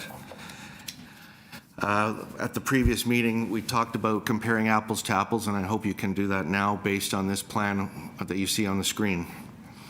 At the same meeting in September, due to a vague submission by the applicant and the committee not fully remembering or understanding what the previous committee in 2021 had agreed to versus what they were being asked to then approve, the committee members then questioned if they had to tie each and every decision they had made to a set of plans submitted to protect the city from applicants doing exactly what this applicant is attempting to do, taking variances that were granted on a specific set of plans and using them to redraft different plans that they then intended on submitting for a building permit. The committee at that time were advised by a city staffer that the previous variances, which were granted back in 2021, all relied on an understanding that the applicant could apply for a building permit provided their plans were substantially and in accordance with the plans that were submitted and approved by the previous committee or the committee. This is clearly not what has happened. and in the committee's own words, they felt that the applicant was disingenuous and misleading in their proposal due to the new plans having been changed so dramatically from what was previously approved. In fact, the current plans, as far as I can see, are identical to the ones that we reviewed just a few months ago, and that the applicant and their architect have not taken into account what we, the adjoining neighbors, objected to both in person and online at that last meeting. Here's what I objected to. If the applicant receives approval to proceed as proposed, my family's backyard will sit immediately adjacent to a massive structure, and our patio and back garden will be below and shadowed by a towering 40-foot wall with 3 elevated decks, all overlooking our yard at elevations far and above what's allowed. The applicant's plans have failed to clearly identify to the committee that the proposed extension is to be placed on ravine lands that drop down from street level, and that the actual height of the new structure will rise up to almost 40 feet, almost 10 feet higher than allowed, and just 23 inches from our home's backyard. As you can see in the drawing above, the length of this giant 40-foot structure is proposed to be 21 feet longer or deeper than the bylaws allowed, not including the proposed raised deck. The applicant's own arborist report has acknowledged that 5 of the roughly 50-foot high tall trees on our property will either be injured or destroyed when and if the structure is built, and even the city's own forestry experts who came to visit me have acknowledged that there is a strong likelihood of us losing our trees. If not during the construction and necessary pruning on the applicant's side to make room for this massive extension, then likely after when our property is shaded by their proposed 40-foot wall. We further object to the committee approving the 3 raised decks or balconies that are positioned at the rear of the applicant's structure on each level, all of which have clear, purposefully designed overviews of our backyard. The request for these variances run against what I believe is the purpose of the zoning bylaw, which prescribes these setbacks and height restrictions for massing decks and balconies that overlook people's private areas, and we believe that any approval to remove our protections on property rights should not be given without consideration to what they will ultimately do to the surrounding property's privacy and property values, and what the massive size of this high and deep structure will set as a precedent in our neighborhood. So I ask the committee to deny this application and ask for the applicant to resubmit an entirely new application as a complete package, so that any of the previous variances that were granted back in 2021 will be relooked at as a whole rather than as this piecemeal application that relied on the committee not having the full picture of what is being applied for. Thank you. Thank you. Any question to this speaker? All right, thank you. Thank you. And then I think it's time we can bring back the applicant. Can you address to the issues that raised, only those issues that have been raised by the speakers, not any other new ones? So. Right, there are a few of them. So we did meet with Ravine Natural Forestry Service. They did not tell me that the trees would be destroyed. They said they may be injured. The distance between our patios is about 6 feet, not the 23 inches he had suggested. So the purpose of overall was create a home bigger than it was to take advantage of the southerly views we have. Mm-hmm. Despite what they have said, the decks step down. Let me, I'll do this so there's no feedback. A couple of kind of points of clarification. We're seeking 2 variances. We're not seeking a variance for depth. We're not seeking a variance for height. In fact, the variance that was granted for height is in excess of 11 meters. Our building is 10.6 meters high, and it steps. That height is happening on the 3rd floor in a portion of it. So the existing building isn't as long as the building at 3 Indian Valley Crescent. So already there's a smaller footprint that exists for the existing building. So yes, the addition is, seems quite long. But really, when we start to look at what is the existing FSIs for both the neighboring properties, we have FSIs at 0.88 at one side and and 0.85 at the other. Small additions at either of these properties would easily have them before you asking for similar variances for FSI. So I think the variance is reasonable. And then, as I've said, it's a question of how is the massing being mitigated and what are we doing with massing? And we are doing, I think, the best that we can in a situation where we're stepping it back. And that stepping creates terraces, and those terraces are planted and screened to direct views towards the ravine landscape. Before you are no objections from our ravine and natural features protections. What we've done, and I've spoken to them about ways we can mitigate and design foundations to make sure that we do the least amount of injury to these trees. The addition doesn't have a basement, so the foundation conditions there has more ability to manage tree roots that exist. It does amount to an injury, but we are, as all the neighbors are, and my client is, interested in maintaining trees. It's part of what everybody loves about the neighborhood. So there's a lot of effort made to try to maintain trees.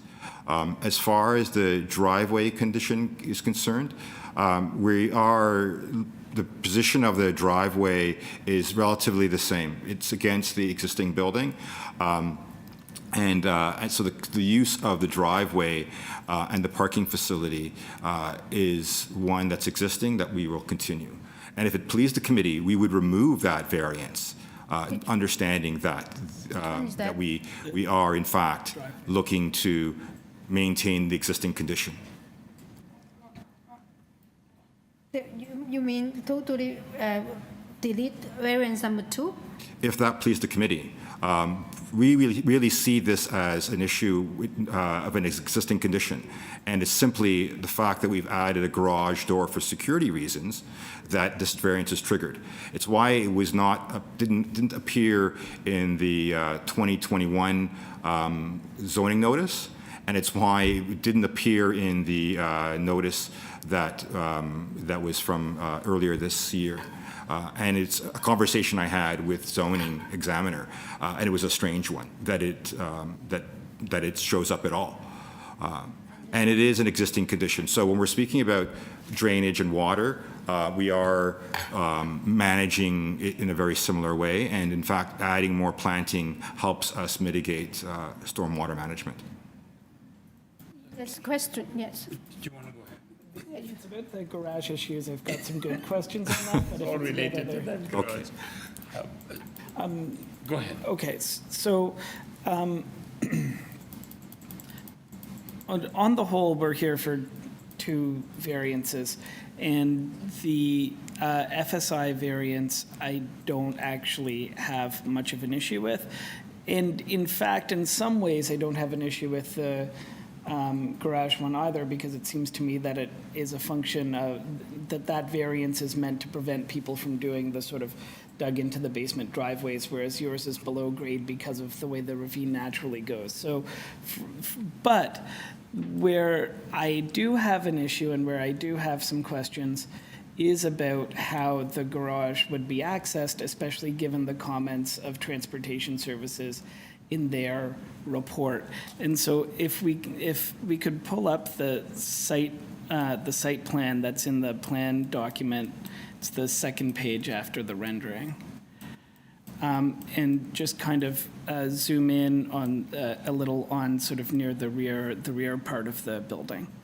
So the issue, as I understand it, is a little different than you presented in your initial presentation, in that what you're using to get into your existing carport, it does go onto their property, but only within the mutual drive portion of their property is probably what I suspect, given that you can see with the dashed lines your carport actually is set back a little from where your garage is going to be. And what I think transportation's concern is, and it's a concern I had looking at the drawings before I even read their report, is that because of how your garage door is becoming more flush to the rest of the house, it now would be much harder to get in and out of that without going beyond the mutual drive part of their and into their actual non-mutual drive portion of their sort of paved area at the back. And so that's what I think you understand me, so maybe you can address that. Obviously, we've lived there for 10 years, and we've used the driveway, shared the driveway with no incidents at all. We can actually, with the one-car garage, we pull in straight, and that turn is easy to make, and then we can reverse out and go straight back up the driveway again. Under the new plan, it actually makes it a little bit easier because she did mention there was a storage area that's now removed, and now it's directly to the house, so it's even easier to turn in immediately and then back out and head back up the driveway. So it's not really a significant concern overall. If they desire that we don't use their driveway or any part of their driveway, it's easy to manage from that perspective. They currently use part of our driveway to straighten out and go up the driveway currently. But if we want to end that informal arrangement after the construction, so be it. I'll point out too that the mutual drive is a little bit more than 9 feet. Yeah. So it makes it like, there's lots of mutual drives throughout the city that are not this wide, that where people are making 3-point turns within them and not having to use any more of the property than is afforded in the mutual drive. Can I interject on that? Because I can understand why transportation has concern and also asked for the vehicle maneuver diagram. Because I understand that if you have a perpendicular 90-degree parking, even the aisle width for it to be able to back out is 6 meters, right? So keep in mind the garage is 21 feet wide, right? The garage would be 21 feet wide, correct? So you said that your mutual drive is only 9 feet. The driveway going down is 9 feet. The garage itself would be 21 feet wide and 18 feet deep. Oh, I see. You're only going to park one car there. It's designed now, under new construction, it's supposed to be for one car. Only one car, so you think you're wide enough for you to... Yeah, we currently have 2 cars, but things okay. changed. So maybe that's why transportation actually want you to clarify with diagrams, it's actually it can work. Right. Because they do not want to cause any more further trouble for you if you need to use your neighbor's property, right? Understandably. Understand. Okay, more question, yeah. I always find this a little puzzling when it's a mutual driveway. So my sense would be that both parties would be utilizing the driveway, both your neighbor as well as you. Yeah. So I don't have a concern. My only query was when transportation talked about VMD, and I think we didn't know what it meant. Yeah, I didn't know what that was either. We discovered it's vehicular movement diagram, and it's a recommendation. It's not a condition from what I've seen. Well, they were recommending that the application be deferred They're recommending, to obtain it. But it's a recommendation, not a condition. Yeah, and I actually spoke with them today, asking him, so I didn't know, it appeared there on the 22nd, which I also found peculiar, seeing that the application was deferred on September 6th. So I wondered why it took a week before, and I only noticed it today, to be honest with you, to my surprise. So I called them, and they did say that. It's a recommendation. Sometimes they proceed with it, sometimes they ignore it. So it's the discretion of the Committee of Adjustment. And I think I've got my responses. When we're in committee, I'll put in my 2 cents worth or 5 cents worth. Oh, I can put my 2 cents in now that actually if you did communicate with them, and also verbally, I understand what you are saying. It's wide enough for you to come out, but it's just kind of good helpful for us if you actually submit that diagram, so to prove that it's working. Sure. But that's besides the point. Yeah. Because you haven't done it, so that's why they have these recommendations. Yeah. That's fair. Okay. Do we have any more questions, or you finished with the response? Okay, now we are in committee. You cannot speak anymore. Okay. Well, so I'm sort of two minds. I think they've given some good answers to the questions we've asked, but it always worries me when there could be an encroachment on the legal space of someone else's property. And it worries me a little more in this situation because hopefully time heals all wounds, but I get the sense that there's a bit of an acrimonious relationship between the neighbors, at least as it pertains to this application. So again, hopefully that heals in time, but then having an encroachment to get in and out of a garage would be something that you'd want to be avoided. So I'm of two minds because on the one hand, I think the variance to the garage variance is not really problematic because of the grading of the site. On the other hand, if we accept the offer that, they would welcome at least the FSI variance, but not the other variance, and we go and then that would be a situation where in the future, if they went to add the garage door again, transportation would look at it again and they could have the VMD or whatever at that point in time. So I agree. those are kind of the two ways of looking at it.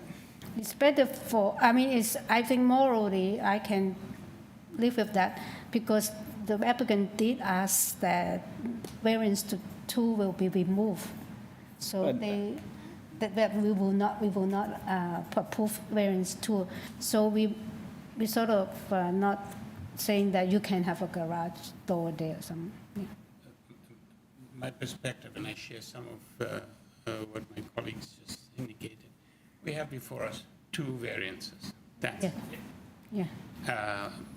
Notwithstanding all the comments we've heard and the input we've heard from the neighbors, we have before us 2 variances. Mm-hmm.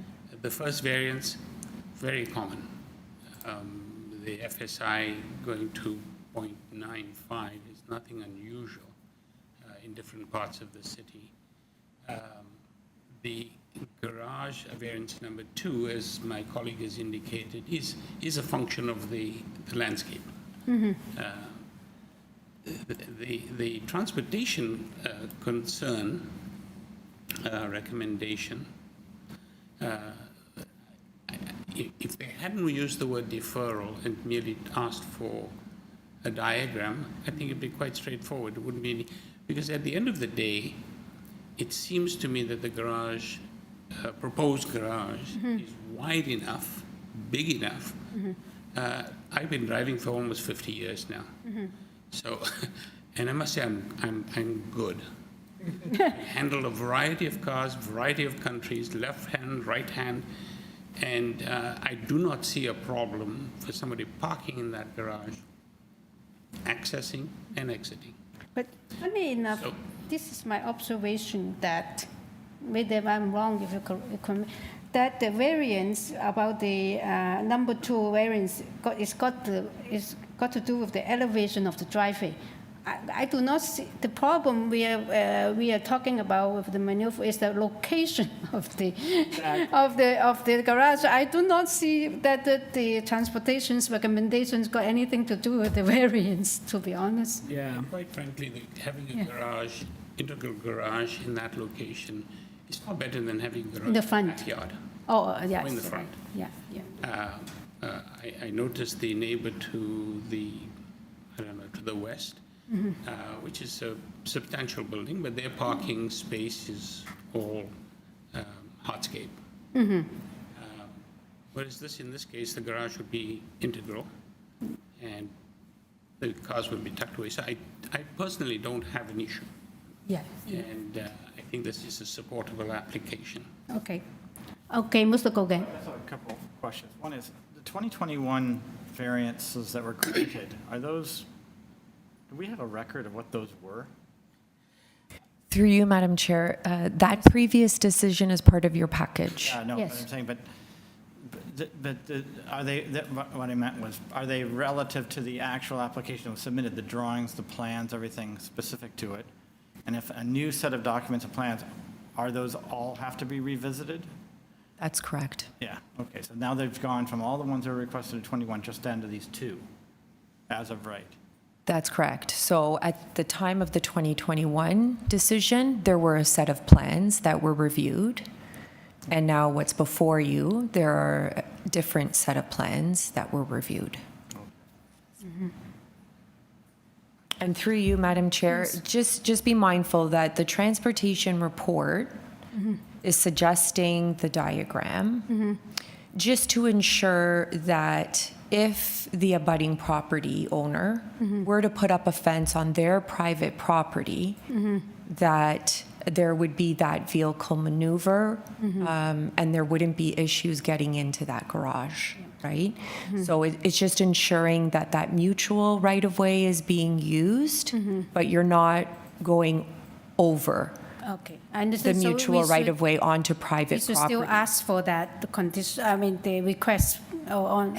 I mean, it's mute because their recommendation is to defer the application in order to have the vehicle maneuvering diagram to review, consider, and then report back to committee. Right? Yes. So again, I'm borrowing against the previous decision here, but so the FSI at the time was a 0.8, I think, from 0.6 to a 0.8 something. And I think part of it was the overall discussion with the neighbors was as a massing and things that seemed to recognize some of the forestry issues and some of the shadow. When I compare the two, I find the new one significantly more disruptive, like significantly bigger. And I also, so it may, even though in previous application we see something go from a 0.6 to a 0.9 something, we kind of, but in this case it seems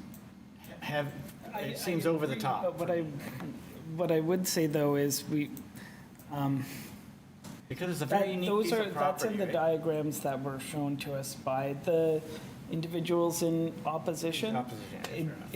It's unclear how much to scale those are, because I agree going from a point, especially when you consider that the existing house, like if you look at those statistics, it went from a 0.6 to a 0.8, and that, but then in those diagrams, that change looked smaller than the change from the 0.8 to the 0.9, which just isn't all that. We all look at the sites differently. Yeah. This is a community of similar or like scaled properties with a specific relationship to nature and their tree and their canopy and whatnot. And But this one has gone through zoning review, though. So whatever they give us as two variances, we should take them just that there are two variances from the proposal. That's what. I sort of concerned about the previous decisions, or whether they actually, for somehow, sort of accumulate what they have been approved and top it up with more things. But on the other hand, if that's the case, all the variances will be in front of us. Right? Yeah. Okay. I come back to this piece that we've got in front of us, and we've done this previously in other applications. We have to come back and look at the variances in front of us. Yes. That's it. So we're looking at the two and make a decision. Through you, Madam Chair, can we just stop the discussion? We just lost audio again. Okay. I forgot what I just said. Is it because after 5 o'clock? No, unless it's snowing outside, and we don't know because we've been here for 10 hours. It seems like it's coming back on, so. Okay. Let me just hold on 1 second. So, okay, let's have some decision here. Hold on, okay. Madam Chair, please. We just need to make sure that we can be heard. Okay. So testing. All right.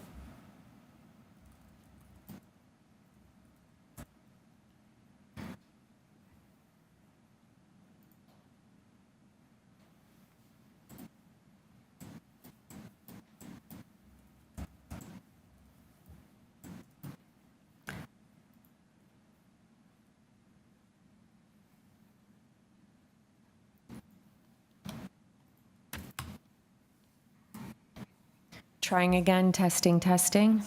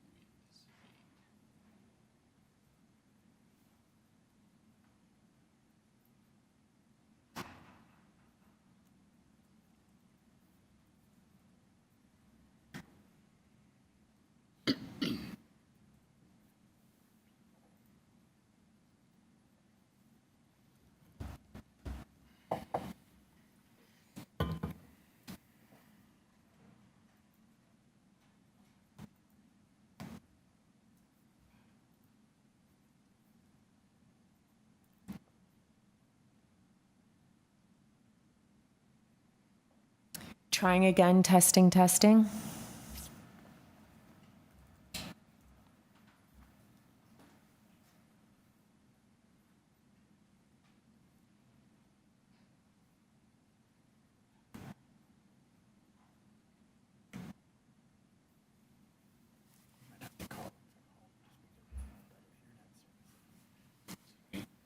Okay, through you, Madam Chair, Yes.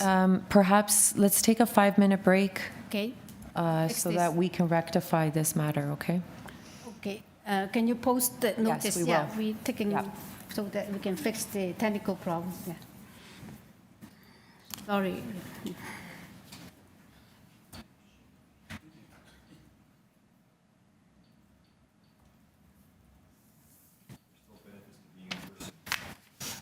Exactly, exactly. Let's hope it's we don't have a meter and a half of snow out there. So.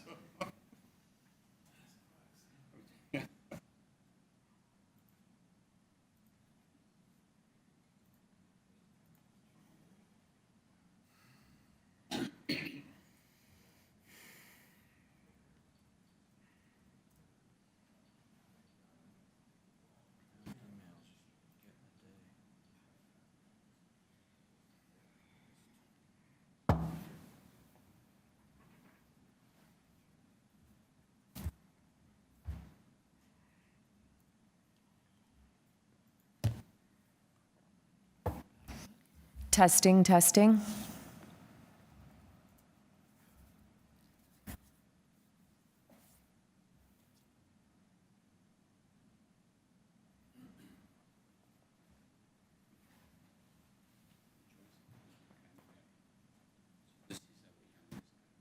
No way. Yes. Okay, Madam Chair, we can proceed. Okay. Actually, you know what? I would like to get out from committee to ask one question of the applicant on the deferral thing. Because I heard that you actually have communicated with transportation and you have explained that you can maneuver your vehicle without encroaching the next door. So what I'm trying to say is that if we make a decision to defer it, we are not going to gain much, right? You're going to still give them that answer and they're satisfied. I want to make sure, are they satisfied? They offered no opinion one way or the other. They just gave me the conditions that were there, but they didn't opine on what I was saying, to be honest, I'll be honest with you. Yeah. So my point is that the driveway is 9 feet long. No, they were, I just want to know they are satisfied with your explanation. No, he's saying that he wasn't, they want the diagram. They still want to have that. But they also said that the community adjustment decides whether they take the recommendation or they don't. Sometimes they do, sometimes they ignore it. Yeah. That's what they said. Yeah, so they're not, transportation isn't satisfied.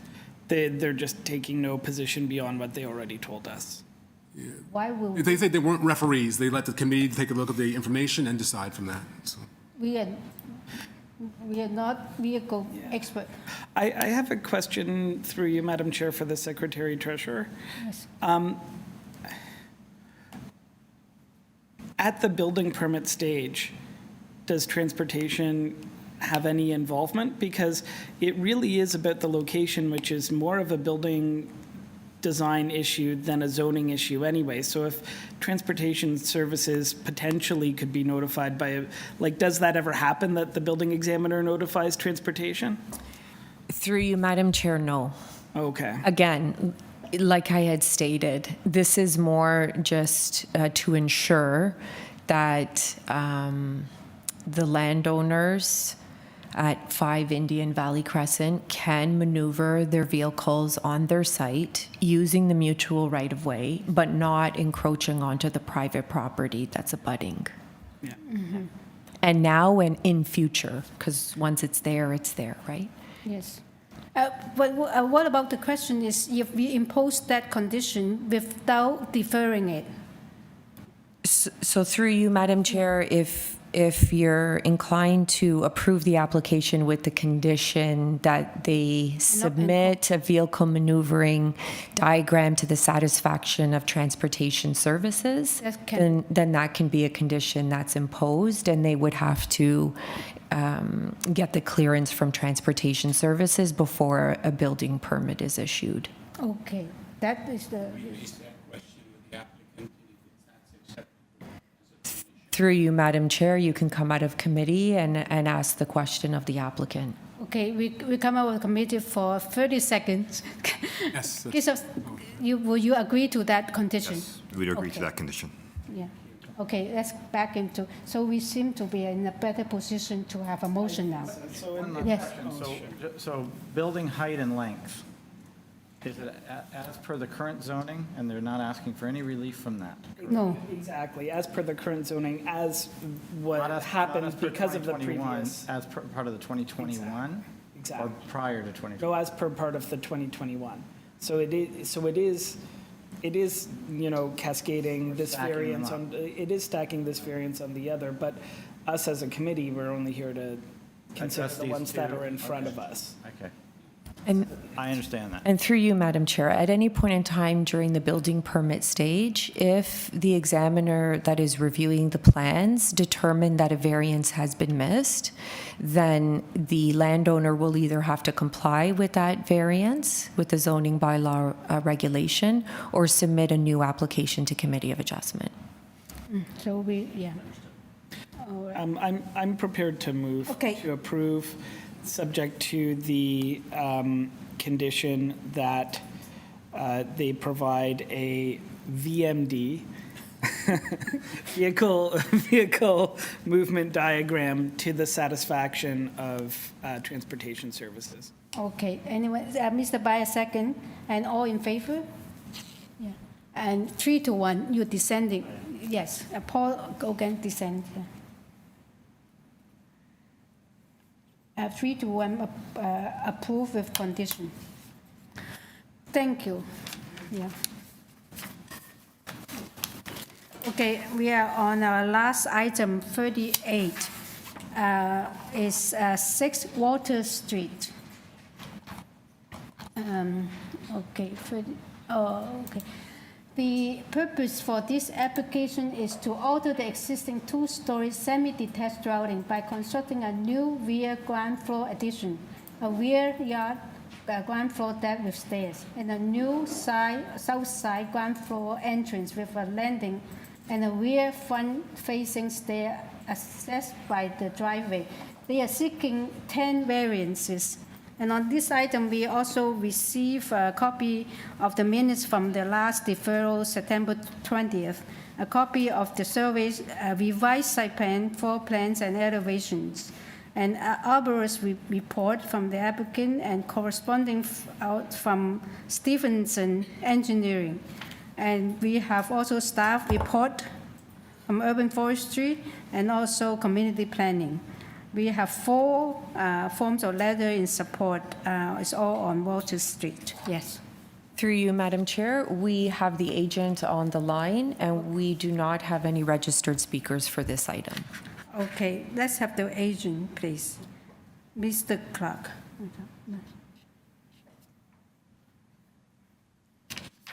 Good evening, Madam Chair. Can you hear me? Yes, yes. Yes, very good. Good evening, and thank you for letting me participate this evening. This is a fairly simple, while there is a number of variances, this is fairly simple. Can we, excuse me, sorry, can you give us your address, please? Your first and last name. Apologies. For the, yeah, My for name the is record. Magnus. Yes, thank you. My name is Magnus Clark. I'm an architect. I'm at 2198 Gerrard Street East with Paradigm Architecture and Design. Yes. And since you do not have opposition, I would like to see my panels want to or need a presentation first. Do you need a presentation? Yeah, and about can we get into questions? Have any questions? Yeah. Mr. Bayer has a question for you. I just have one, Chair, if I may, and that is that ask if you're aware of the planning condition. Yes, we're accepting of the planning condition that was submitted on November 22nd to constrain the variance to just a single story. We're also aware of the conditions with forestry. We also accept that, condition number 2. The condition I'm thinking about is related to building depth. It's variance number 4. That's what he was saying. Oh, sorry. Limited to 1 story. I think that's. Did I miss it? I'm so sorry. Yes, it's way late. Okay. They speak to depth, but what they really want is to ensure that we don't do a 2-story addition. Oh, okay, great. Thank you. Yes. Okay. Any other questions?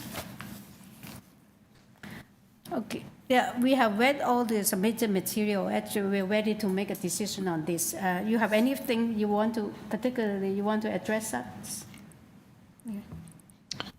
We've worked at length with forestry to ensure that we can preserve in good condition all the trees surrounding the area, and everyone is satisfied that we can move ahead on that basis. Okay, thank you. Yeah, we are in committee now. Mr. Bayer, yes.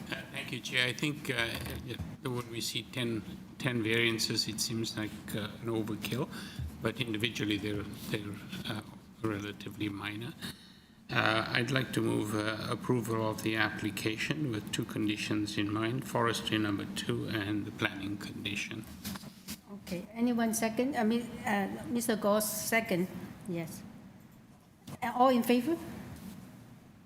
Approved unanimously with conditions, yeah. Okay, that concludes the last item, and we adjourn at 6:55. 57. Try to get it right. Thank you so everyone. much, Have a good everybody. evening. Yeah.